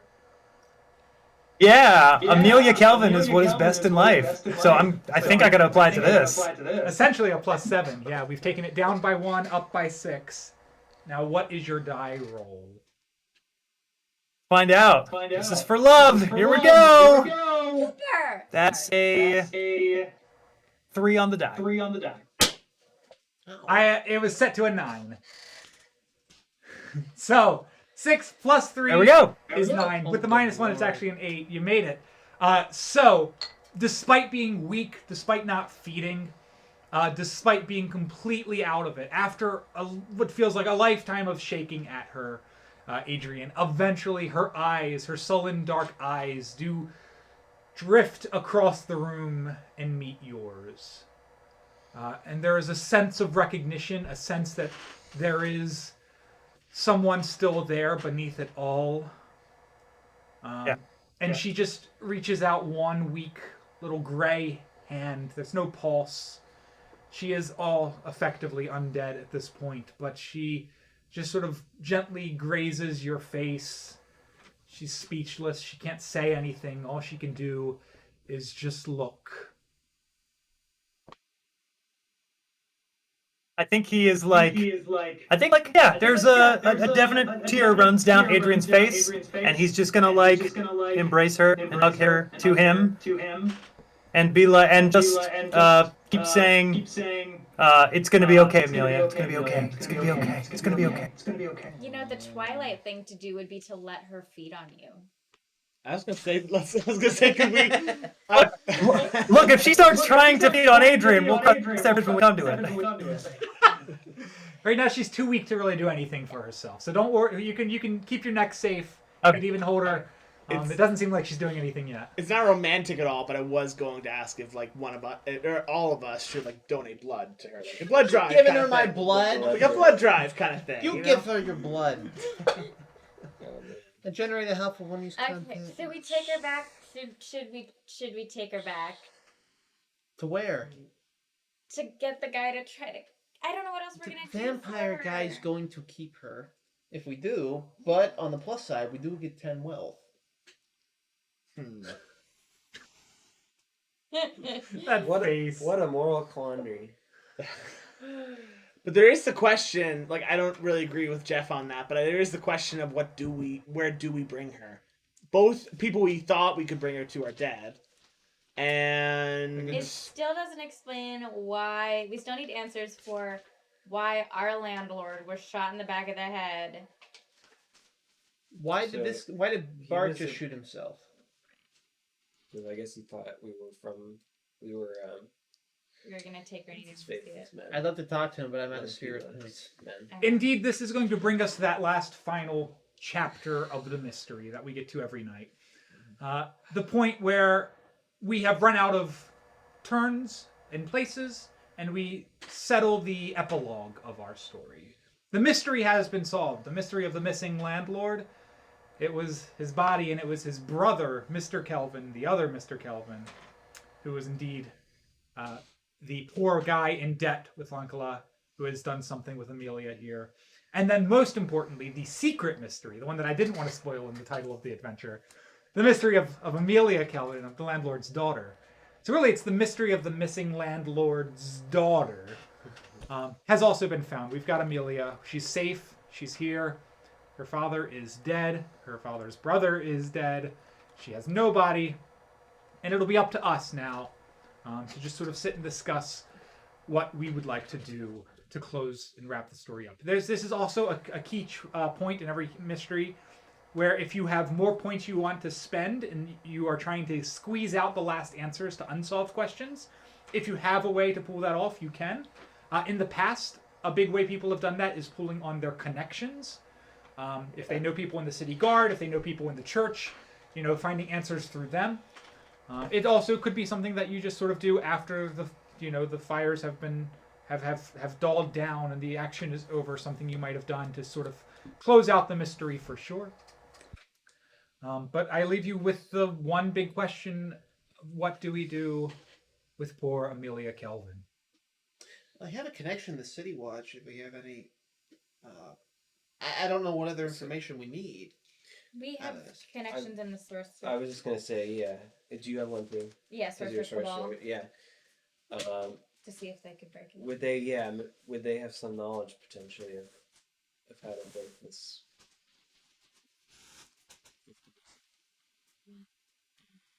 I know you said there's no points we can spend. No, you can spend points to at this point in time. Know the cure. Oh, but sure. So is that considered that? That sounds to me like not a point you can spend to know the cure, but a point you can spend to learn the cure. Mm. Okay. So like right. Under no monstrosity is one of my curiosity because like I've the reason I keep asking about like half vampires because like I that's mostly what I would. I don't really know like anything about Thralls or what do they call Thralls. Thralls. Thralls different. Sorry. Spawn, Thrall. Spawn, Thrall. So I don't know a lot about Thralls. I have heard of half vampires, which my understanding is that they're just like vampires but weaker, essentially. So they have the free will aspect, but they're just vampires. But is that what a Thrall would be, or is a Thrall like a zombie essentially with no mind of their own? A Thrall would have a mind of its own, but would be subject to the demands of the master vampire. Like they can't. Duh. Sorry. We just have to kill the vampire. We just have to kill him, and then the master's kaput, and then she's free. It's so simple. What hard is this guy All we have to do is kill a master vampire. He's got an army of thralls. The Scooby-Doo team. Shaggy and Velma and Daphne just have to kill an army of vampires. Well, we don't have to. If we find a time where they're still sleeping, that there's only one entrance to that place that we saw. So if we like cut off their exit point, they're trapped down here, right? Bless you.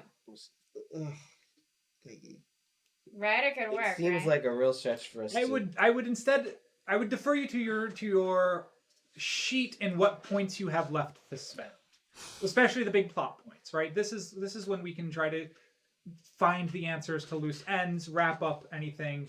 This is where we have our last plot bits to clean up as we resolve the mission. Also, I sort of like. I'm sorry, I keep interrupting. Go ahead. I keep on. I was just gonna say. Sorry. Connor, go. The leg. I like the idea of us taking her, and I guess anyone who wants to come to the Sorcerer's Cabal and trying to, for a price, I would imagine they would help us learn the cure, and if they can do something, maybe help. Is that a point spend? An allegiance point. An allegiance point with our allies in the Cabal. Yeah, I don't know if you want to contribute to that, or I'll definitely spend one. So, I'll ask a really simple question real fast. Where do we put Amelia in the immediate time? Obviously, if the Inquisitors are here and the balcony just broke, this is going to be a center of activity and a flurry of action. Do we want to bring her back to the bodega? Probably the safest bet. I was going to ask because we're really close to the bodega. We are. We're in the tank. Yeah, I'll bring her back to the bodega if I want to check the source. That's fine. So we can smuggle Amelia out. Okay. And bring her back to the bodega for now. And while we have Amelia sort of in the bodega, weak and weary and safe, you guys can take a little bit of time and go find your sorceress connection. So the Cabal is a little bit of a secret guild, like a thieves guild or an assassins guild, because magic in the city leaves corruption. It's illegal. But they are the most powerful and knowledgeable source of secret magic in the city. And they'll tell you, oh yeah, it's easily done. Not with the arcane, though. You'll need divine intervention, which we do not provide. A stake to the heart, typically in broad sunlight, followed by a swift revivify. Oh. I see. Cures any vampire, guaranteed. When you say divine, does that include is that the Church of Joaquin? There's only one church in town, baby. Oh, I hate them. In fact, we have more enemy points with them than almost anyone else. We are the Baker's Bodega. Oh, do you have any points with the church? Good or bad? Oh no, absolutely not. I was just smiling because it's so funny that you guys are pissed off the church so much. It's fantastic. Yeah. So we have to kill her, and then resurrect her. What point would That's be all at you got? resurrections? Question. Curses like this are far more powerful than magics can remove. If we kill the master, she's free, right? She is still subject to all of the limitations of any vampire.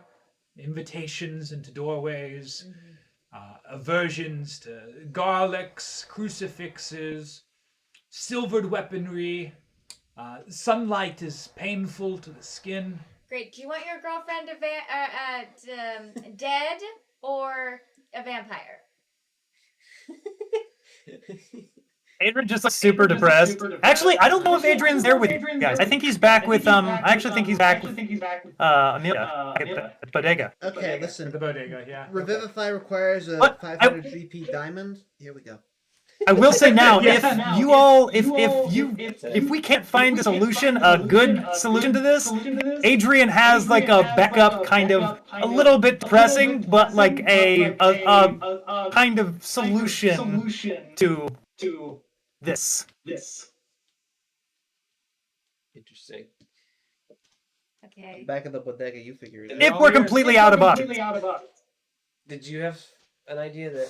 Because 3 of us were all going at once. The sorcerer corruption points help at all? Probably not. You have more than me. No, I feel like my idea got kind of answered already in a weird way.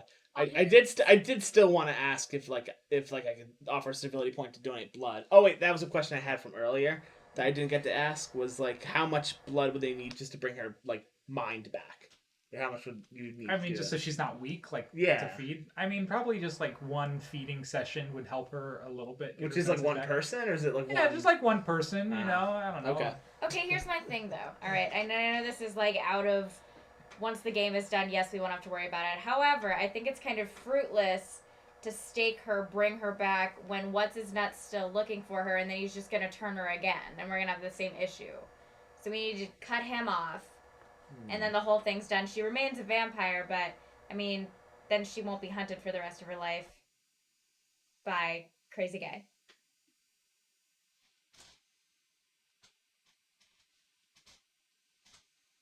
At this point, she has no other family. Yeah, so maybe she We're can gonna get have- her with the other vamps. I'll just say this. Adrian might have mentioned to you guys, but this is me, Jayme, telling you all as players.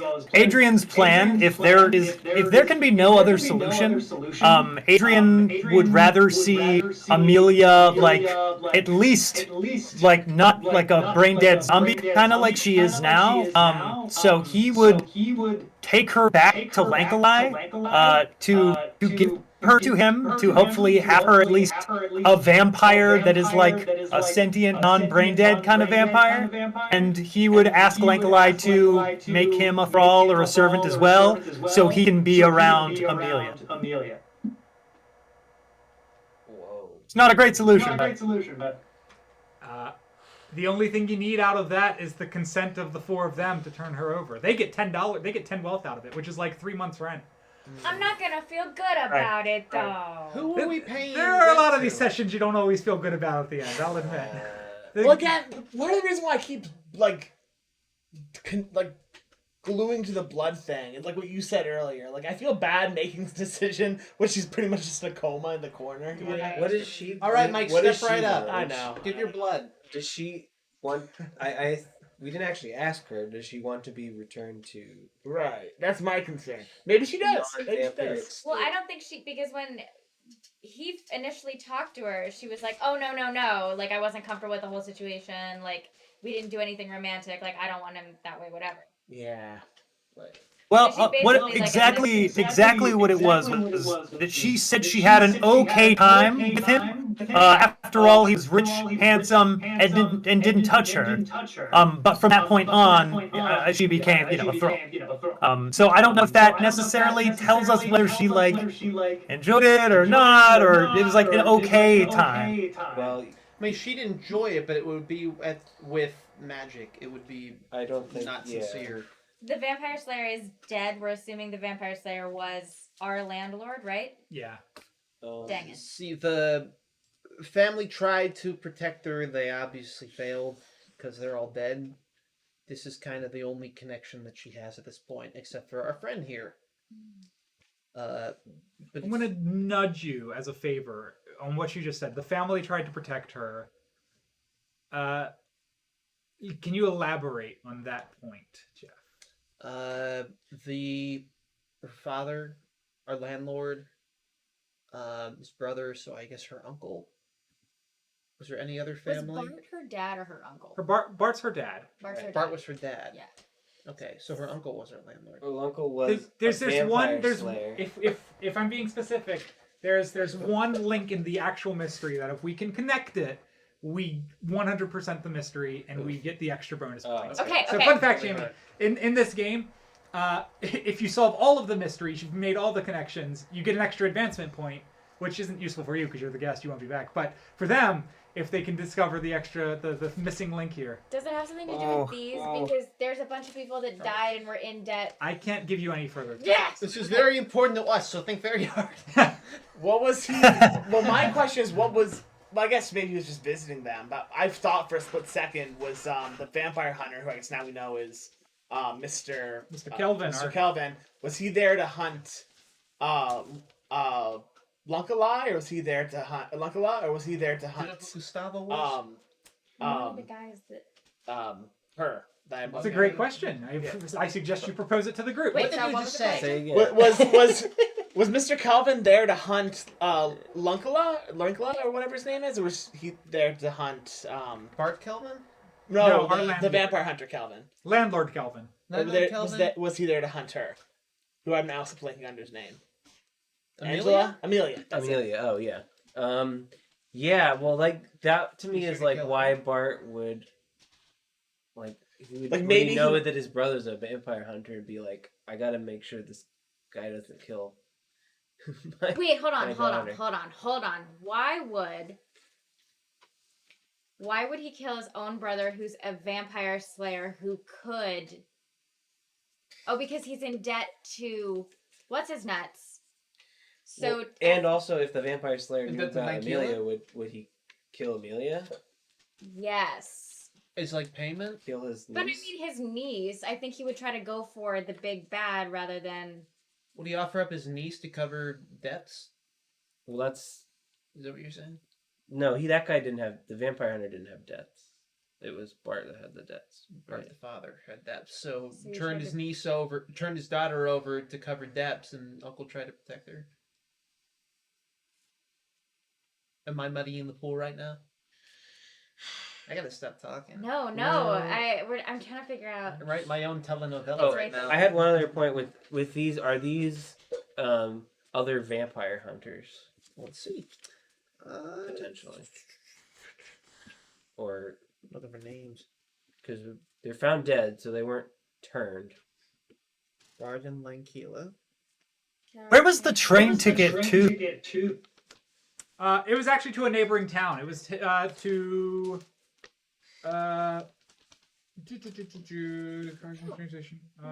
Did they have other family in another town? No, it wasn't. It was to another town, but it was an escape. It was a getaway. Okay. Got it. Okay. Well, what's the workout equipment? It's so stupid. What's the workout equipment have to do with it? She was obviously like trying to train up for something. So is he trying to train her up to kill him? To be a vampire hunter? She's already a vampire. Where is the workout Well, equipment at? Back at her This was a- house, this like was a- her actual house. She was. like she was Her on a very diary strict said something about regimen. working out. Yeah. Okay, so maybe she was turned after, like she was being trained as a vampire hunter and then was turned. And then was turned. Yeah. That could be. So she could. Was there any indication that she was training as a vampire hunter other than she was working out? That's the only reason one would work out. is to become a Right, vampire. that's why I work out. I don't know why you guys work out, but that's why I work out. All right, let that simmer in the back of your head because I'm going to return our attention shortly now back to Amelia and what we want to do with her. There's a lot of options on the table. They also A what? I can think of one. How hard is it to kill a vampire? It's not hard. You just gotta stake him in the heart, right? Yeah, that's all. The right? I mean, come on. Like, that's what you do. Well, the first thing I thought was where we gonna get a steak, and I remembered we actually. We have a steak? Do you have a steak? There's whatever. Well, yeah, but there's No. also a cross and garlic in the in with the our old landlord. Also, if Buffy taught me anything, you could just like rip a branch off of a tree and use it. Okay, true. But we have vampire hunting materials that we could use. We could just walk in with them and go like this, and I imagine it would help. Yo, What are we missing? I don't care to kill a vampire. It's either turn her in, collect 10 wealth, or cure her. Yeah, I just don't think you And have a realistic plan to kill. The only reason I wouldn't be in favor of giving her over is if she had some other type of family or connection, and there's none that we know of right off the bat. So is there any way we can get the church to go through with the revivifying plan? Do we have any points with the church? Any No. allied points with the church at the table? No. I'm an enemy. I don't of have the any church. points with the church, but I will say I have a point with the Thieves Guild. Is there anything I could have them steal that would help us fix Amelia? Yeah. I also have a point with Well, I would say yes, but I can't go too far into detail. Just, I mean, yeah. If Yeah, you're trying I'm just throwing it out to the group. I'm trying to do what think, the church yeah. does, but without the if it's like I want to do what the church does without the church, obviously you need to steal how the church does it and what they need to do it. But then you would also need to have the power to do it, which is another question, of course. Now, funnily enough, in this game, as we solve mysteries, we do gain new powers, right? So Jeff's character couldn't do magic until last session, and he's just picked that up. So it's not out of the question if it's something we want to dig into and look into, but I can't give too many specifics without actual point spends. Like, we could use the Thieves Guild to get info from the church, how they revivify, and then use the corruption sorcery magic to try and execute it. Is that the idea? Honestly, if Amelia is like safe right now, I say we go back to because we need more answers. I don't. Can I spend so, I don't know if this falls under, but can I spend Forgotten Lore to establish that the like the church keeps a bunch of like keeps all of their like how to like records, like in terms of here are the procedures for using a revivify, here are the procedures to. You want to spend the Forgotten Lore to recall the procedures of the church to revive people? Not to recall, just to establish where they Where they keep it. Where they keep the records. Yes, because Forgotten Lore, when you spend it, lets you establish a canonical fact about lore and magic and stuff in the city, right? Right. So, so you can, Forgotten Lore, one of the fun things, if you do a spend, it lets you play World Builder for a second and establish a canonical fact about the city and the area, as long as it's related to some sort of Forgotten Lore, some sort of knowledge. Okay. So, spend your point, and what are you going to establish canonically? They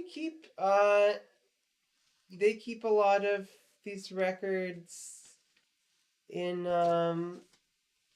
you gotta get permission, but they're in the great library of Aladef. They have all kinds of a bunch of very boring looking documents, but if you know what you're looking for, So they're in the great library of Aladef. I would picture it. Church records. I can't speak for Connor, but I picture it being like the Forbidden Library in Harry Potter. Oh, Harry Potter. Ah, yeah. Where like you're not supposed to go there, but people do. Restricted section. The restricted section. Yeah. Okay. So now we know that the methods are out there. If we had somebody who could perform the rites, I could use my connection with the Thieves Guild to potentially get those rituals stolen from the library. Okay. All right, we've got a where and we've got a how. We are honestly we're pretty close to pulling this off if we have the powers or the connections. We've got a where and a how. So what are we missing out of that? The who. The who? If anybody had points in the church, it would be a piece of cake. But the church, every cleric in this whole town has a grudge against us because we show up in alleyways and turn into ghosts, and we sneak into places as ghosts, and we cast magic everywhere. We have no friends in the church. None. Look at that chain. Can we use a chain? As in, like, Look at this fucking board. We have a check mark in every group except for the church. We have nothing with them. It's because they're scumbags. Oh. Is there a way? Is there a way that Adrian could take the fall for the group and like be turned in, and like all of your crimes be put on him? Wait, I have. Why? They don't.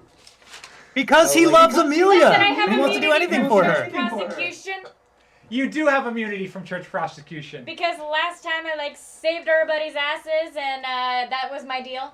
Yes, as part of a past reward, they negotiated that Cat specifically, Alara, has immunity from church prosecution. Specifically with sorcery or just in general? It's just the church can't arrest Alara. If Alara does anything, the guards have to arrest her. Damn, I almost vetoed that. Yeah, you did, didn't ya? Didn't ya? So are you proposing that you like turn yourself into the church and you're like, oh wait, I have immunity, and now can you help me with this? You still don't have points to ask favors, right? Do you have any other points you can try to spin? So one of the things you can do when you spend a point is to stretch a definition. It's on your sheet under the cheat sheets. Well, I have a command point. I have a charm point. I have a lot of sway points left. Prophecy, leechcraft, corruption still. Do you still have any intimidation? I have 1 intimidation left. Could you maybe intimidate someone into helping us? Cleric in a back alley. Find some newbie cleric. That's really going against my immunity. I had one other angle that I wanted to look at. Yeah. You said every cleric in the city belongs to the Church of Joaquin. Do any clerics ever travel in to the city from other sects? Yeah, but they're usually with Badlanders, right? They're usually with adventuring groups that have clerics that are traveling with them. So there's a stretch that you could find an adventuring group that's coming through the city and they have a cleric. And they might be willing to... I mean, here's the thing with adventurers. We all learned from our D&D time. They'll do anything if you give them money, right? Yes. So, I imagine this would be a fee. Does anybody have Badlander points? That's what the adventurers are called in this game. Points. As an ally. Yeah, no Badlander allies. James, I'm looking at the stretching a definition thing. Yes. And I have 3 points in servility. Could I use any amount of those points to go to the Church of Joaquin and basically sign on with them for life in exchange for this favor? Absolutely. That's a perfect... Yeah, 3 points is a huge spend. That's like, I'm going to give you the DM controls. You spend 3 plot points. Take it where you want to take it. Great. Cool. Yeah, I think Adrian will offer to you guys, like, hey, this is what I can do. I'll go to the church. I'll bring her to the church. I'll say, look, I'll devote my entire life to the service of Joaquin if you save her. I mean, I'd have to declare you my sworn enemy for life, but... We'll make an exception. Adrian needs an arch nemesis. We are growing the ranks of the Joaquin Church. I mean, yeah, sure. I think that's fine. And I will... Yeah. It's your choice. It sounds like you have... It sounds like 3 of them have signed on. Mike, Yeah, what do you I think it's a good idea. I think you have the If you wanna do it, investigator's go for it. permissions to take the vampire and go fraternize with the enemy. It's your life. Great. Yeah, I mean, that is the most preferable option. It seems like the easiest and the best way. You all can just like wipe your hands clean and know that Amelia will be okay. And Adrian will become a priest of Joaquin. Do the Joaquin people happen to hate vampires?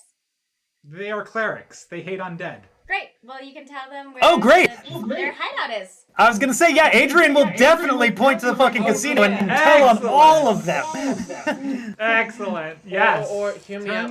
We could go with the option that gets us 10 wealth. Do you have 10 wealth?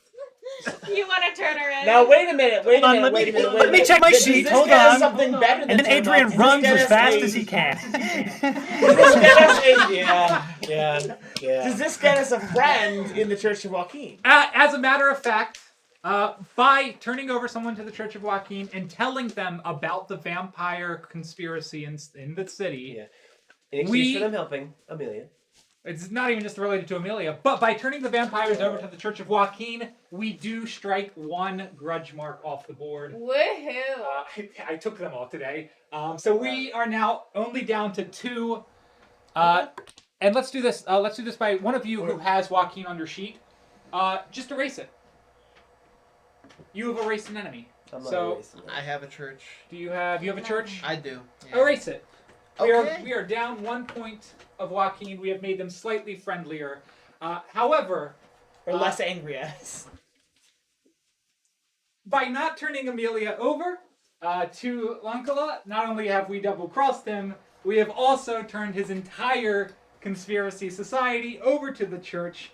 So I'm actually going to add 2 penalties to monstrosities here. We have now made a very serious enemy for the beggars. But What else is new? in return, Amelia Calvin is resurrected by the Church of Joaquin, brought She back owes us to all human 10 life. things. Well, Yeah, Amelia owes us the $10? yeah, absolutely. Okay, she can just check that out of her student debt. Yeah. Let's just keep quiet about Also- the fact their landlord's dead. Really James, quick. rent. Can I use... I do have free wealth. Can I give them my free wealth? Yes, 3 wealth. He will give us the last of his money as he enters the monkhood. Vow of poverty. It's all I have. Thank you so much for your help. How much is it? It's 3 You- between 4 people. Mike, You're the one sorry, making you're the out. set- That's the fine, I'm fine with sacrifice. that. All right, so the 3 of you Oh, have 1 I wealth have. each. But so, really quick, can I use preparedness to use flashback and make sure that I grab the garlic and the crucifix when we got it, Sure, and sure. hang those around our The bodega, bodega. and make Yeah. sure that the vampires can't get in. Smart move. Even if we accidentally invite one Nice. in, they'll start melting or something. I don't know. I love that for 2 reasons. I love it because obviously we've made enemies with the vampires, and because it seems like every session we add something new to the bodega. A little token of that mystery. Very And I think decorativeness. the garlic on the doors will be a nice remembrance of the time that we solved the mystery of the missing landlord's daughter and landlord. Just to note, we have that rent check for those 5. Yeah, who do we mail the rent check to now? So let, I'll take care of the money. Don't worry about the rent. I'll send the bodega a message later. Well, thank you so much for joining us. This was a wonderful mystery. Thank you so much again, Jayme. You played an excellent client. Yeah. Incredibly well done. What Thank you so what did we much. miss? What was the? Oh. How else was she protected? You were right on the nose. You got close, and I wish I could give it to you. But he was going to kill Amelia.